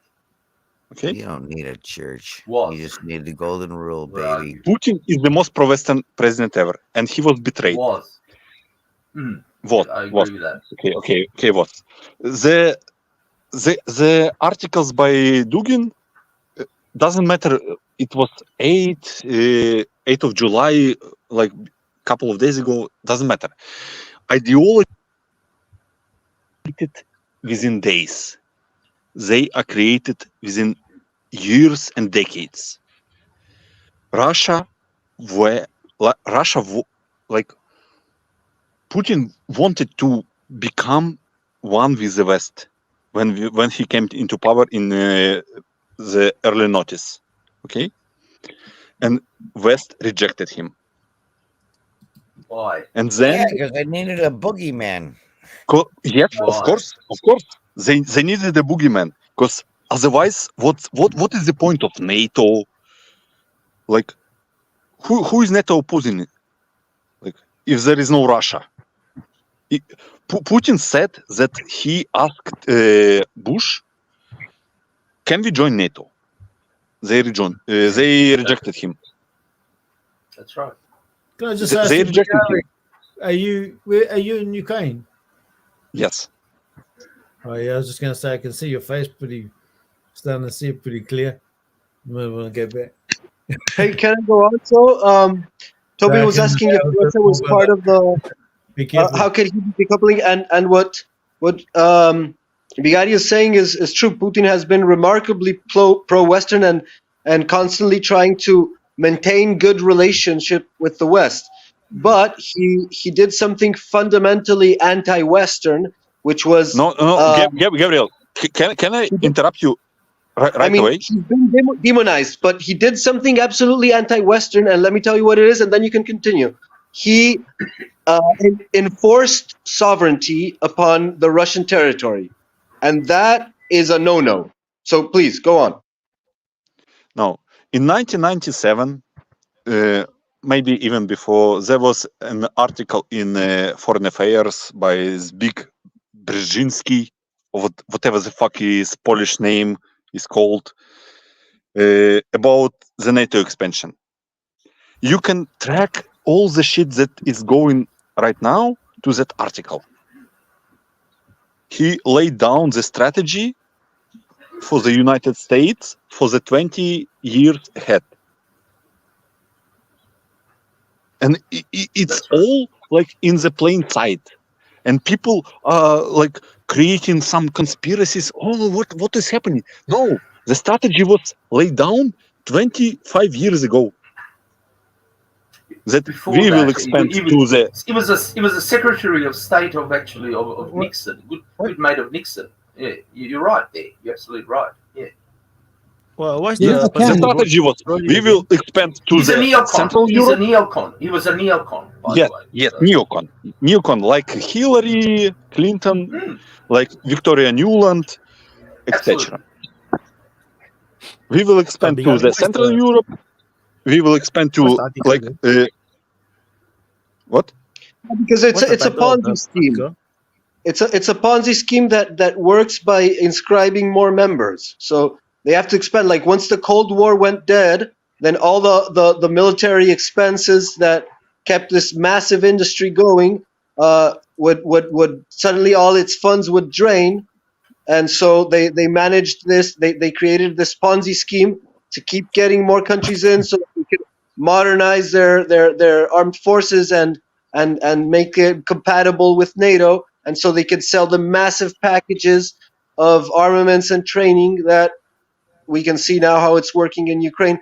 But that's the thing, that Putin did everything in his hands to be able to comply with the West, to maintain the best relation possible with the West. But he did something absolutely anti. And when the Russians, when Dugin or when Putin talks about Western values, they usually talk about like these contemporary postmodern Western values that are like an antithesis of the traditional Western values. So like the decoupling of Russia from Western values is not that they're decoupling from, and there's a problem with seeing the like or systems of thought as a monolith, you know, because you can say like, well, China isn't communist because they have a free market or free market capitalism. But the thing is the gradient, like what are they taking? What are you taking and what are you departing from in systems of belief? And I think Putin betrayed the West like fantastically when he denied them the right of colonizing Russia. That and that's when Russia started to prosper again, when they stopped the outflow of resources and assets. And so there he became an enemy, and they've been trying to destroy, and he's been trying to maintain good relations in spite of all their hostility. But it's not because he's been like sucking up to them to be one of them. It's to like try to keep the best relations possible and take the most profit possible from the West, while at the same time doing this absolutely unacceptable blasphemy of trying to assert sovereignty over his own nation. Yeah, well, if I can, there's a question here about what we mean when we say the West and the East. People raise their finger, you don't look at the finger. Yeah, I had my finger raised a long time ago. Listen, the thing is, arguably Russia is part of the West, but then the West is divided into the East and the West of the West. So what Jim's talking about when he talks about the West is the West of the West, because like to some extent the East is China. The East is like, if you like, the non-Christian part of the world, because Christianity is like a Western tradition, both Orthodox and Roman Catholic. And indeed that great schism between the two was a Western schism. And so that's why I say like what Jim's talking about when he talks about the West is the West of the West, and Russia is the East of the West. And so when Russia talks about decoupling, it's not talking about decoupling from Christian values. The weird thing about the West of the West is it has decoupled from Christian values. Globalism, That's absolutely right. The West of the West is bizarrely non-Western, which we can see in the West of the West today. It's like, you're basically beyond the pale if you espouse traditional Western Christian values. Catholics are not highly regarded, in the West of the West. So this idea that Russia has decoupled from the West, I'm not sure if that's true. There seems to be a schism, and globalism itself seems to imply a non-Western focus. It wants to be everywhere. It wants to be governing everything. It has a lot of colonial holdings throughout the It's world. a unipolar system. Globalism means one government, one economy, and one world. And Well, this is the arguably, problem. that's a And bizarre this is the fantasy. ultimate.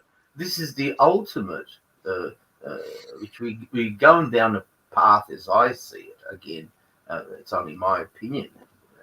Is absolute autocracy or tyranny, you might say. When you, especially with the technology, is just mind-boggling what's happening may happen down the road. I mean, we're all controlled now. I mean, money's in the next 5 or 6 years, there won't be any banks or money.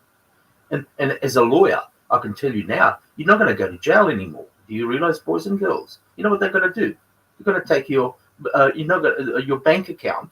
It's going to be closed, and there's no way. There's no money. You can't work on a black. How are you going to get paid? You can't travel. This is your punishment, and it's coming. I'd say about 5, maximum 10 years from now.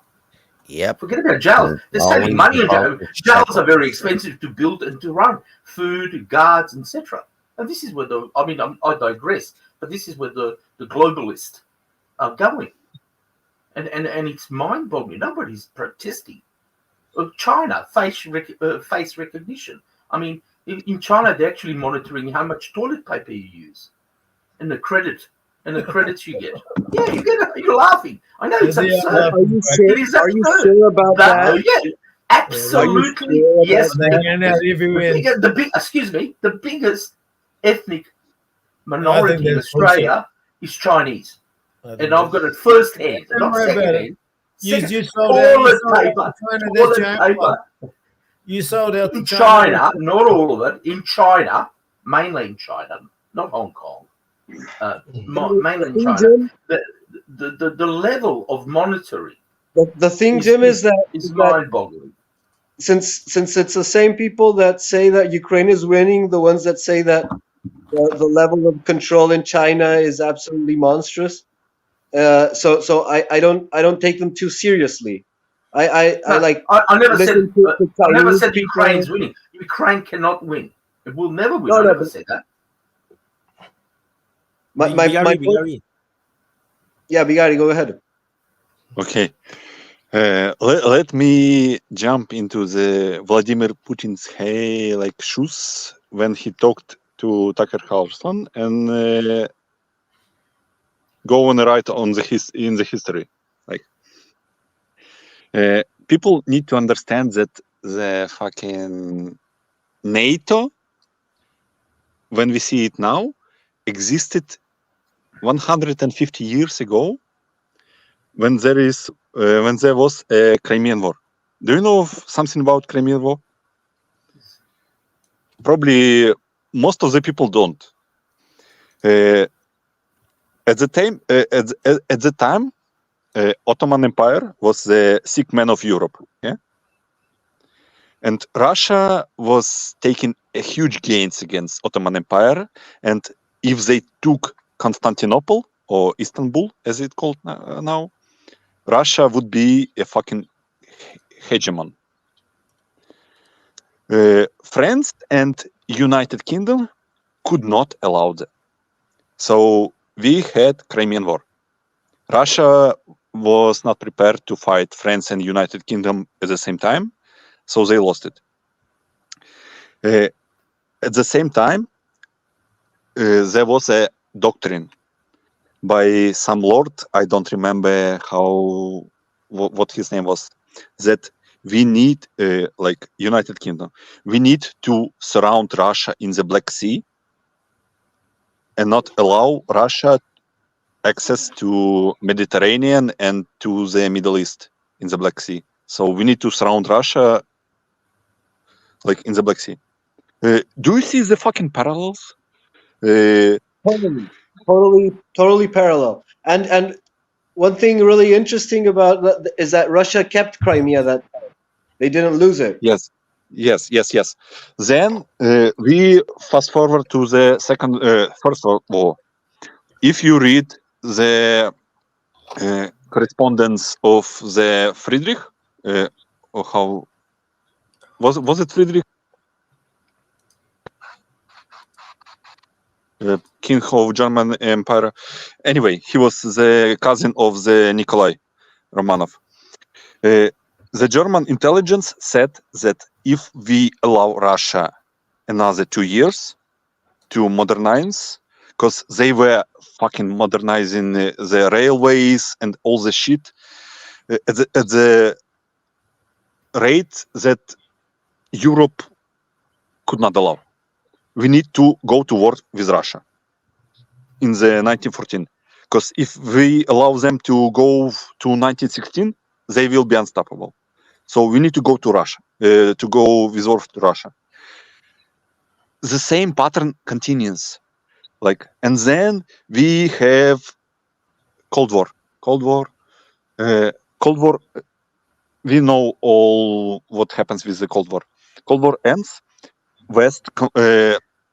Cold War ends without a clear winner, but the Western countries, the NATO, they declare themselves a winner. They didn't win. Soviet Union collapsed on their own volition, but the West decided that they won. So they think that we can do anything, and then the expansion of NATO starts into Europe. Okay, and themselves as a losers, so they like, what the fuck are you doing, man? Now we are here. That's the first point, and the second point of decoupling of the cultures. I think that Russia wants that process to accelerate, because the more West goes into the like identity politics arena, the more they fight, and outside of that, Russia presents themselves as a what's it called? Like, they stand behind traditional values. They win because more people disappointed in the Western politics, and they see, oh, those guys protect us. We will support them. Can I please respond to what you were saying there? The thing about the United States being the one defeating the USSR, I mean, I get what you're saying. It's actually true. They did collapse from the inside. They had a lot of internal issues, but I don't think we should dispense with the pressure that was upon the USSR over the period of the Cold War. With the United States, this probably exacerbated quite a lot of these. But it is true. They didn't actually just overwhelm the Russians. They kind of managed to get through once it collapsed and wreaked a lot of havoc. But eventually you see they actually getting pushed out. And now, fast forward a few decades, what we're seeing is that the Russians are actually building up a rather, shall we say, if you're from the opposing side of Russia, you don't really want to fight them, right? Like they are increasingly quite intimidating in their ability to wage war. They have expanded their military production and everything like that, but contrast that then to the West. So the West have done, if you were actually going to act against an opponent, there was a few things the West did correctly. Trying to just consolidate Finland and Sweden, and really put a long line of heavy pressure and just like, no, we are situating ourselves here. Our mission is to keep you contained, and you're going to be dealing with it. But the West had underestimated Russia, overestimated themselves, and more importantly, they have failed to adapt. Now, why is this important? Because now the United States is increasingly losing deterrence, and that whenever deterrence is lost, and you keep having these antagonizing tendencies against each other, you incrementally increase the chance of actual full-on confrontation. And who wins, who loses, it doesn't really matter. What matters is that it's going to be really, really bloody when that first happens. So, yeah. Sorry for the ramble. It's getting late, and my brain is cooking. Can I add something, guys? Yeah, I think that what Bigari was saying was that not necessarily that the West didn't put a lot of effort in the collapse of the Soviet Union, but that it wasn't actually defeated in the sense that they maintained Russia, that like the heart of the Soviet Union, maintained a certain level of cohesion in its institutions and in its bureaucracy. It didn't collapse internally. All the extra weight, all the autonomous republics, Soviet republics that were in the periphery, the satellite states, they fell off. But the core of the Soviet Union, which was always Russia, remained and was able to maintain enough of its cohesion as to right now being answering back, and that's why we see this. And I think about it sometimes in a strategic sense. It might even be a calculation that you can make as a contending power in an arms race with like a doomsday weapon, that if the arms race continues, the probabilities of total annihilation are super high. They become higher each time the technology advances. And so it might be even a strategic calculation to feign defeat, to let your arms down and let the other one take control, and be intoxicated by his victory, intoxicated by his supremacy, and indulge in all his vices and his lack of necessity to maintain its own strength, and overextend itself and suffer like a self-inflicted collapse instead of a mutual annihilation. I seriously think that might be a strategic calculation that is possible in that scenario.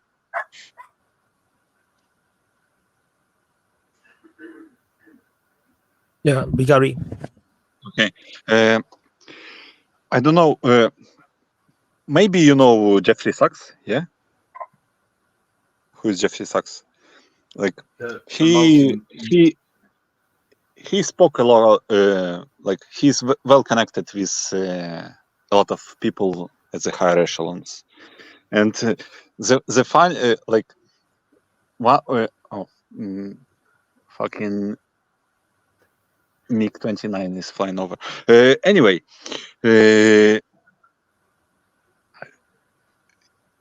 I remember his quote about neocons and after the fall of Soviet Union about Russia, that neocons are so fucking jealous about that the Russia is so fucking big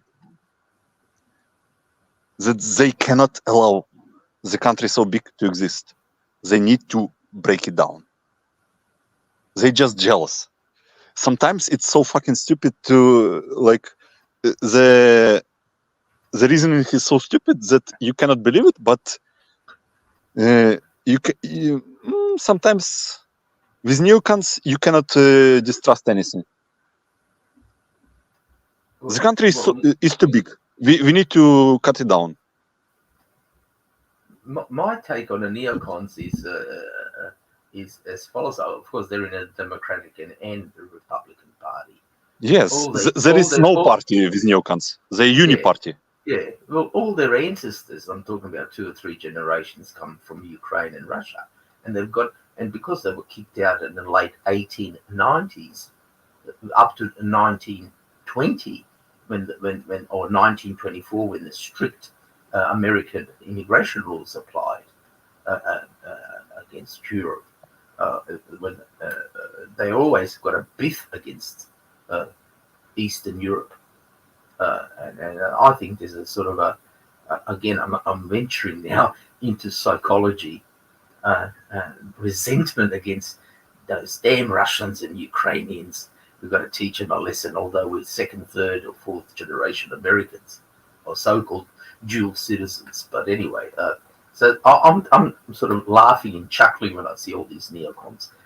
No, of course, it's a big business. But on that very point, you should ask yourself, who are the oligarchs, Russian and Ukrainian oligarchs? Again, it's a self-explanatory thing. If we speak, we all know who they are. But anyway, majority of them anyway. Well, this is an interesting point about like what is Western, because arguably making war for profit and feeding young men into cannons to make money is a very Western enterprise. And in that sense, Russia is very Western because, you know, like I hate to sort of go against the pro-Russian feeling, but the reality is that there's a lot of Russian billionaires that are making a huge amount of money out of this conflict. So you could talk about like the Russian neocons being very, very Western. The whole thing, like, I don't know what the Chinese would think, but the Chinese possibly look at the conflict in Ukraine and think, there they go again, those Westerners feeding their children into cannons so that the rich people can get even richer. How very Western of all of them. Those barbarians. Toby, you are fucking spot on, by the way. Because people are getting rich on the war on any side. Like, doesn't matter. That's what war is for. That's the whole point of it. Like, Russian economy is booming right now. Like, the problem with Russia right now is not the fucking economy or something like that. The problem is lack of manpower to man the booming economy. Like, this is the biggest problem in Russia, the demographics, because there is so much jobs out there, and there is nothing, no one to fill the jobs. Yeah. Yeah. So that's why I also get it. The Russian economy is way booming, and that's the main problem. They don't know, they are not struggling to balance between sending people to go to war and sending them to be soldiers, or sending them to the factories to work. So that is the good problem that the Russians are currently having. On that note, can I ask you a question? Sorry for interrupting. Can I ask you a question on that? Because as far as I understand, like, I checked that you can actually trade stocks in the Russian arms industry.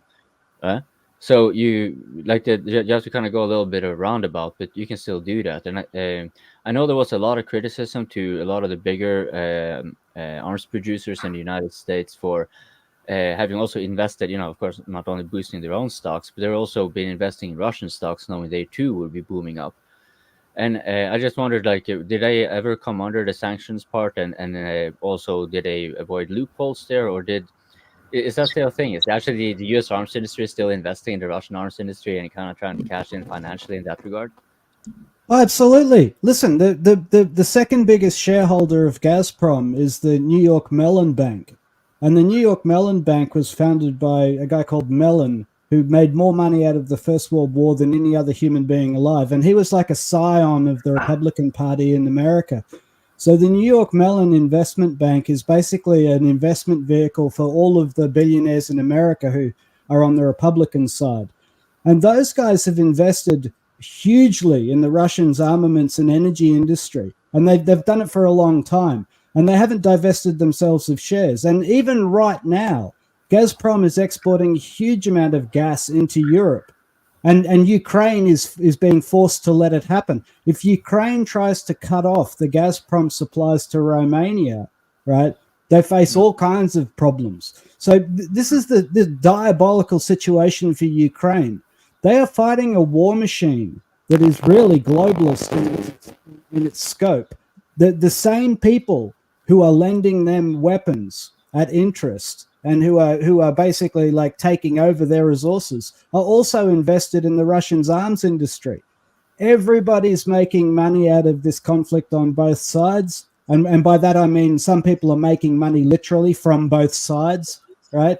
And the only people that are really paying the price are the young men of Russia and Ukraine. It's an incredibly Western scenario. Can I ask you, like, do the Russians do similarly? Like, do you know if the Russian arms industry is investing in the U.S. arms industry in the same manner and speculating in that regard? For like, well, the arms industry doesn't invest. Individuals invest. Globalists, if you like, billionaires. Right, okay, fine. When they're Russian, we call them oligarchs, and when they're Western, we call them job creators. But yeah, these people invest. These people invest in corporations all over the globe. Right? Sure. Like, not to get too into the iterations that they're often holding companies, investment companies, and what have you. But the point is that they get the money usually from the arms industry, who would like to cash in on your stocks. Here's where we put some money of liquidity. And so they have these companies buy stocks in, for example, the opposing side. Like, this would be like Americans, companies buying stocks in the Russian arms industry and cashing in on that one, which they in turn, the dividends and some capital gains or whatever are provided then to the arms industry in turn, like and vice versa, right? Like because if the Americans are kind of investing in the Russian arms industry in that manner, why wouldn't the Russians just do the same? You know, just get Well, themselves they have. dollars. Right now, Can I say something, Toby? Yeah.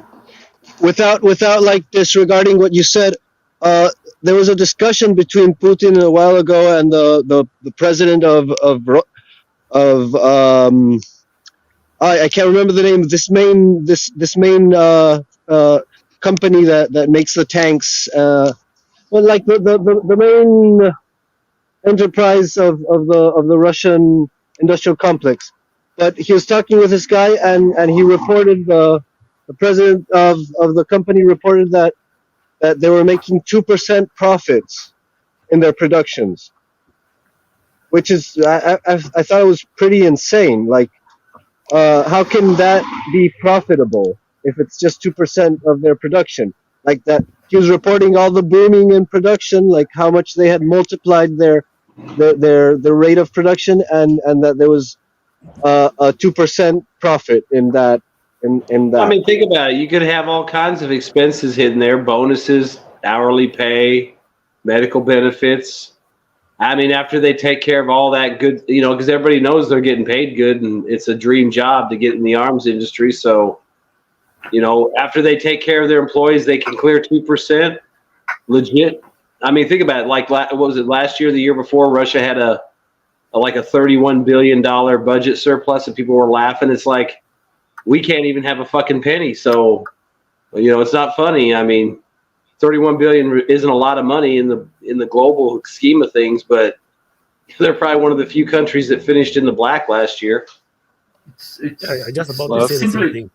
Because if you talk about 2% profit, we do not know what's the cost. They don't know how they count what they spend. You know, it could be like everybody is getting like huge amount of extra salary, bonus, extra OT. The directors are getting millions of dollars. We don't know. So actually, everybody might be doing very well, and then then they still get another 2% profit, and then they are getting additional orders. And who knows? The maybe building of new factories and supply lines are all paid for by the government, which means that they don't even need to spend on that, so they don't need the profit. Actually, that could be also the case. Well, it stands. Oh yeah, it has to be. It has to be the case because if with a 2% profit you can't pay anyone. So my point is that 2% is probably what goes to the shareholders. Profit is on top. No, profit you can pay everyone. You just have very little to pay as a dividend. Profit is what goes to the shareholders as a dividend. That's what that means. Yeah. Dividends are not important because it's wartime. You see, the Putin can just say it's wartime. Nobody can get dividends. And nobody get dividends. Well, it stands to reason. You don't have to be an economist. That if you're in an arms business, in whichever country you are, what do you need? You need wars. In other words, if you're making guns or planes or bombs or whatever, bullets, you're not going to store them up in a storage room. You need to use them and sell them. And it's interesting to note when Biden left Afghanistan. Well, but 1.3 billion worth of arms, helicopters, guns, God knows what was left to the Afghanis. The Taliban, the ones they were fighting. Now, one wonders, or everyone should ask themselves, why, when America withdrew from Afghanistan after 20 years, why didn't they done so in an orderly fashion, get all their gear up, put them on planes and ships, and get the F out of there? No. And they left Afghanistan and they started Ukraine. And now they are, let me finish, now they are doing in Gaza. They did in Iraq too. The big question, yeah, exactly. They're spending a lot of things. Now, why did they leave $1.3 billion worth of arms? Just ask yourself that question. It is just unbelievable. And that explains itself, because they hope they're going to conjure up another bloody war somewhere, local war, and they will still make money on that. Yeah, that's business. A lot of times the calculation is it's cheaper to leave it than to ship it home. Your boy Mitch tell you that, did he, Vaughn? Mitch tell you that? No, I'm just saying. I mean, that's a lot of times what they'll do. Like some of the heavy equipment they leave behind, it's because they don't want to spend the money to ship it, which is stupid when you think about how much money they waste. But all of a sudden, they care about the cost of shipping it. All of a sudden, but it's probably an excuse to write it off to keep the budget too. You know. Bigari. Okay, you need to understand that all Russian military-industrial complex is controlled by government. So they can control prices, production, everything. And when we talk about Western military-industrial complex, it's about corporations. So they control prices, they control production, everything. Like Russia put, like when the war started down, like they privatized. Like you can talk about legality and all that shit about the process, but they put everything under the government control. And in USA, like we have how many, like five companies that monopolized the market, like, and they control prices, everything. That's why. That's why West cannot keep up with the numbers, because this is not accurate. This is not accurate. The government in both countries controls the spending. So the government taxes the people and spends the money. The corporations control the production of the weapons. It's not true that the Russian government controls everything about the Russian MIC. They spend the money, they gather the taxes, right? And then they give it to the corporations in return for the products. The same is true with the Pentagon. The Pentagon is a government organization. Now, I agree if what you're saying is that it serves the interests of the corporate shareholders, for sure, right? That's called capitalism. That's freedom and warm puppies. That's what we fight for, right? But it's the same in Russia as in America. Russia modeled their constitution literally on the American Constitution. Russia is set up as a copy of America. When they ditched communism, that's what they did. The Russian MIC is virtually indistinguishable from the American MIC. They both work the same way. The government taxes and spends, and the corporations produce and earn. It's exactly the same in both scenarios. Maybe on paper, not in reality. Well, I want to say something about what you said there, Bigatti, regarding state control, because it actually, I'm more on the side with Toby here. Because if you just take into consider that common shares are issued to just regular private individuals to be investing in the arms industry, and you know this, you can invest. There is no common sense. But listen, because you see, when you look into the arms industry, it will have certain predictabilities pertaining to orders it has, a backlog, and when you will know always there's a government support for it, right? And they will often be wanting to do issuance of more shares to allow it to grow and to contain the share price, and also to acquire capital for expansion or production for these new contracts. And when that happens, what they will listen, and when that happens, since they do have such high liquidity, what they will do, often intermittently planned as well, is to be buying shares back to kind of maintain the share again after they've kind of issued new shares. Because when they're buying back their shares, they're taking it out of the market again. Now here, they are also capable of, this is a little bit shady, but they're also capable of using other investment companies to be, who are understanding exactly how this mechanism go, to be, day trading, week trading, or they will have okay, we are aware of some contracts. It's kind of like semi-insider trading. And what happens from the extra money earned through the stocks from there? Well, of course, that's also dividend and gains to the arms industry itself. That's why they hired them in the first place. So there's a whole lot of financialization operating within the arms industry that, it lends itself in that direction. Like Russia, it wouldn't be that much different. The only difference maybe is that it would have a more centralized control over these facets, but they would still try to be playing the same mechanism, because they too need to keep their financialization game. Sorry. Can I interrupt? You are applying Western logic to the Russia. It doesn't work. you apply like, oh, in Western capitalism it worked like that, blah blah blah blah blah blah blah, shares, blah blah blah. No, it doesn't work like that.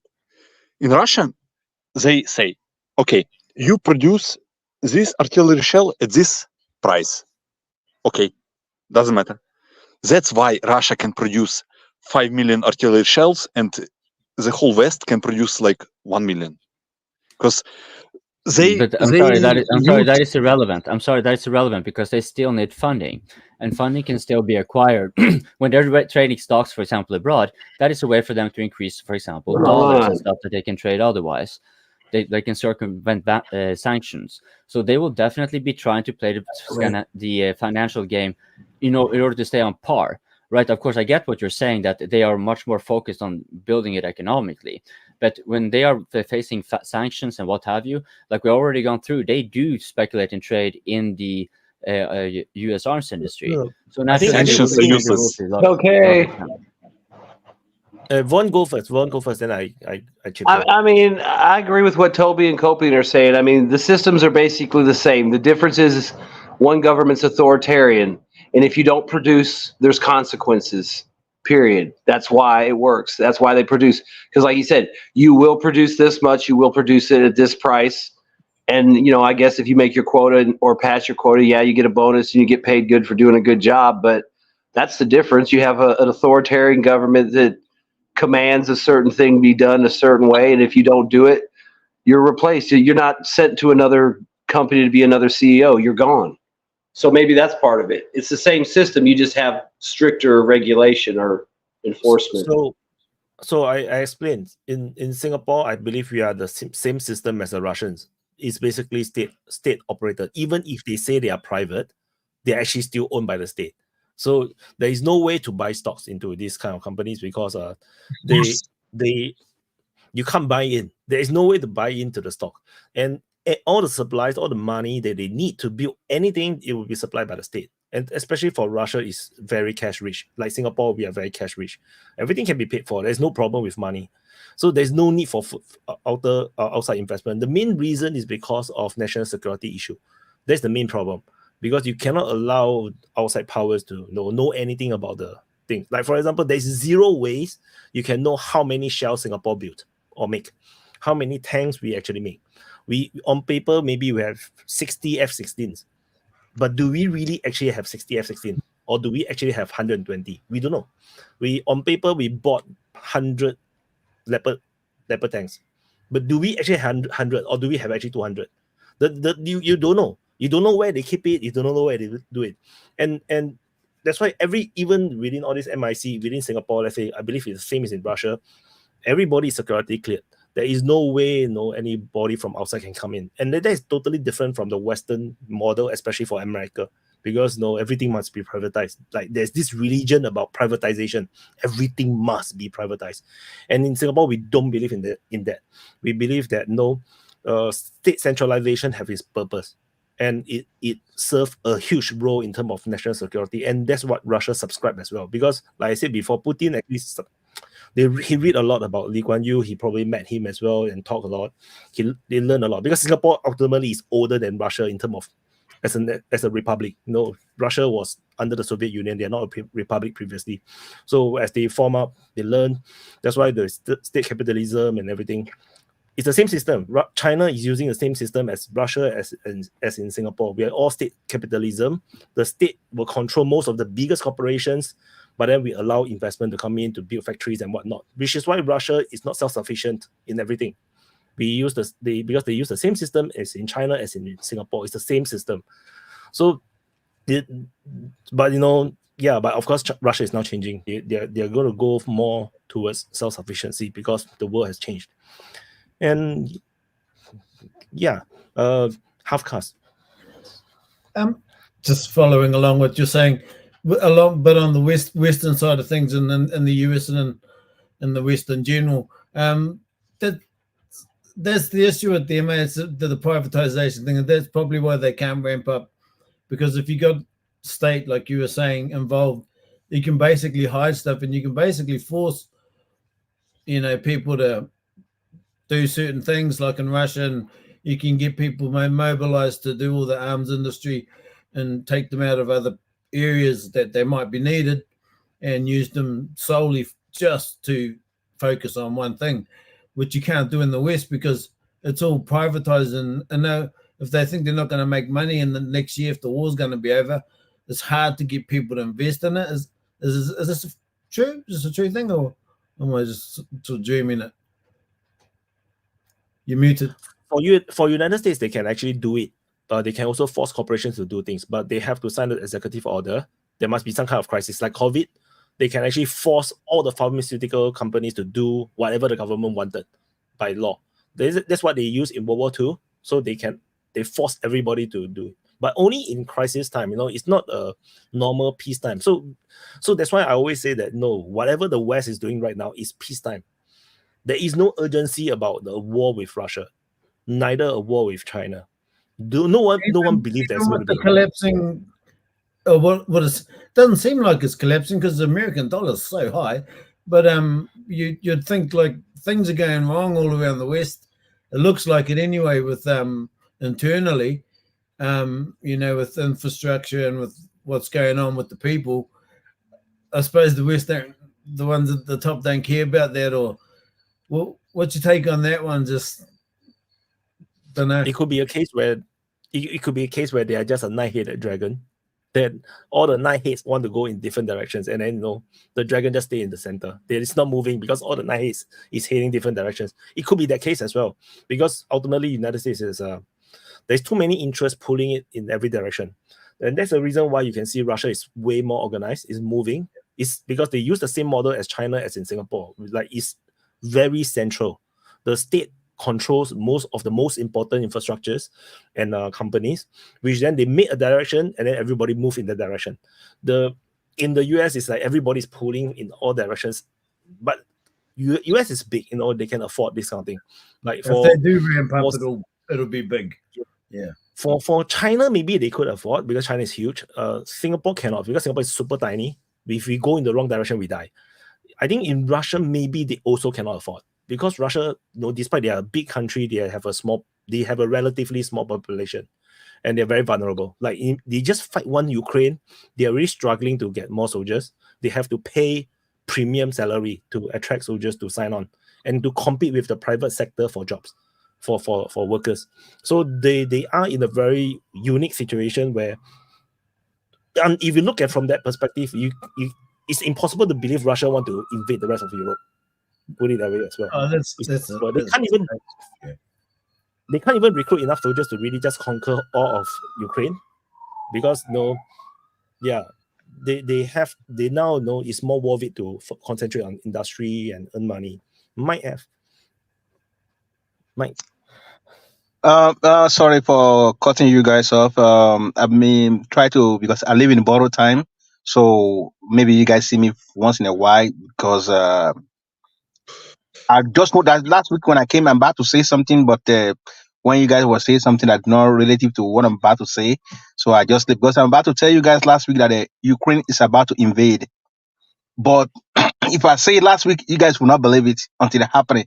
But I was trying to say it, but everybody was discussing something. But this one I'm about to say right now, okay, everybody write it down.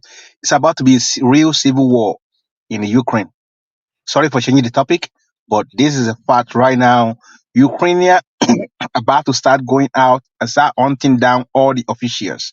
So West are sending all the protect they could send right now to protect all the officials because things are about to go haywire. The day it's gonna start is gonna be the day the Russia will get out of Ukrainian push them out completely.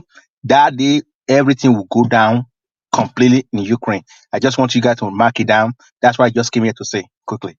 Mike. Thank you for the forward info. Yeah, Bigari is from Ukraine, by the way. Anyway, I want to ask who is hunting and what is the time frame you are looking at? It depends on how it depends how long they push the Ukrainian out. The day they push them out completely will be the beginning of the real day going down. Push them out of Kursk, you mean? Yeah, no, push them entire out of your Russian. It's not just Kursk, it's entire out of the Russian. Okay? Yeah, that will be the beginning. because now people are getting crazy right now. Who is hunting? Who is going to hunt the officials? The Ukrainian peoples, they are going after the officials. Bigari got a question to ask you. He's from Ukraine, by the way. Yeah. Oh, okay. This is the most fucking bonkers shit I ever heard. But anyway, Ukrainian people will not hunt anything. That's I can guarantee.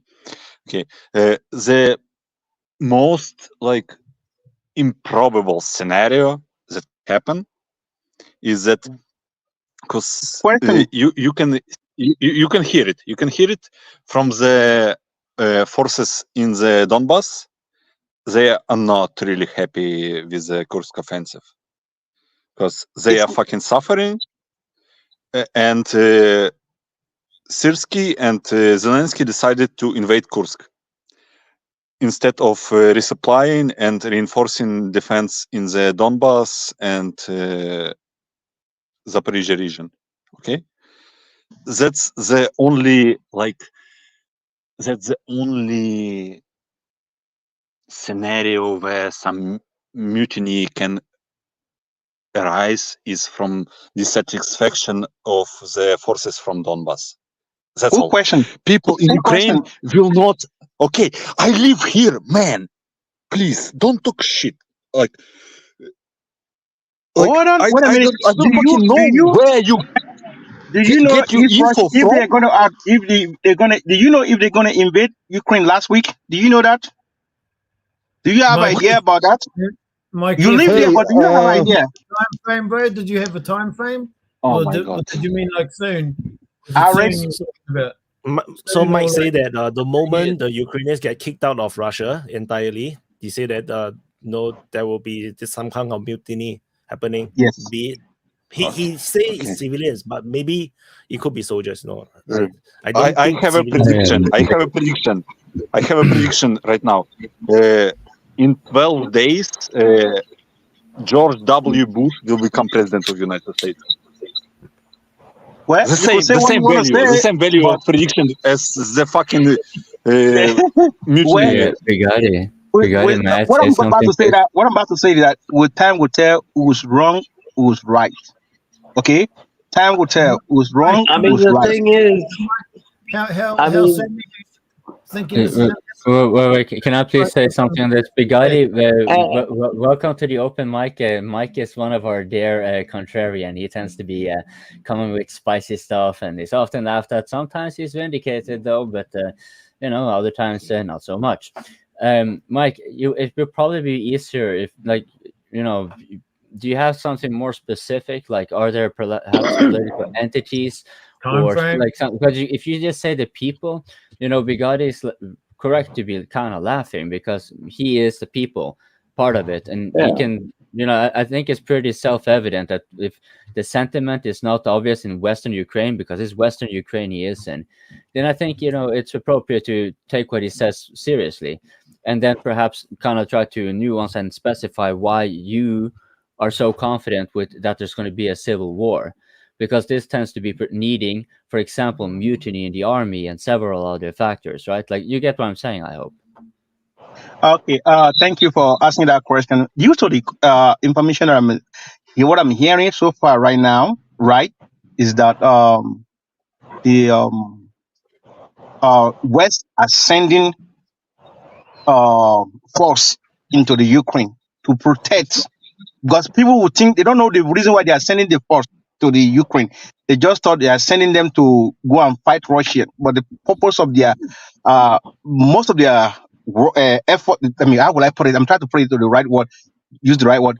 Most of the thing they are going to do right now is to protect all the officials right now, because right now the anger is brewing in Ukraine louder, right? Some people might hear it. Where you get your info, where you hear it.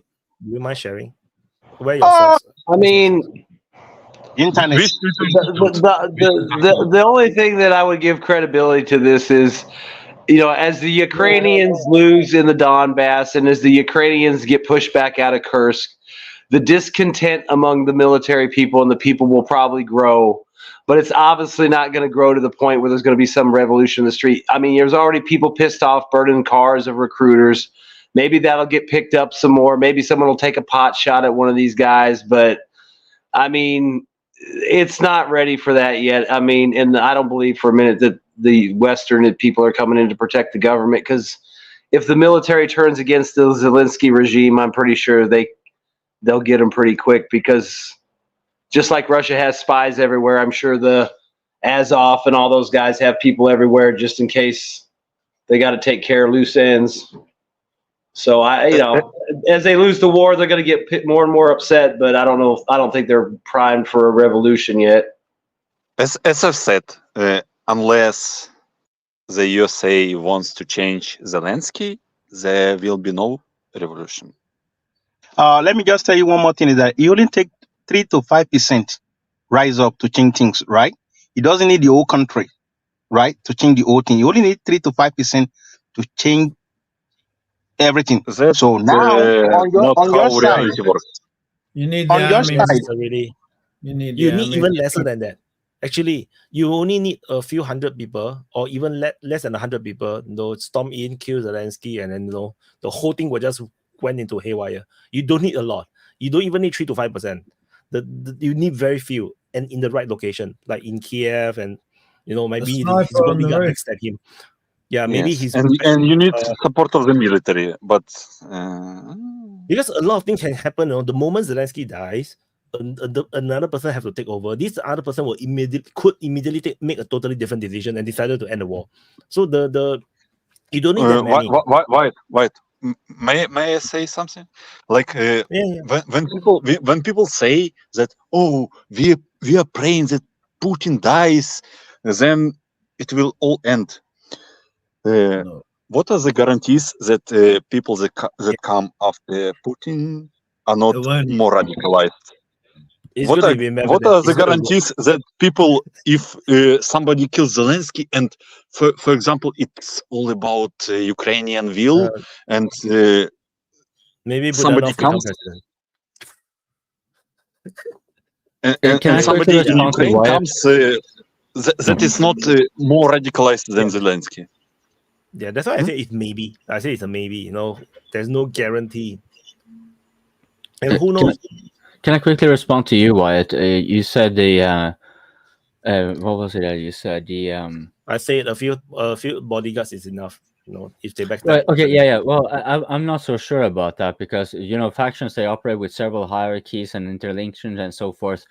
I think if you do something like that, where you take out Zelensky and his inner core around there, you're going to be having the various interests that were under him, maybe not coalescing in the same manner, but you would probably have several factions that are now going to be vying for fighting. But it's probably going to end the war. Probably, I would assume so. But it could also. It's not a given that now they took power, they're going to end the war. Well, they may be recognized, but what does it matter if they are already having several entities moving against them? Because it's heavily armed after all. I can quote an example. I can quote an example. In World War II, where there is this group of generals decided to try to assassinate Hitler, right? Valkyrie? No one in the world will ever hear that news. Like now, if there's some groups of generals within the Ukrainian army plotting a military coup, no one of us will ever know. This news will never come out until it happens. So don't assume that everything is going to be nice, and like if there's any plot, there is no any conspiracy, it's going to be hidden until it happens. Bigari. Yeah, you say that no one should know, but I have it fucking hard to believe that Western allies, so to speak, will not be in touch with it, because no one will orchestrate a coup when they don't have allies to support them after the coup. Putin. Yeah. They could collaborate with Putin. I was just going to say real quick. I was just going to say real quick, if Zelensky gets taken out and there's chaos, that just benefits the Russians.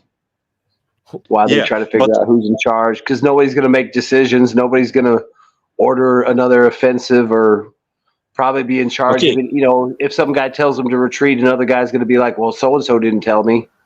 So, I mean... Okay. Well, don't worry about Zelensky. He's got two options. Then I will rephrase my One option, he's got a beautiful house in Florida, as I understand. Can I say something real quick? If somehow coup happens in Ukraine, Ukraine cannot, without Western approval, Ukraine will not remain pro-Western. Okay? Exactly. Can I say something real quick? Back to Mother Russia. About what you were saying before about the financing of the Russian MIC and also about the situation. I think like I'm no economist or financier, and it's just like common sense maybe or speculation. Don't take me so seriously, but I'd say that whoever has the most finance, like whoever finances most of the operation, has most of the say in what is the outcome. Okay, so that's what, like, for example, Boeing started to fall apart when they became a public company, and so then the interests of the company became the profit of the shareholder.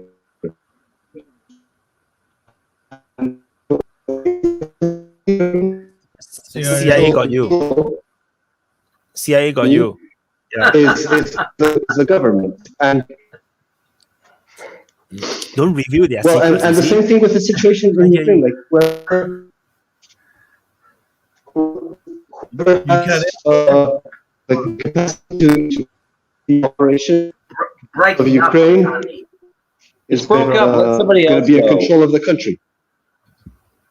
Gabriel, we didn't hear you. We only heard investment, and everything is governed by CIA and then in the country. That's Let Dan go. Get some internets, bro. Dan. Did you guys talk about the? You guys obviously already talked about the offensive that Ukraine had, and when it started, I was thinking about. We only talk not a lot. Then after that, we just drift into geopolitics and all sort of philosophical things. Yeah, because I was thinking like ranking them from their worst to their best, and they really don't have a good offensive. Like their directions are always absolutely retarded, but this one like takes the cake for me. What the fuck is the point of it? And before you guys say, "Oh, it's a stunt," it's so that the media can get. So they can get media attention and support from the West. Like, how many times are you guys gonna say that? You guys sound so pathetic when you say it's just it's a stunt so that they can get support and look good to the West. It's pathetic. What is it, man? They're just stupid. Is that it? I mean, they were going for a nuclear power plant. That's not. What are they gonna do? Generate energy to fucking? Hey, it's just like Zaporizhzhia, dude. They attack it all the time. Why? Why are they attacking a nuclear power plant? Why did they attack Chernobyl? Because they're crazy. We did talk about. I mean, they don't have any fucking brains. Who shoots bombs at a fucking nuclear power plant? Moron. Yeah, but that has a point. What are they going to do with that? Like Russia got a nuclear power plant, and that didn't win it the war. So why would having a nuclear power plant for Ukraine win them the war? Russia has more power plants than Ukraine. They can lose a couple. Ukraine already lost one. Gabriel, listen, that's nonsense. That's so far from just to take it for the sake of taking it. The reason Ukraine is doing this offensive is so that they can justify getting the money from the West to pay all the civilian salaries throughout their entire country. Exactly. That was exactly my point. On the offensive. It doesn't matter if the offensive is retarded. It doesn't matter if the offensive results in nothing except the death of young men. The point is that's how they get their support. And this is a diabolical situation. Ukraine is so completely fucked economically now that they kind of have to. It's like, think about the calculus. Ukraine now has to sacrifice all of its young men into the bankers' cannons just to get paid. Totally, right? I understand that. Yeah, well, that's why. That's the long and the short of the why. There is no military sense. What I'm trying to get at is that we all know that. But how many times are we going to say it until the Ukrainians realize, oh, maybe we should stop doing, like, it seems like their population is very dumb. It seems like their leaders are very dumb. And I made a war analysis. I made a war analysis What are like you a talking year about? ago. It's a scary I place, made a bro. war analysis a year ago saying that I really don't think. What? Dan, look, every population is dumb. American, Australian, including my No, but New Zealander. You got to look at just on that point. You got to look at the damn elite. Who runs the show? It's only about 1 or 2%. Let Dan complete his point. He didn't complete his point. But there's a limit to a population, how much it can suffer, and a lot of populations would have already said, oh, we've lost 200, 300,000. Americans are not that dumb. We got hippies. Thank God for hippies. Hippies ended Vietnam. Hippies ended Afghanistan. Like, at least we have hippies. But it seems like Ukrainians are going to freaking fight until they're deleted. But like I was saying, their leaders, it seems like they just don't want to win. And it's probably the NATO leaders, but it's never a good offensive. It's never a good war plan. They're being led by like non-warriors. And this latest offensive, just to get to the point, this latest offensive is their worst yet. With you don't want to go in the direction that leads to nowhere, all gas into a dead end. Even the Zaporozhye offensive, at least it was going towards territory they lost. This one is going towards nowhere. Unbelievable. That's all I wanted to say. Isn't that very? Dan, since you called that fellow speaker stupid. Wait, stop, please. On that very point, I agree. No. Bagari has been holding his finger, and since you were so courteous, Dan, to be calling him stupid, I think it's appropriate for him to get the response since he also holds the finger. So, yeah, Bagari, please. Well, I agree that most of the population is stupid. So that is it. Why the fucking offensive is happening? I already told. It's to show the West that we can do something. So you keep pumping money into us. Second, escalation, and third, if you want to, is to keep morale high, because just look at the online comments. Everyone is like, we are keeping up. We are going to Kursk. We are going to Moscow, man. Let me respond to him. So when you get more support, Bagari, in my analysis 1 year ago, it leads to more casualties. Okay, Ukraine was never going to win. It never had a chance. I'm not supporting Ukraine, man. I know, I understand, but we can think about this. We can process the reality, and it blows my mind that they don't give a fuck. I live in Russia. I live in Russia, and Russians are very similar to Ukrainians. Ukrainian command doesn't give a fuck about lives of the people. Okay, that's all. I agree. Thank you. Dan, you were here Ukrainian earlier, command Bagari, and I doesn't give a spoke fuck. about how retarded it was, the situation, and Bagari has confirmed mass retardation in Ukraine. Like beyond. No, fear, man. There's years of psychological trauma through what they've gone through. They're not. It's like a bubble bullshit. The reality is they're sacrificing their young men so they get a paycheck. Yeah, of course. Okay. But still, they're not living in the West. They live in a whole different situation. Like in Russia. Sorry. They're controlled. It's very hard to just say, "Oh yeah, they're all stupid." They're not stupid. I reckon they know what's going on. Yes, they are. Do you know the history of the wars around the globe?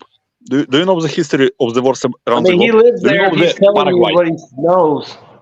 Yeah, I know. Paraguay. I just know some people too, but Do you know the history of Paraguay? Yeah, I know it. It's very, very renowned in my nation. I've been. We're taught. They had a big war. They lost. They lost 85% of male population. It was a monstrosity. They guys... are still suffering from the war in 1800s. Do you know Yeah, the totally fucking correct. history of fucking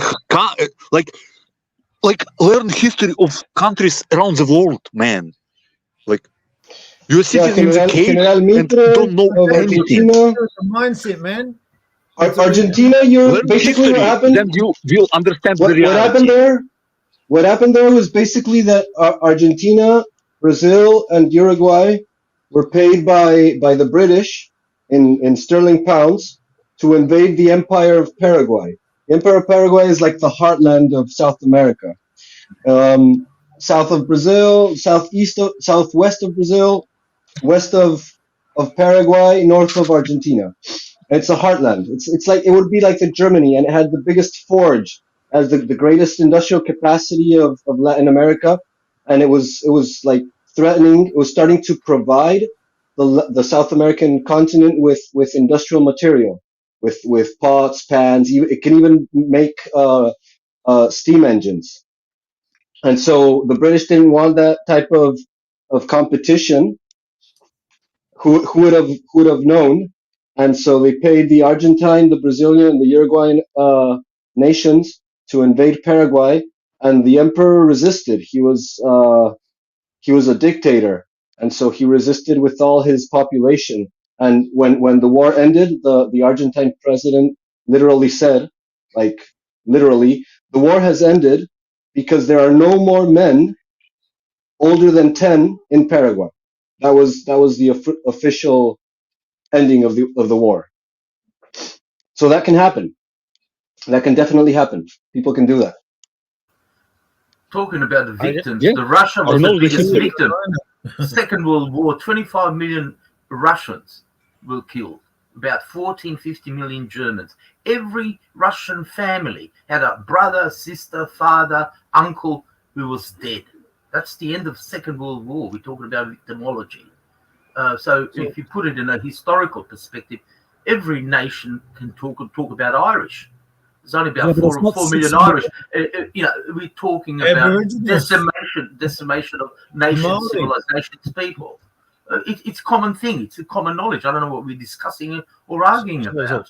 So anyway, the stupid people are usually not interested in the DPA open mic. So everyone can be assured. Most of us here, I'm not saying everyone. I can see during the live chat some are stupid, but but most of us are not stupid. So I wouldn't say clever, but most of us are not stupid. So we are glad, So and we need to spread the wisdom. So that's what DPA open mic is. It's here. But of course, we must also keep our minds open and learn from each other. I'm so happy Bigari came up today. So we can learn so much, and we can verify a lot of information that we are hearing from his words. So although some of them is pretty shocking. So yeah. I'm not about to bullshit people. Like only tell what I see. Let's hear some wisdom from Vaughn. Hey, I just had a question. I don't know if you covered it earlier, but how well does the government and the media control the actual information from the battlefield? Like I imagine around Kharkov and Kursk, they can kind of spin it as they're holding the Russians and pushing into Russia. Maybe they can kind of spin Seversk and Kupiansk like they're holding, but down south it's real bad.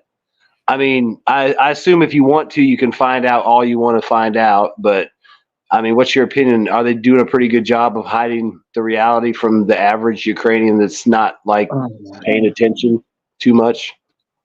On state TV, Or do you think, let me add on. Or do you think a lot of people, even if they don't say, they kind of know what's up? On state TV, Ukrainians are like 10 kilometers away from Kursk. That's all I say.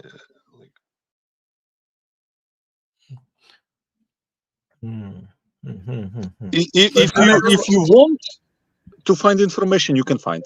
On state TV, they feed you the most brain dead shit that we are winning. We are winning. Slava Ukraine. It's in the So West. anyway, I want to use the winning. I want to also tell everyone you have to credit Bigari for accompanying us. You can see that his sky is actually lighting up. It's blue behind him now because it's 5 a.m. in his area. So So he has been accompanying us through the middle of the night. Although I think he got nothing to do because he's hiding at home. So, Yeah. so I don't give a fuck, man. Everywhere. Anyway, I emailed you the link to join the DPA lounge. Yeah. I saw. There is a military airfield here, so there was like 3 flights around above the sky while I was here.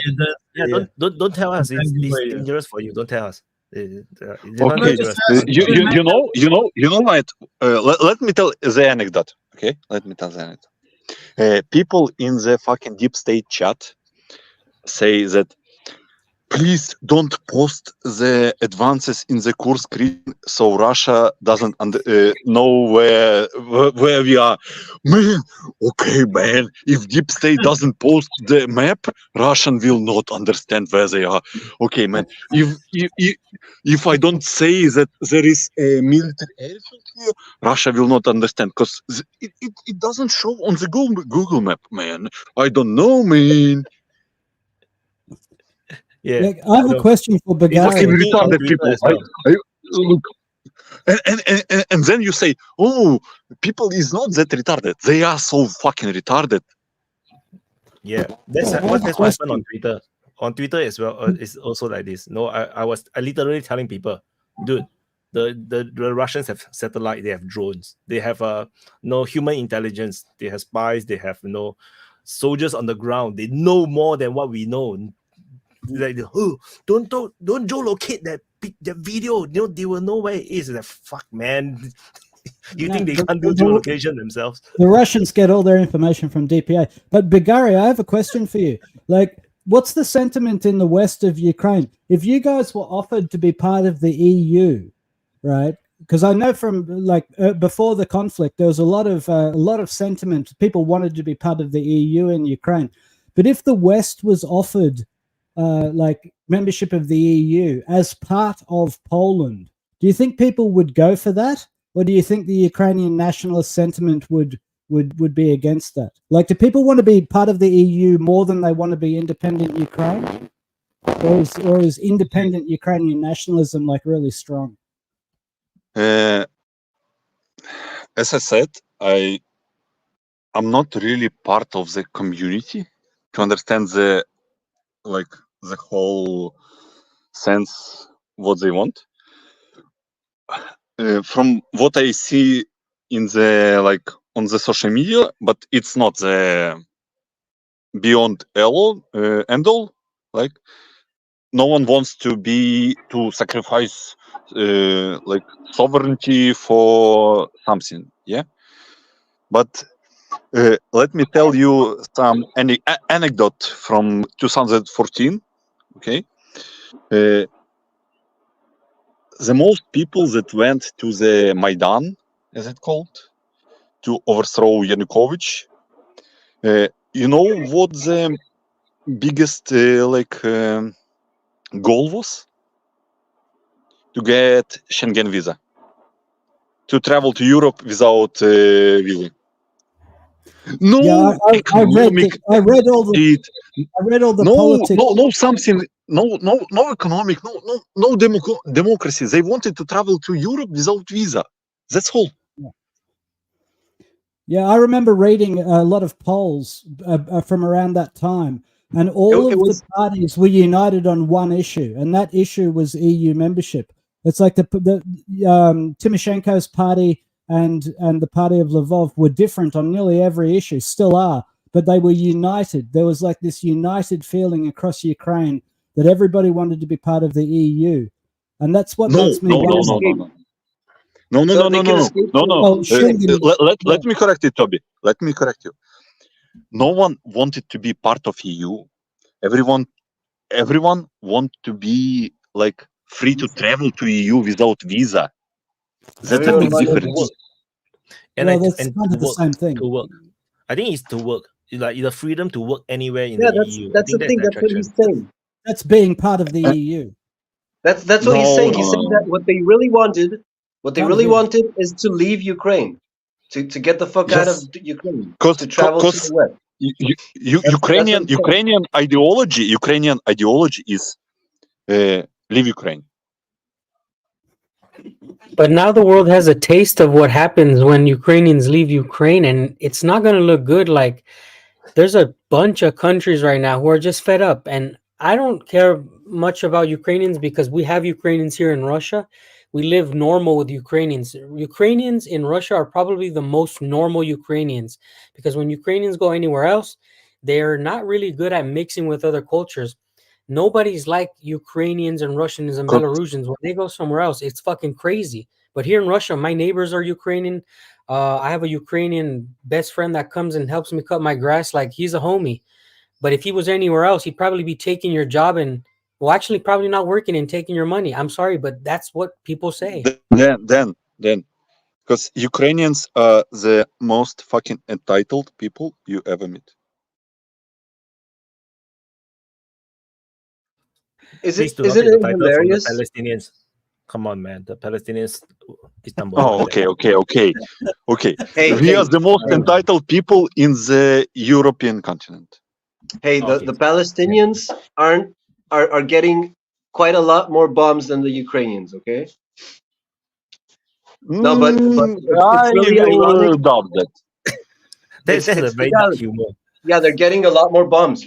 They're getting a ton more bombs, like for population, for the percent of population and territory, and the amount of killed is like a magnitude higher.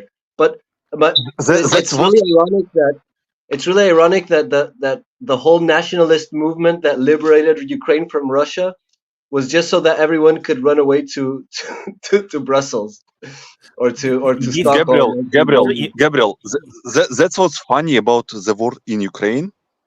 Is that if you like how much, it's like almost 3 years, 2.5 years. How many civilian casualties? Not a lot. People from both sides, they don't kill civilians. That it's very strange, but that's a strange war. So. If you compare to Israeli-Palestinian war, they killed the amount of civilians how many times much more than in Ukrainian and Russian war? 10 times more. 10 times more in a third of the time, in a quarter of the time. Yeah, it's insane. It's fucking crazy. Which is a real war. It's a little bit how a real war look like. Yeah. That's how a real war. That's how a Bronze Age war looks like. No, but you're right. The Western style of warfare is that strategic bombing and shit. That's what they do. Like Korea, they did that to Korea. They demolished it completely. Yeah. Vietnam, Cambodia. Vietnam, yeah. But that's how USA looks like. That's how. Yeah, but that's all the USA. Like when Russia conquered Germany, they didn't do strategic bombing. They did a bunch of atrocity and they killed a bunch of people, but they killed them with rifles, not with massive bombs. I mean, shit, though, dude. I mean, as much artilleries they used, that might have been like strategic artillery. Gabriel, that is completely wrong. You can't throw artillery in the deep rear. Gabriel, you can't throw artillery in the deep rear. They use rocket artillery to teach them how to sing Katyusha. What about Katyusha rockets? Hang on. I have to push back on what's this. the range? What's the range of the Katyusha rocket? Gabriel, listen, you are that is the most wrong statement that you've made today. Listen, the Stratofortress, the American bombing campaign over Germany was unprecedented, right? It basically hasn't been matched since. We're talking about thousands and thousands of bombers dropping incendiary bombs all over German cities for months on end. The American bombing campaign of the civilian population of Germany was unprecedented. Right, that is absolutely how America attacked Germany. You should research the bombing fleets, the size. No, but that's exactly what I'm saying, Toby. He's trying to. The bombing of Dresden is a good example. Toby, he's saying Russia didn't do it. I'm saying that Russia didn't do it. Not yet. Well, no. Like the point I was trying to make earlier was. Like, I'm aware that there's this massive sentiment amongst the Ukrainian population. They want to be able to work and travel in Europe. But then there's also this nationalist sentiment. I believe personally that the Western, the British, the Polish plan was to actually annex the western part of Ukraine and to bring it into Europe, not as an independent Ukraine, but as part of Poland, because you see, that's the shortcut. The way that all those people get their visa, the way they get their Schengen, the way they get their ability to be part of Europe is to become part of Poland. But I don't see that happening. I think that there's too much nationalistic sentiment. I think that that was what we were supposed to have seen already. And this is what I find so interesting about the situation in Ukraine. They're both nationalist and at the same time they want to be part of Europe. And it's almost like those two things can't go together. Europe won't take them as an independent nation, but they want to go and become part of Poland. To be fair, though, do you think Russia even had a strategic bomb since their allies had that well in hand? Let the West do the strategic bombing. Let the West do the strategic bombing. They did the ground war. So sorry, I don't mean to interrupt, but I really have to just log out. So I would just have to want to do my closing right now. It was really nice to have Vigari on throughout most of the stream. First Ukrainian that can be actually speaking through and through, very unabashedly as well. We appreciate that. Of course, the reminder to your safety, of course, applies. Thank you very much, my fellow panelists. It's been interesting. We delved into some black holes where I must admit I kind of lost the train of thought sometimes. But nonetheless, though, we did actually revolve mostly around Ukraine on things that we didn't go too much into the like details that could actually just be watched at DPA War or whatever, right? Like we tried to get on the more important facets of it all. And I think we managed to take it in a broader scope. And we did it quite orderly, and yeah. For those people, thank you all for watching DPA Open Mic, and those of you who super chatted, that was very much appreciated. It directly validates us, and it also keeps the open mic going. It like helping Wyatt is like the best thing you can do.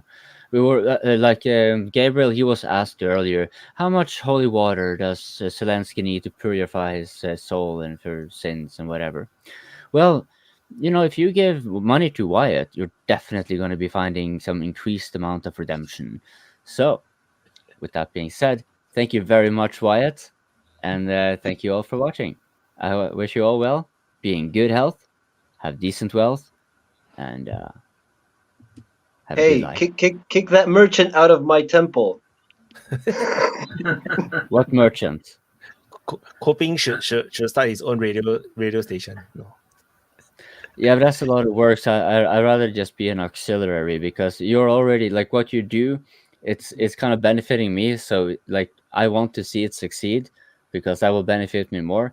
So if I can just apply like a limited role without as much, then that just seems like a much more cost-effective way to go about it. So, anyways, bye everybody. Then Thank you, Coping. Oh, and also you in the live chat. Also doing your live chat. Thank you for some interesting, and like Wyatt said, yeah, some of you are just, I'm sorry, you're dumber than your own breakfast. Shit happens. And many of you, you're posting comments as if you're like headless chickens with their throat up their asses, rolling around in circles, just repeating the same kind of empty slogans. But you know, whatever. Bye everybody. Bye. Thank you, Coping. Bye. Bigari. On that point, I have to go also. So thank you very much for being. Having me. Thank you very much. See you later. All the best. See you, Jim. See you, Jim. Bye-bye. Oh, Bigari. Yeah, I wanted to expand on the point that Toby made about Ukraine being too big to be accepted into EU. And it's fucking true. Because before the war, like Ukraine was the biggest country in the Europe outside of Russian European side. Like it was bigger than France, and considering nationalistic fever, or how do you call it? Like it's easier to and economic like considerations, it's easier to take Ukraine into EU by chunks. Like let's take like 6 Western oblasts as a whole country into EU. Okay, and it's like maybe it's going to the conspiracy theories, but I don't know. I think that it will be probably the end goal of the whole operation. Like Russia will take everything west to the east to the Dnieper, plus Odessa, and Ukraine will go into EU with 6 western oblasts. That's a bad scenario if Russia takes Odessa. Russia should never want anything west of that fucking river. You can see how hard it's been for them to push now. It's a really good natural border, and you need Odessa to be Ukraine so that Russians can just control it, not directly. But man, that's an unrealistic thing though, because there's no way. 6 is very Ukraine- small though. Huh? So I'm looking at a map. He says 6 oblasts. 6 oblasts is super small. My own prediction is much more than that, like maybe 8 or 9. But the thing is, Okay. I will I'm without map, so I will like from my memory. Volyn, where I am right now, Lvov, Ivano-Frankivsk, Ternopil, Zhytomyr. Then what's the funny part is Zakarpattia and Chernivtsi, because Romanians and Hungarians have a lot of claims. That's the funny part.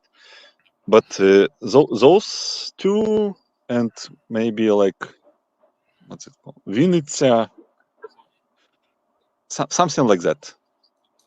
yeah, because my guess is that anything east of the Dnieper, I think is gone.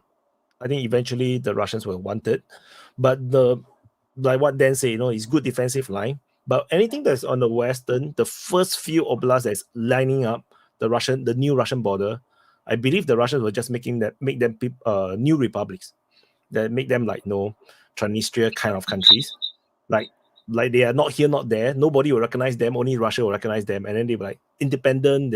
But they're not part of the Russian Federation. I think they will do that so that they can forever don't be part of, don't be bothered with Ukraine or the West or NATO or EU, because then they can control these states. This is what I think will happen. Wyatt, so right now they have Kherson, Zaporozhye. Well, they're claiming Kherson, Zaporozhye, Donetsk, Lugansk. In my opinion, they could probably take Dnieper, the Dnieper Trovs, whatever, and Kharkiv or Kharkov, Sumy, and that's it. Because you don't want anything too close to Kiev. Really, honestly, like the further you are away from these people, the better, in my opinion. Russia would be better off never crossing the Dnieper and never getting too close to Kiev. These people will always be at war if they get too close. There's like two or three oblasts. Russia would want Odessa 100%. I don't think so. It's just too much. Dan, in my opinion. Dan, I think that's wrong. It's Russia's Dan, I red think. dream. Can I have my Oh, finger? Lambo. Yeah, okay, Lambo. It's Okay, Russia's red Lambo. dream. Okay. Sorry. I'm only going to see Russia taking Odessa. At the moment, they can walk in. It's meaning that Ukraine is so weak and still in the fight and not want to negotiate and not see agreements. I only see Odessa have been taken if Russia can walk in. And also another point, Ukraine is never going to be an European country.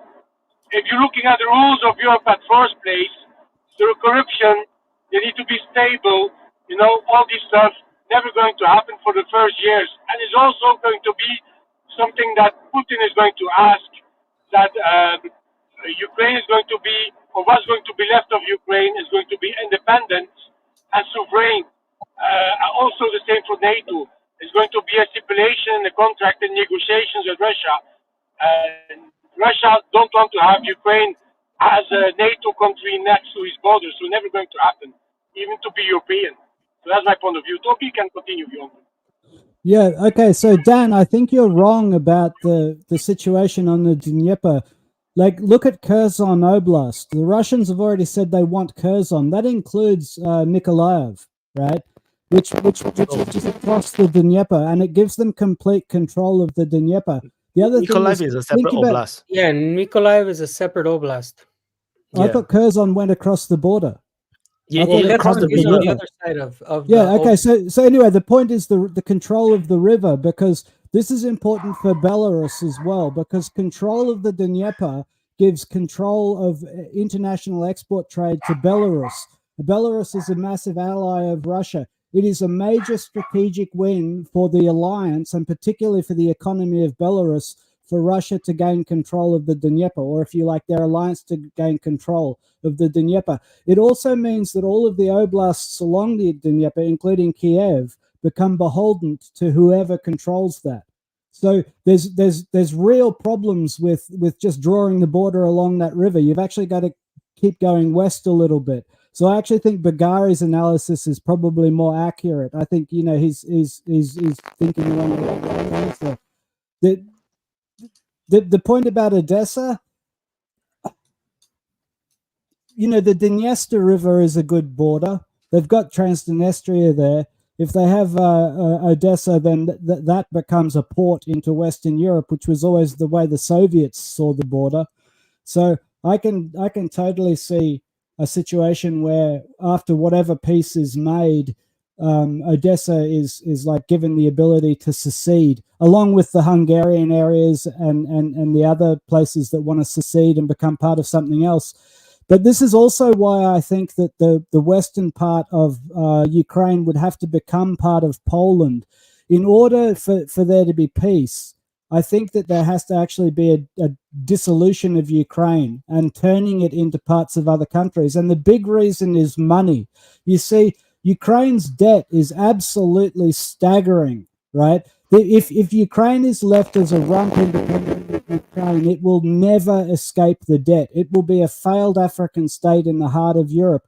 The only reasonable outcome, including for all the Western financiers who've lent money to Ukraine, the only feasible outcome is that a state takes over rump Ukraine that is able to meet the debt obligations. And there's only one country that's able to do that, and that's Poland. Because Poland actually has a pretty pumping economy right now. Poland could afford to take on the war debt of Ukraine, right? And so that's why I see that as a likely outcome, because if Poland don't take on that war debt, if they don't take sovereignty, then the financiers of the war don't get paid, and that's unthinkable. And the other thing is, you know, like if Poland takes it over, the great advantage for all the people living there is they get what they want. They might not get their Ukrainian nationalism for what that's worth, but they do get to work in Europe. They do get to travel in Europe. They do get to be part of Europe. And it's like that. It doesn't even have to be voted on by all the other European countries. So that's why I kind of think that that's the outcome that suits everybody, is the dissolution of Ukraine. But I do think that Russia gets to control the Dnieper for the strategic advantages to Belarus. And I think that means that, rump Ukraine is untenable. It's economically untenable and has to become part of Poland. Yeah. By the way, congratulations, Dan, on getting married. I mean, goddamn, I had my fucking finger up. No. Vaughn. Do not fret. Jesus will Don't bless fret, you. little one. Hey, I mean, I don't know why everyone thinks all of a sudden Russia's winning the war and all of a sudden they're going to stop short and half-ass the win. I mean, they're going to take everything. They're going to take Odessa, and that means when they can walk in there, however the fuck they're going to do it. Because there's nobody left to stop them. I mean, what are they going to do? Give up Kharkov to run down south and stop the Russians? Or are they going to send everything in Kherson up north to stop and save Kharkov eventually? It's all gone. It's just a matter of time. You can either negotiate and give them what they want, or they'll just take it. They're going to take Kryvyi Rog, and they're going to drive straight west probably to Transnistria, because you can't leave the nuclear power plant in Kryvyi Rog in Ukrainian hands, which means you probably got to take Chernobyl, which means you're going to take everything up to Kiev on the east side of the Dnieper. Who knows? Maybe make Kiev an open city. But you can't leave any nuclear power plants. There's no reason the Russians can't just sit here and wait another year and just walk wherever they want. I mean, they're already doing it down south, and it gets progressively worse every day. Eventually, those guys up north are going to have to go somewhere else or die up there. So there's nobody to replace them. It's not 2022. Every month, it's going to get worse and worse, and the Russians can just walk where they want. And that's just the way it's going to be. Trump can either give them what they want, or they'll just continue the war and take what they want. They're not going to waste all these men and all this equipment and then half-ass a win and give Ukraine some kind of fucking victory or some kind of rump state to get some kind of handout from the West. They're going to get left with whatever the fuck Russia leaves them, and it'll probably be some wrecked-ass, broke-dick fucking piece of Ukraine, and that's all it's going to be. They'll wipe their hands of it. And the stuff that's close to Kryvyi Rog and Transnistria, that will be the buffer zone. Those will be the puppet states. Why? There's no incentive for Russia to do anything for Ukraine. They wanted a war. They got a war. They lost the war. Now they got to pay the price. That's just the way it's going to be. I'm mostly agreeing with what one said. I predict that in like 7 months, Ukrainian defense lines will collapse completely, and Russia will do whatever they want. Anyway, but what I don't agree with is that Poland is the best candidate to pay off all the debts and I don't know. What's it called? Keep Ukraine on the lifeline. What's it called? The best candidate is unironically Russia. True. Yeah, I was thinking that Ukraine will survive if Russia wants it to survive. I will tell you another anecdote from my life. The best time in Ukraine was around 2009, 2011 years, when we understood that we are not a geopolitical subject, we are a geopolitical object. And we would try to make friends with everybody who is around us. And that is the advice I would give to any fucking country that is not strong enough. Try to make friends with everybody, and then the life in your country will be the good one. That's the Singapore's policy. So yeah, I'm looking at you, Taiwan. I got one thing to add. Shit. I made the comment and then I forgot. Oh, okay. I got a hypothesis. So because just now Bigari said that the best candidate to actually pay off for all the war debts of Ukraine is Russia. What if during the peace negotiation, Russia tell the West, we will annex all of Ukraine except that the parts that all the nationalists are, maybe those you can give it to Poland, and then he said that we will pay you all the debts. We'll pay you everything. So all your investment, you'll get back the money. Nobody will lose money. Do you think the West will take this deal? It's super attractive. Yeah. What if haven't we talked about swapping the $300 billion for whatever Russia wants? Yeah. The seized assets. Imagine all the money that was sink into Ukraine. Then they know that they can't get it out. Russia say that if you recognize our annexation of most of Ukraine, we'll give you back all the money. We'll pay you. I think the whole moral standing of the West will collapse because it's that they need the money. Yeah, I think the West would take that deal, and I think the smart thing for the Russians to do would be to offer that and then not pay it. I mean, and think about it. And think about it. A guy like Trump would love a deal. I got us paid. We lost this war, and I still got paid. Yeah. And then Trump can say, I will build all the infrastructure, the speed railway, the bullet trains, and all the roads, all the highways, and I make Russia pay it by selling away Ukraine. Yeah, it's the orange man doing a deal. Just to throw another topic into the discussion, if you are anti-West, for example, yeah, like if you're Russia or I don't know China, who do you want to win the U.S. election? Oh, you want Kamala to win? Actually, Yeah, Kamala Harris for sure. No, not so sure because Okay, Kamala Harris will okay. start World War III. There's no guarantee that you can manage what's going to happen with United States.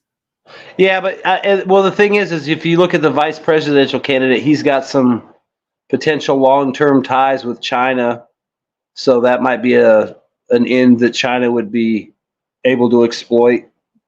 He apparently lived over there on numerous occasions for more than a year at a time, and you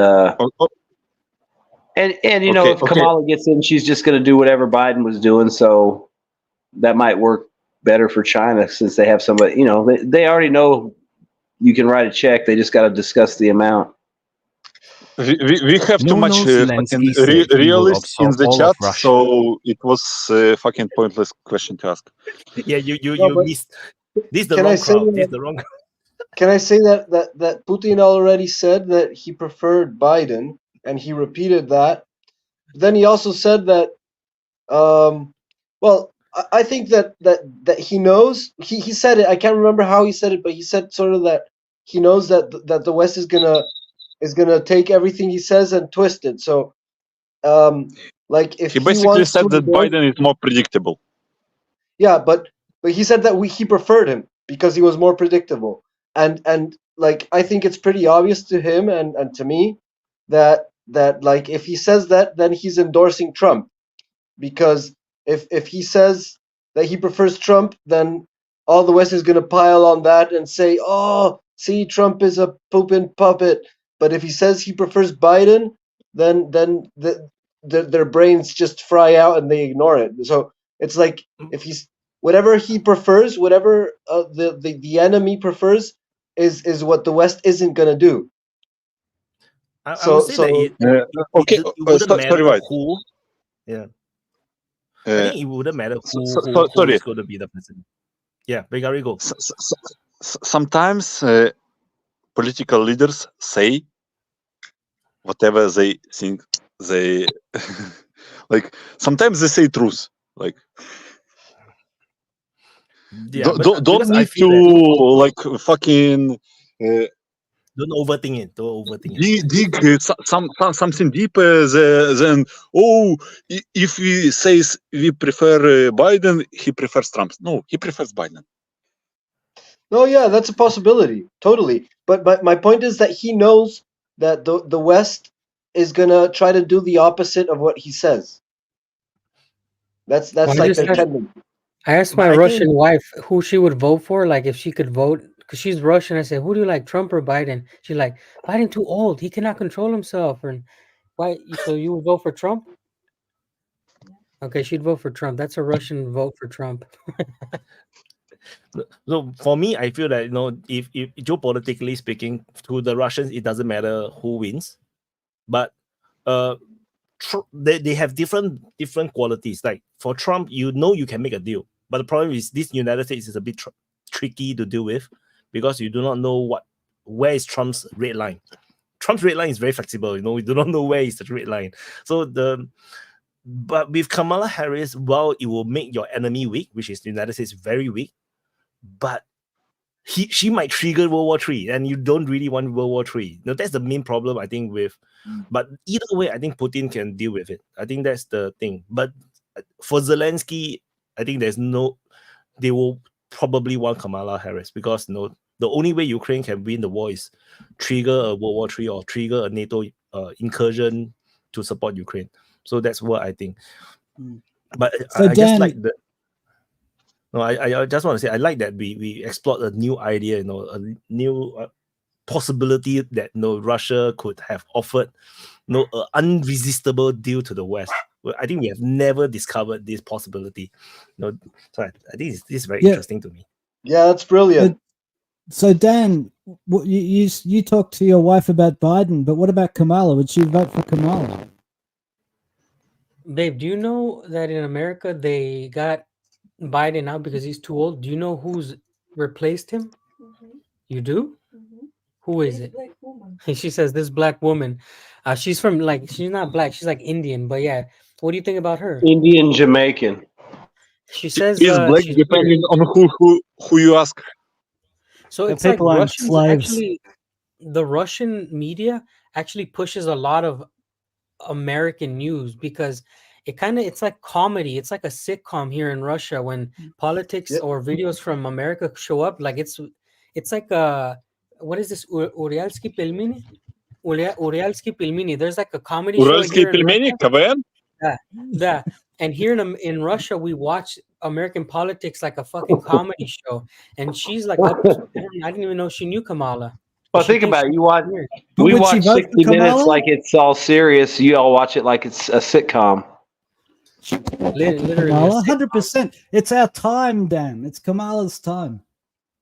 Yeah, and on top of that, it's excellent propaganda. I mean, like you can just show the politicians in the West saying dumbass shit, and it's like, see how we're better than them. Don't go to the West. Think about it. All you gotta do is play like clips of Lindsey Graham or somebody running their mouth, and you don't have to make anything up. You just run the clip of them talking when they're in Kiev or something, and that'll piss I can everybody talk off and better get after whatever 6 reaction you fucking want. beers than Kamala. Sorry again. Okay, so who does she prefer? I can talk after 6 beers better than Kamala. Yeah, but She then can talk Dan, only with teleprompter. who does your wife prefer, Trump or the black girl? Okay, the if you could Indian vote black. between the black woman and Trump, who you vote for? Of course, she will say She Trump. says Trump. She's stuck on Trump because Obviously. she don't trust the other two. She just doesn't. Hey Dan, I knew you married the right one. I knew it. Okay, wait. I want to play super chat first. Wait. Congratulations, Dan. Are you Thank people you. serious right now? Zelensky said he will annex all of Russia. That is why he launched Op Citadel 2.0, aka the Second Battle of Kursk. Banana. No, he makes a good point. Like, I don't think we should call off the Kursk offensive just yet. They're only just getting started. You know? Of course. I watched Abrams? like a quick rehash of the original Kursk offensive. Circa 40. Well, yeah, the Second World War. And it's like the Kursk offensive was basically the beginning of the end, and it went all downhill from there on, like badly. So it's we're kind of at the same point. The only difference like Grisha was saying. Like Grisha was saying, this offensive is more like the Battle of the Bulge. Yeah, it's like Grisha was saying. They're all LARPers. No, I meant it's in the same sense that they did Kursk, it failed, and then from that point on they never recovered. Is all I'm saying. It's kind of the same kind of thing. They did this, and it's going to probably hurt them really bad and lead to just a cascading effect. It's just like the Battle of the Bulge during the 1944, when the Germans threw all fucking reserves to stop the invasion in the France. Yeah, it was all in. It was all in. It was Hail Mary. It was Vabank, whatever you want to call. And Babank. Good word. It's like a Hail Mary in Russian. Yes. Well, in a way, Kursk was like that on the Eastern Front as well. It was like the Battle of the Bulge on the Eastern Front. Arguably, the beginning of the end for the Germans was when they lost 1 million men at Leningrad and Moscow. But by the time Kursk came around, they were already done. No. The German army broke itself at Moscow and Leningrad. They lost 1 million men there and failed to take Moscow. After that, they started to retreat. Then they lost Stalingrad as well. Everybody likes to talk about Stalingrad because the Germans lost in North Africa like in the same week. So it became really obvious that Germany had lost. But from a military analysis, arguably the German army broke itself on Moscow and Leningrad. They lost 1 million casualties, right? Yeah.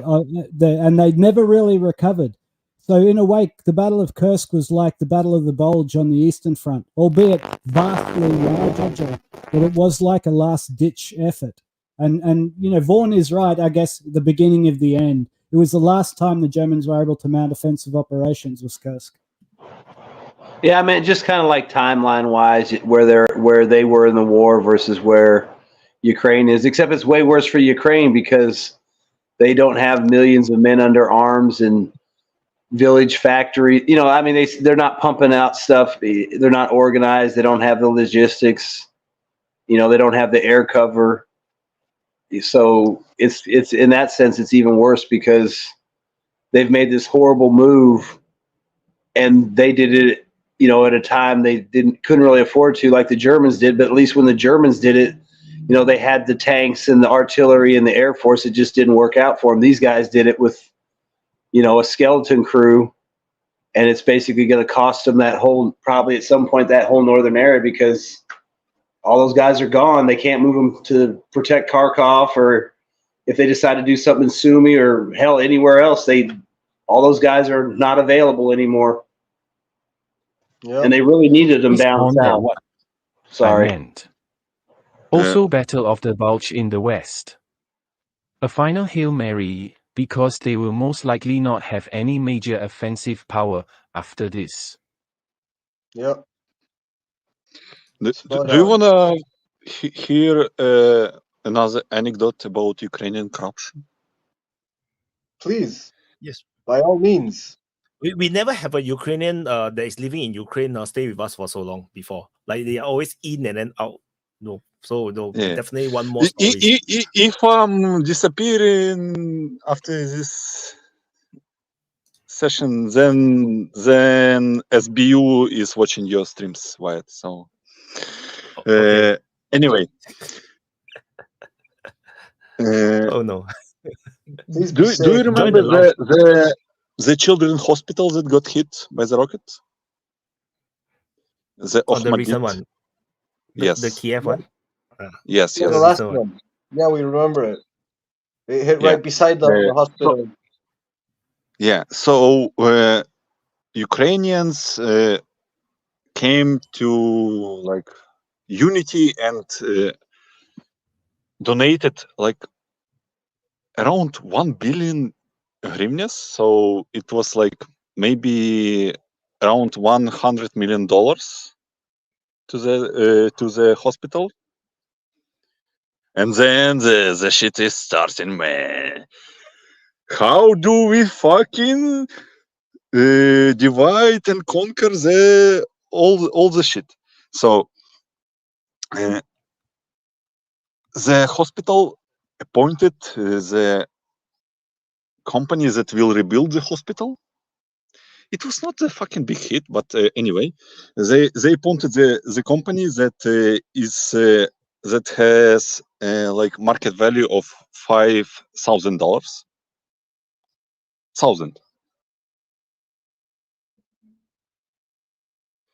They will rebuild the hospital. Nothing serious, man. The company that is just founded and has a market value of $5,000 will like manage the rebuild job of the millions. Nothing. Then they will. Then after that, people like, what the fuck is this, man? Then government decided, oh no, we cannot do this. They decided we need a new tender. We need a new tender for this. Anyway, they decided to gather a new tender. But besides that, we have consultation jobs for like $2 million. Just consultation jobs.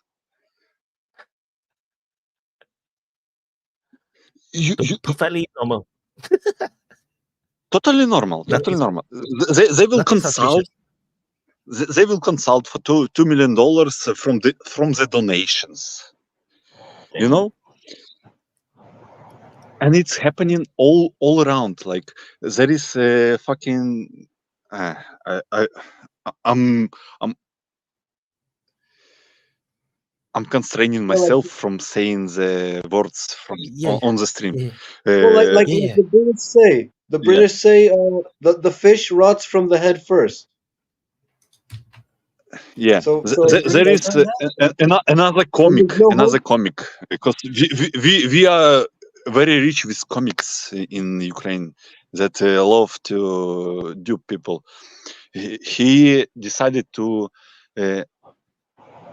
gather money for a national satellite that will discover Russian positions. Yes, in space. Okay, I will play a super chat. People donated like 17 million bucks for that. That's not enough for the viewer, I guess. But wait, I want to play the super chat because I want to get the word of the.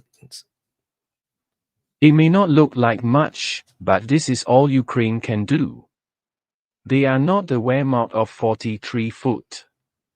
There is more to come, but Dan is also correct too. Anyway, I forgot the context. I don't know. I forgot what is it about anyway. So. Oh yeah, about Kursk, about the Kursk offensive. I'm more interested in. I'm more interested in the Ukrainian stories though. Yeah, please go ahead. Because we don't read these in the Telegram channels. Yeah, and that guy is like, oh, here's some satellite images, but no one really knows where $17 million that were donated to him by regular Ukrainian citizens went. He just bought a couple of images from open source. It's like, probably got a Maxar subscription for like $300. He kept the other 70 million. No, I mean seriously. I mean, you could get that. Your money. It's your money that helps us killing people in Donbass, Russian invaders, man. And people are so fucking stupid that keep donating for that shit. And then people ask during the stream, oh, are those people so retarded? Yes, they are. Yes, they are. I saw something where they were saying they were taking donations so that they could rebuild the AN-225, which everyone knows isn't going to happen because the fucking place is blowing up, the plane's blowing up. I'm sure all the machinery's blowing up. And then somebody's like, "Well, China's got a frame and they're going to try and do it or some shit." I'm just like, whatever. I mean, it sounds like a scam. You know, like send us money, we're going to rebuild the super plane someday. Let me tell you another story about the same guy that scammed people with like satellite. He scammed people with Bayraktars. At the beginning of the war, like he was gathering money for Bayraktars. Like, oh, this will be our nation's Bayraktars. We are gathering money for those. And what's funny is that Turkish like government and like Bayraktar company gave him Bayraktar like 5 Bayraktar like drones for free, but he presented as he bought them. Where did money go, man? Where did money go? What Hey, you gotta have that nice beach house in Miami. This is Ukrainian soul, man. We will fuck you, and fuck my brother and sister and father. Like, on the subject of like, we are shocked to learn that there is corruption in Ukraine, but like I wonder, I don't know how to pronounce the name, but there's a lady and her name is Venediktova. Is that roughly correct? You know this lady? She was Venediktova? Yeah. So she was part of Zelensky's advisors and was, I think, the director of the State Bureau of Investigation back in 2019. So she was anti-corruption. She was like the Ukrainian face of anti-corruption. She was like a really righteous lawyer and so on and so forth. Anyway, interesting story about what happened to her. after she started corruption investigations into the military, she was given the post of ambassador to Switzerland. And like I used to live and work in Switzerland, so I have a reasonable understanding of what goes on there. I've been looking at the things that she's been doing in Switzerland. Basically, she has been studying money laundering. She has been studying all of the ways and means to legally enrich Zelensky and all of his party. So instead of fighting corruption in Ukraine, she was sent to Switzerland to learn how to do it lawfully. So that's what she's doing now. The big anti-corruption lady from Ukraine, she's been studying in Switzerland for 3 or 4 years, learning how to wash Ukraine's money out into the world. And she's it's like a fireman. It's like a fireman that looks after the fire. Yeah, to control it. They do backburning. No. You are wrong. They are doing the right thing. They have been doing it unprofessionally. They have to learn how to do it professionally. Exactly. Yeah, that's my learn from the best. Amateurs. Well, you know, they probably went to the Mitch McConnell school of gentlemanly grifters. The difference between guys. Does the name of Pokrovsk say something to you? Yeah, it's a major logistic hub that Wyatt talks about, how it's now the main front line of Donbass. Let me tell you what happens in Pokrovsk. Let me tell you what happens in Pokrovsk. The fucking local government in Pokrovsk right now planting trees in the city. Huh? Yes. So that they get some place to hide. Consumers. No. Yeah, it's for planting trees, they I think I saw that where they doing like road work, planting flower beds and stuff in mediums. Yeah, okay, I saw that. They are improving not digging entrenchments. They're improving roads. They're planting trees. 14 kilometers from the front line. Do you know why they do it? Because we can send money for these jobs, and then who cares? The city will be captured in 1 month. Maybe it's tourism. Tourism. You need tourism money. Yeah, maybe. He's trying to give a good impression to the incoming Russians. No, but I've made that point a bunch of times that like why is she going to Switzerland?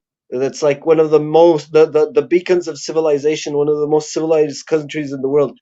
And the difference to me between a corrupt country and like a legal functioning Western first world country is that they have an institutionalized system to legalize their corruption, basically. Absolutely. Yes, like APAC.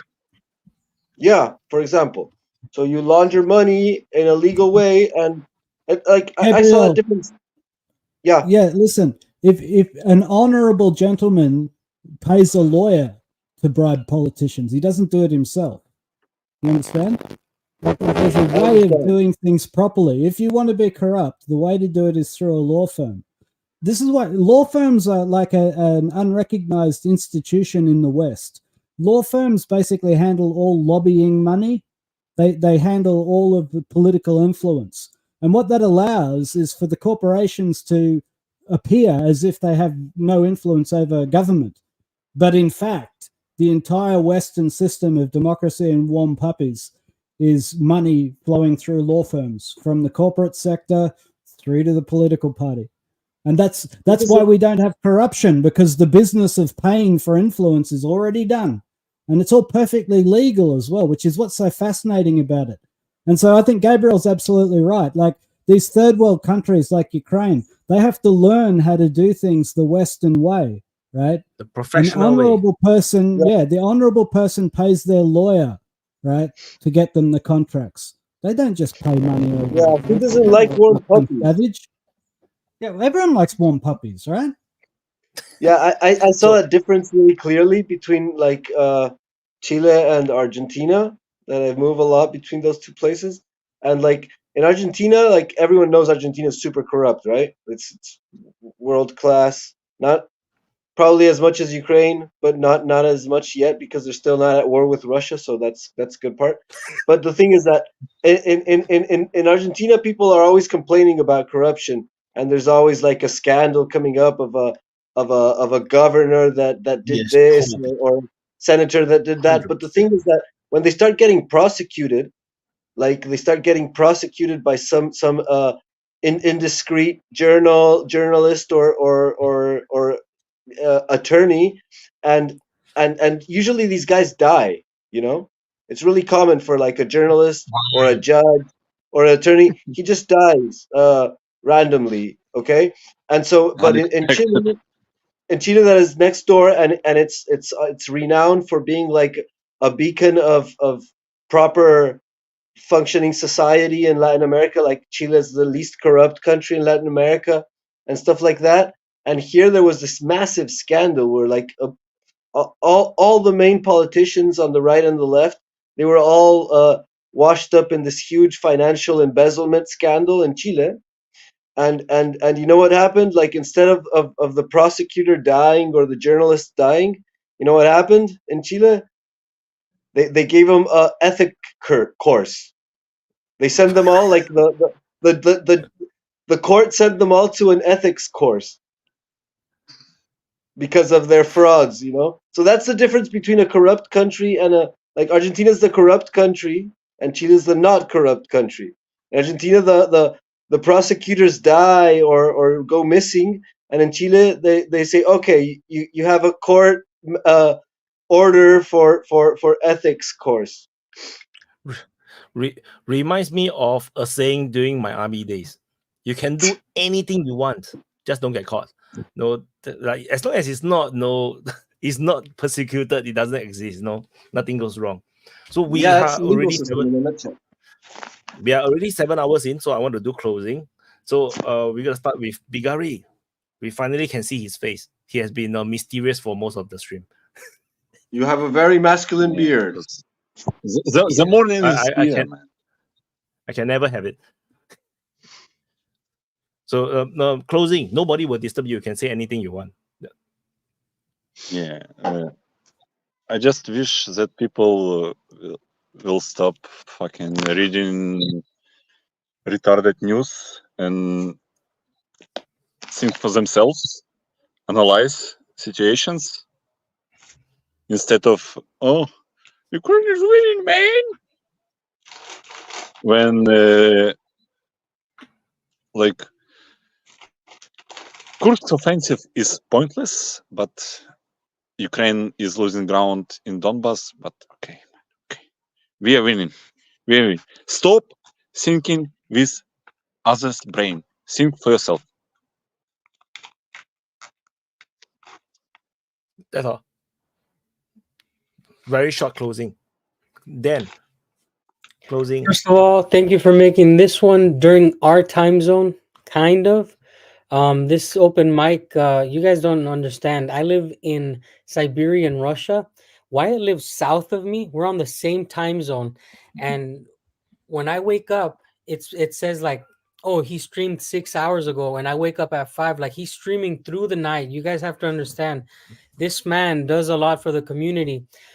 I really appreciate the things we talked about. Living in Russia as an American, I've come to realize how similar Ukrainians and Russians are, even though right now the world doesn't want to admit that. But like, I live with Ukrainians, and it's a shame that this war is continuing this long. Hopefully, Ukraine has some men left to rebuild, but at the pace that they're going, probably they won't. Also, I want to plug myself in because I made a video about eating Russian MREs. If you guys don't know, the Russian military's ration is crazy. It's coming up. It's going to air tonight or tomorrow for some of you guys. Thank you so much, Wyatt, for the platform, bro. Bye. No problem.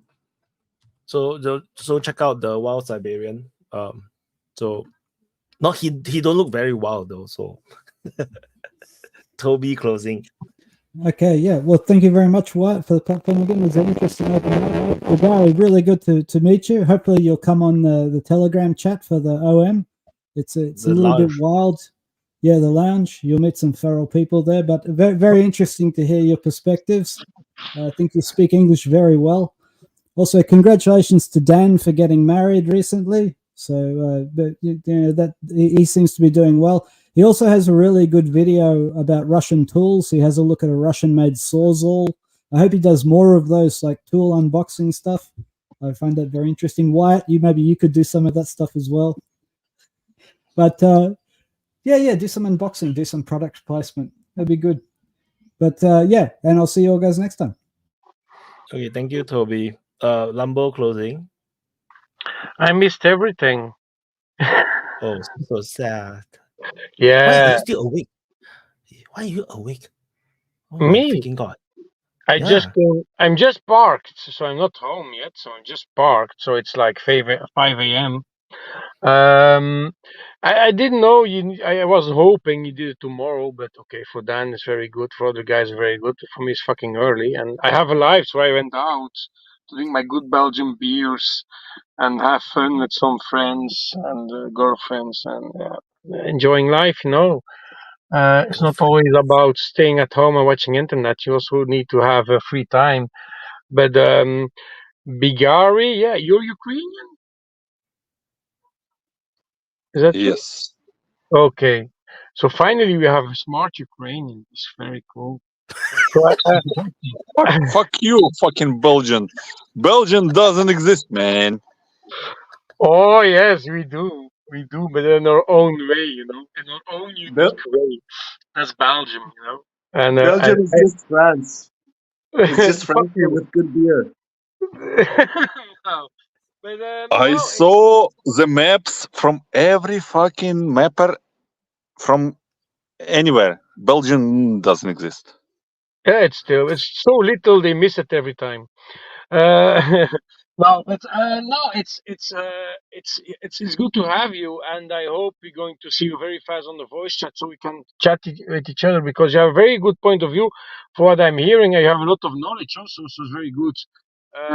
So yeah, I'm very happy with that. So we need people like you to tell the truth. I'm not retarded. Yeah, but we need to that's the main goal of DPA is to tell the truth to everybody that just watching actually Western media and they don't have the good knowledge about what's really happening. We are analyzing things we are seeing on the other side via Telegram, via Twitter. I'm doing most of shit via Telegram and I try to watch YouTube on certain points. So I believe some people, but a lot of them I don't believe. So I really are analyzing. That's what we're doing on DPA, and I think you can agree on that. And I am. You're actually very fucking right to say that most of people are just fucking stupid. That's such a good point. Lambo, I'm sorry that I will interrupt your closing, but what I'm saying is not something like revelation or something like that. No, it's all in the public. It's all in the public. Yeah, I know. It's just because people and the media plays with that. So if you're going to Facebook and you want to read an article, you need to pay for it, so they don't read it. But what they're going to read is the title, and they're going to believe the title. But they don't want to read the articles. That's a very big problem, and it's in everywhere. But we are with DPA, and that I think that the people that's watching us, we are analyzing what's happening, and we are searching the truth and searching to look at what could happen in the future.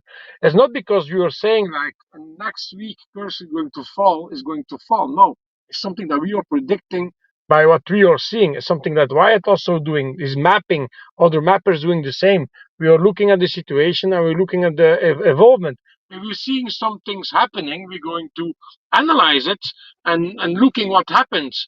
A very fun part about like a pure Ukraine guy like Denis Davidov, this fucking asshole, all his bullshit he's telling about Ukraine is so bullshit.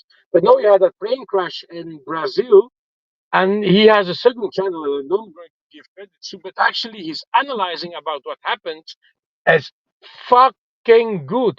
It's amazing. That guy is actually fucking smart about his own job. And he's not playing the propaganda because it's his job, it's his passion that he's not doing anymore for the moment. But he's analyzing about what happened with that plane crash. He was on point because what I am doing, because I love planes, I'm going to analyze other channels. I'm going to look at the other channels, so looking at these experts about aviation are going to say about what caused that plane stalling. And the problem that they're all saying, all of them are saying, except the news. The news, they don't know. So they say, we don't know what happened, so we need to wait.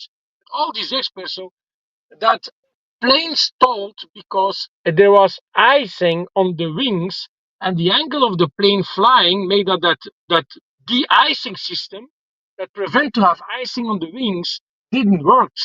And what happened? The plane lost fully control on itself because too much ice on the wings, and it crashed down. It stalled. So you have no plane anymore. You have just a rock falling out of the sky.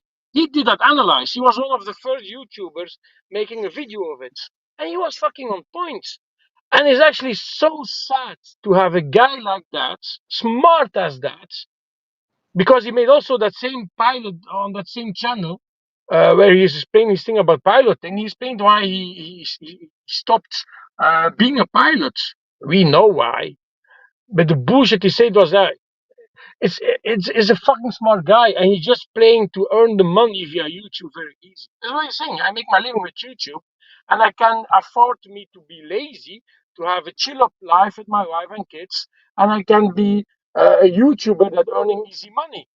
But why? Why does he do that? By on which way does he do that? To telling the fucking lies to the Western world, to his own country citizens about what's happening in Ukraine. He's fucking lying every fucking single day. I once watched one of the videos, and he was telling about what happened to us like the first day of Kursk, and then he was doing the mappings. The mappings were like fucking short. You know what I mean? Fucking short, like he didn't care. No, but the anti-Kursk is going to game changer. Ah! No, fuck off. You know? And that's so sad because that guy is so smart. You know what I mean? But he is so smart to find out what's happening in the corrupt way, winning easy money by telling bullshit. And it's so sad. And also something about aviation. It was actually a topic that Vaughan opened really fast. Was the Antonov 225. Yes, I think they're going to rebuild it, but I don't know what's going to happen with a lot of industries in Ukraine after the war. Are they going to keep it if Ukraine is sovereign? Okay, but a brand and manufacturer for planes like Antonov is actually a crucial plane builder. All these other plane builders can't build same planes like Antonov do because there are patents. So I think in a lot of options, because you're needing heavy haulage in the sky, like for emergency, like the transformators that been blown up on the power plants or something like that, that need to be replaced. These planes are carrying that by sky, or you need to have emergency things, then it could go very fast from point A to B, but they don't have the proper planes for that. These planes can do that. The Antonov 225, yeah, I still have a second fuselage. I don't know what's going to happen. I know Russia using Antonov 124s because they've been built because Russia during the USSR asked for it to have a very big cargo plane. So Russia still have these cargo planes for themselves also. So Antonov is very crucial for Russia.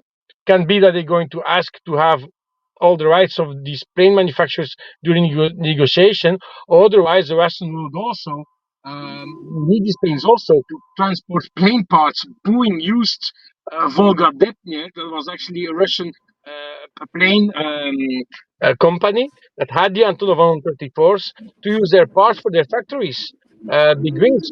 So as a question for the future, but what's going to happen with the industry of Ukraine in the future? Because a lot of countries are very interested to use them. It's actually, I think, is going to be a very big topic in the future about that, and certainly about the company named Antonov, that is Ukrainian. That was a very big point, a very big part, important part for Russia during the USSR. So I have a lot of questions in that, in my interests. But no, yeah, okay. Lambo, can I interrupt you? Yeah. I was told today that in 2 weeks Ukraine will have civil war. So you don't need to worry. I know. But yeah, yeah. And they are always going to be a little bit worried, Bill. But no, we will see. But after that, no, Kursk is going to happen. It's just I already said million times in the comments on other channels also. The Kursk thing that's happening now is a one-way ticket this Ukrainian soldier got. It's a one-way ticket. That's what I am saying. So that's it. That was my closing. So yeah. Thank you, Lambo. Gabriel, closing. And also, I want I want to comment the how I learned about Belgium is how Belgium caused France to lose World War II. So I mean, like how the Germans gone through. Yeah, it's Belgium's fault, and yeah. Yeah, we are the stupid king. World War I was different. We had a good king in World War I. So yeah. Fascinating stuff. Yeah, I first heard about Belgium by Leopold II. So not a great, but now they're now they're like the capital of Europe. So good job. Just learn about Albert I. First of all, you need to learn about him. Yeah, well, thank you, me for coming. It's great to see you, and take care. Take a lot of care. Watch out. Watch your back. And like, I know that you said that you're not very socializing very much, but like just to throw it out anyway. I hope that like the same protagonism that you achieved by the propaganda, how the world pumped Ukraine up so that they would be sacrificed. I hope you can your people, your brave and courageous, maybe not so prudent people, can gain that protagonism by regaining their freedom and resisting the power that's wrought on destroying you. And yeah, like about the discussion of like what's going to happen with Ukraine, I don't think the EU have ever had very much interest. The West ever had very much interest in Ukraine. I think it's just an instrument of harm against the Slavic peoples and Russia as a geopolitical rival. And they're probably going to wash their hands off. And if Russia does that, what Wyatt proposed as a solution, it would be a great solution. I think it might work. That like they decide to take on the debt, and in exchange for the world to recognize the annexation. Another thing about the Dnieper River as a border, it's a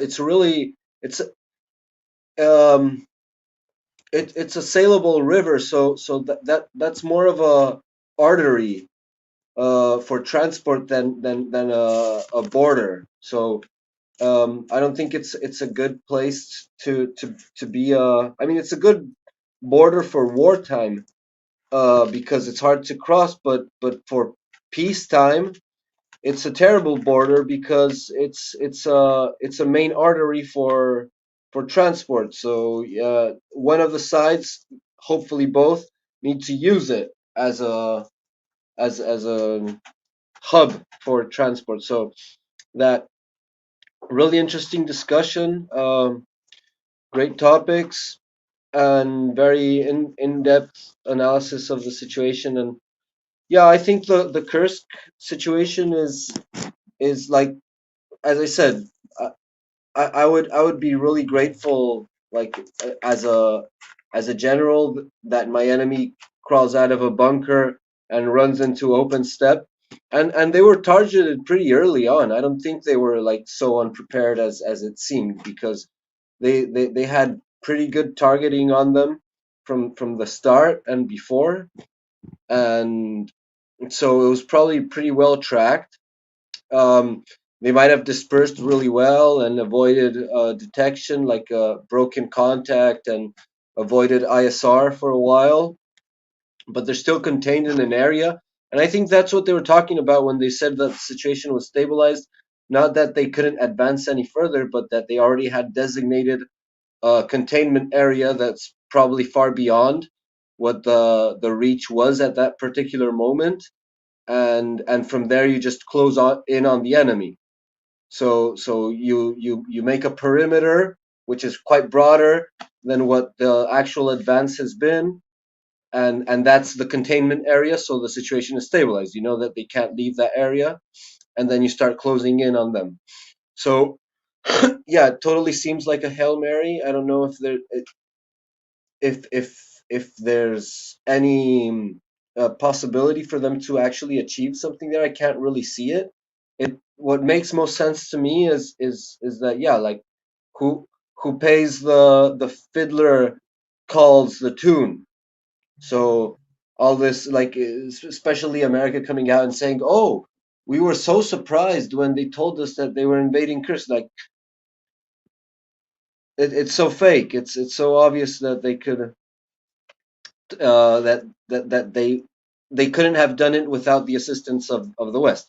But it was really interesting how he pointed out that Britain was controlling a lot of what's going on the ground, and that kind of makes sense in a certain way. Like the British have been like Boris Johnson went and stopped the negotiations, and that's really interesting because we always assume that Britain is like an object of American foreign policy, but I'm starting to get the impression that maybe there's sort of like tail wags the dog type. Like I think American politics is pretty much in disarray, and that Britain might have a stronger influence than what we can perceive, like through their financial system. I don't know. Things to ponder. And what else? Well, we're still seeing the slow-mo collapse and stuff. And to respond to coping, what he was calling me out for earlier, and also as a sentiment towards the situation in the countries that are being an object of like foreign interference or foreign manipulation, that one can always rebel. Like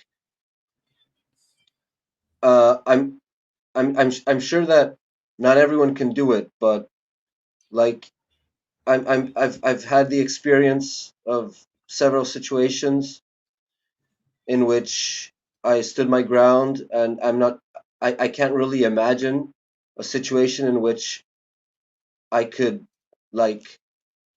no longer uphold my will. And that could be sort of just resisting till the end, or it could be like complying for an objective. Like if I had a situation similar on me, because every man has that danger. Like we hear a lot about male privilege and female oppression, but it's inconceivable that females would be picked off of the street, like systematically on a governmental level, to be thrown into vans and thrown at bombs. You know, like we all as men have a risk, a real risk, that if situation go really south, we're gonna be meat slaves. And so my thought on that, I sort of ponder on that pretty often. And yeah, like if I don't give a shit about the sides that are fighting, I would resist, and no one could force me to do anything. But if I had a stake in the game, I could comply and look for the weakness, which is a strategy I've used in when I found myself in situations where the enemy is too strong, is too overpowering. Then you have to be like harmless as a dove and wise as a serpent, and wait for the opening, wait for the enemy to put his guard down, to not take you as a threat anymore, and that's when you have the best chance to defeat a stronger enemy. And so I think, yeah, like we should, hopefully humanity would cultivate enough like irreverence and like wanton rebellious spirit as to be able to resist any form of tyranny, you know, like not be trodden over, basically. And yeah, like if you're not willing to lose what you have, then like you're gonna be controllable. But if you're willing to let go of what you have, then no one can control you. Like there's those two types of freedom. You can be free because you have nothing, or you can be free because you have everything. And like Wyatt said, at a certain point, it depends on what your syntony, did you say? Like, well, it depends on what your inclination is.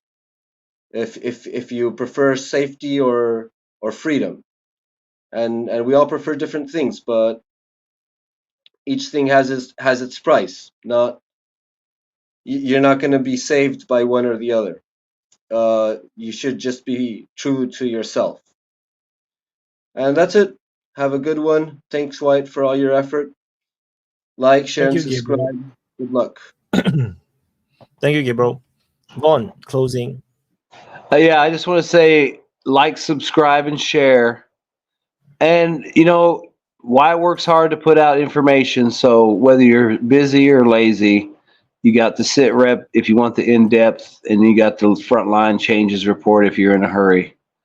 You know, I really like today's. I didn't get to be in there much, but, you know, it was long and everybody got to go through. Like the new guy, it's nice to get some inside Ukraine perspectives. As far as Kursk goes, I feel like that's over with, and this week the Russians will, unless they do a crinky where they use it as a kill box, the Russians will probably start compressing the salient down back to the original line. Then maybe keep an eye on the Sumy area where they took those villages. Maybe they'll push a little bit there just to mess with the Ukrainians to get them to send something there, something they can't afford to send. Obviously, the Pavros front is wide open for the most part. It just depends where the Russians can find the openings and move. But I kind of feel like Pavros is coming into it's probably going to be on the block in the next 2 or 3 weeks, the way it's going. And then if they can get, I think as that happens, you're going to see Chavis Yar start to go, because they're going to have to pull off of that to try and save Pavros. So I think if they can get the Pavros, you'll probably see Chavis Yar start to go. If it doesn't go all the way, New York probably fill in. But this next week or two is probably going to be pretty hot. Obviously, the Kursk is going to be hot. Real quick, it was interesting to see them use FPV drones to take down 2 attack helicopters. That's something that's been discussed. The only silver lining is the Russians don't have to do that because the Ukrainians don't have an air force, so they don't have to waste money on drones doing that. But that was pretty interesting. I know it's been discussed. But yeah, like I said, it's good to see everybody. Hey, Lambo. But yeah, like, subscribe, and share. And, if you can, send some money to Wyatt. Keep him funded on the Patreon, or, do a super chat. You want to talk some smack, do the super chat. But y'all have a good week. Take care. Have a good one. Thank you, Vaughn. Thank you, Lambo. Okay, I gotta see you guys in the. So, thank you everyone for watching. And so it's a super good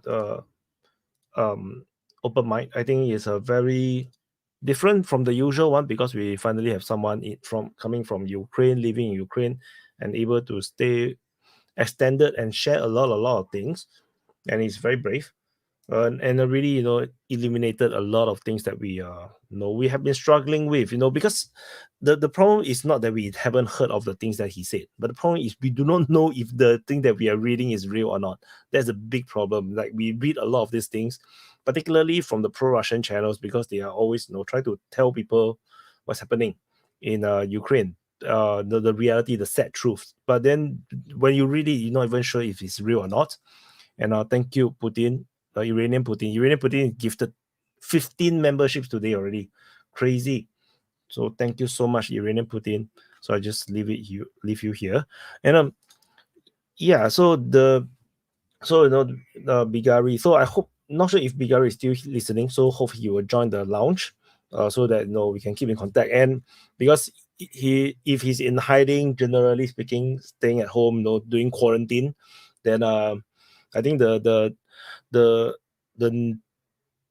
think joining the lounge would give his life a lot of entertainment. I would say, so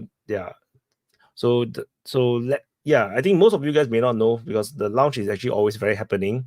There's always some kind of voice chat that is happening. There's always people talking. So it's a totally different world from the DPA forum, despite it's the same format. And yeah, so we shall see how this goes. Yeah, I did a timestamp for last week, but I didn't do the clippings because I still didn't manage to find time to do it. Today's one, I'm not sure if I want to do the clippings. Because I don't want to also overdo the. Oh, it's Vlad. So yeah, so Vlad, don't join the lounge. But I'm not sure if I want to overdo with the showing his face everywhere kind of thing. It is a bit hard to decide. I would think about it. I'll try to do the timestamp, and then I'll think about the clippings. So anyway, thank you everyone for watching. It's 7 hours coming to 8 hours. I need to stop talking. So thank you for watching. Do press the like button, subscribe, and I'm going to drop the link, the outro, and see you guys in the next update. After this, I will do recording for the frontline changes. A lot of frontline changes, and a lot. So don't stay tuned, and I'll see you guys in the next update.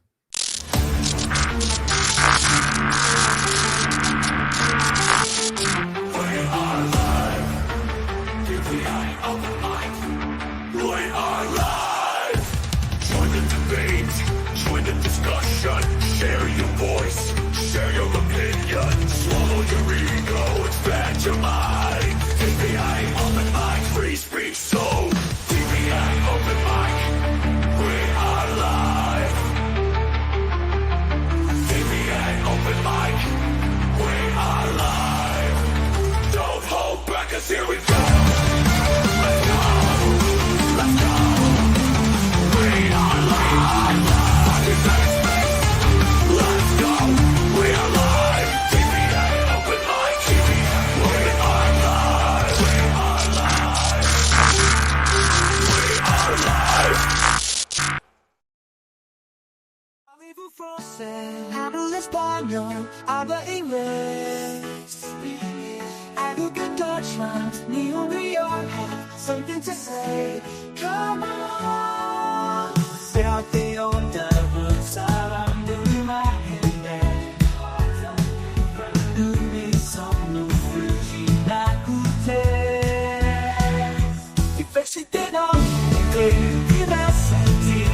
Stand together in harmony. This is some two songs.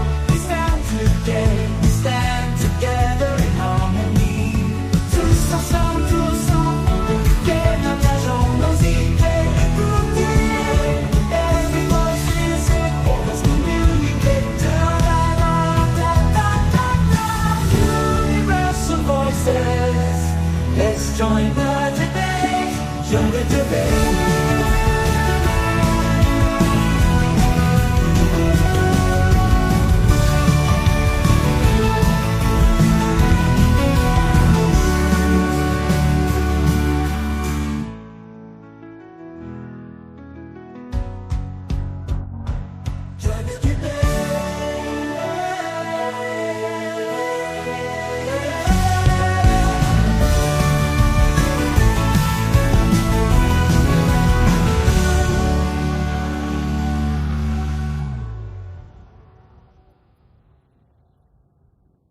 Sprichst du Deutsch?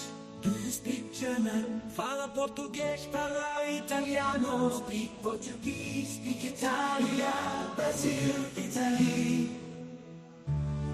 Every culture brings a light.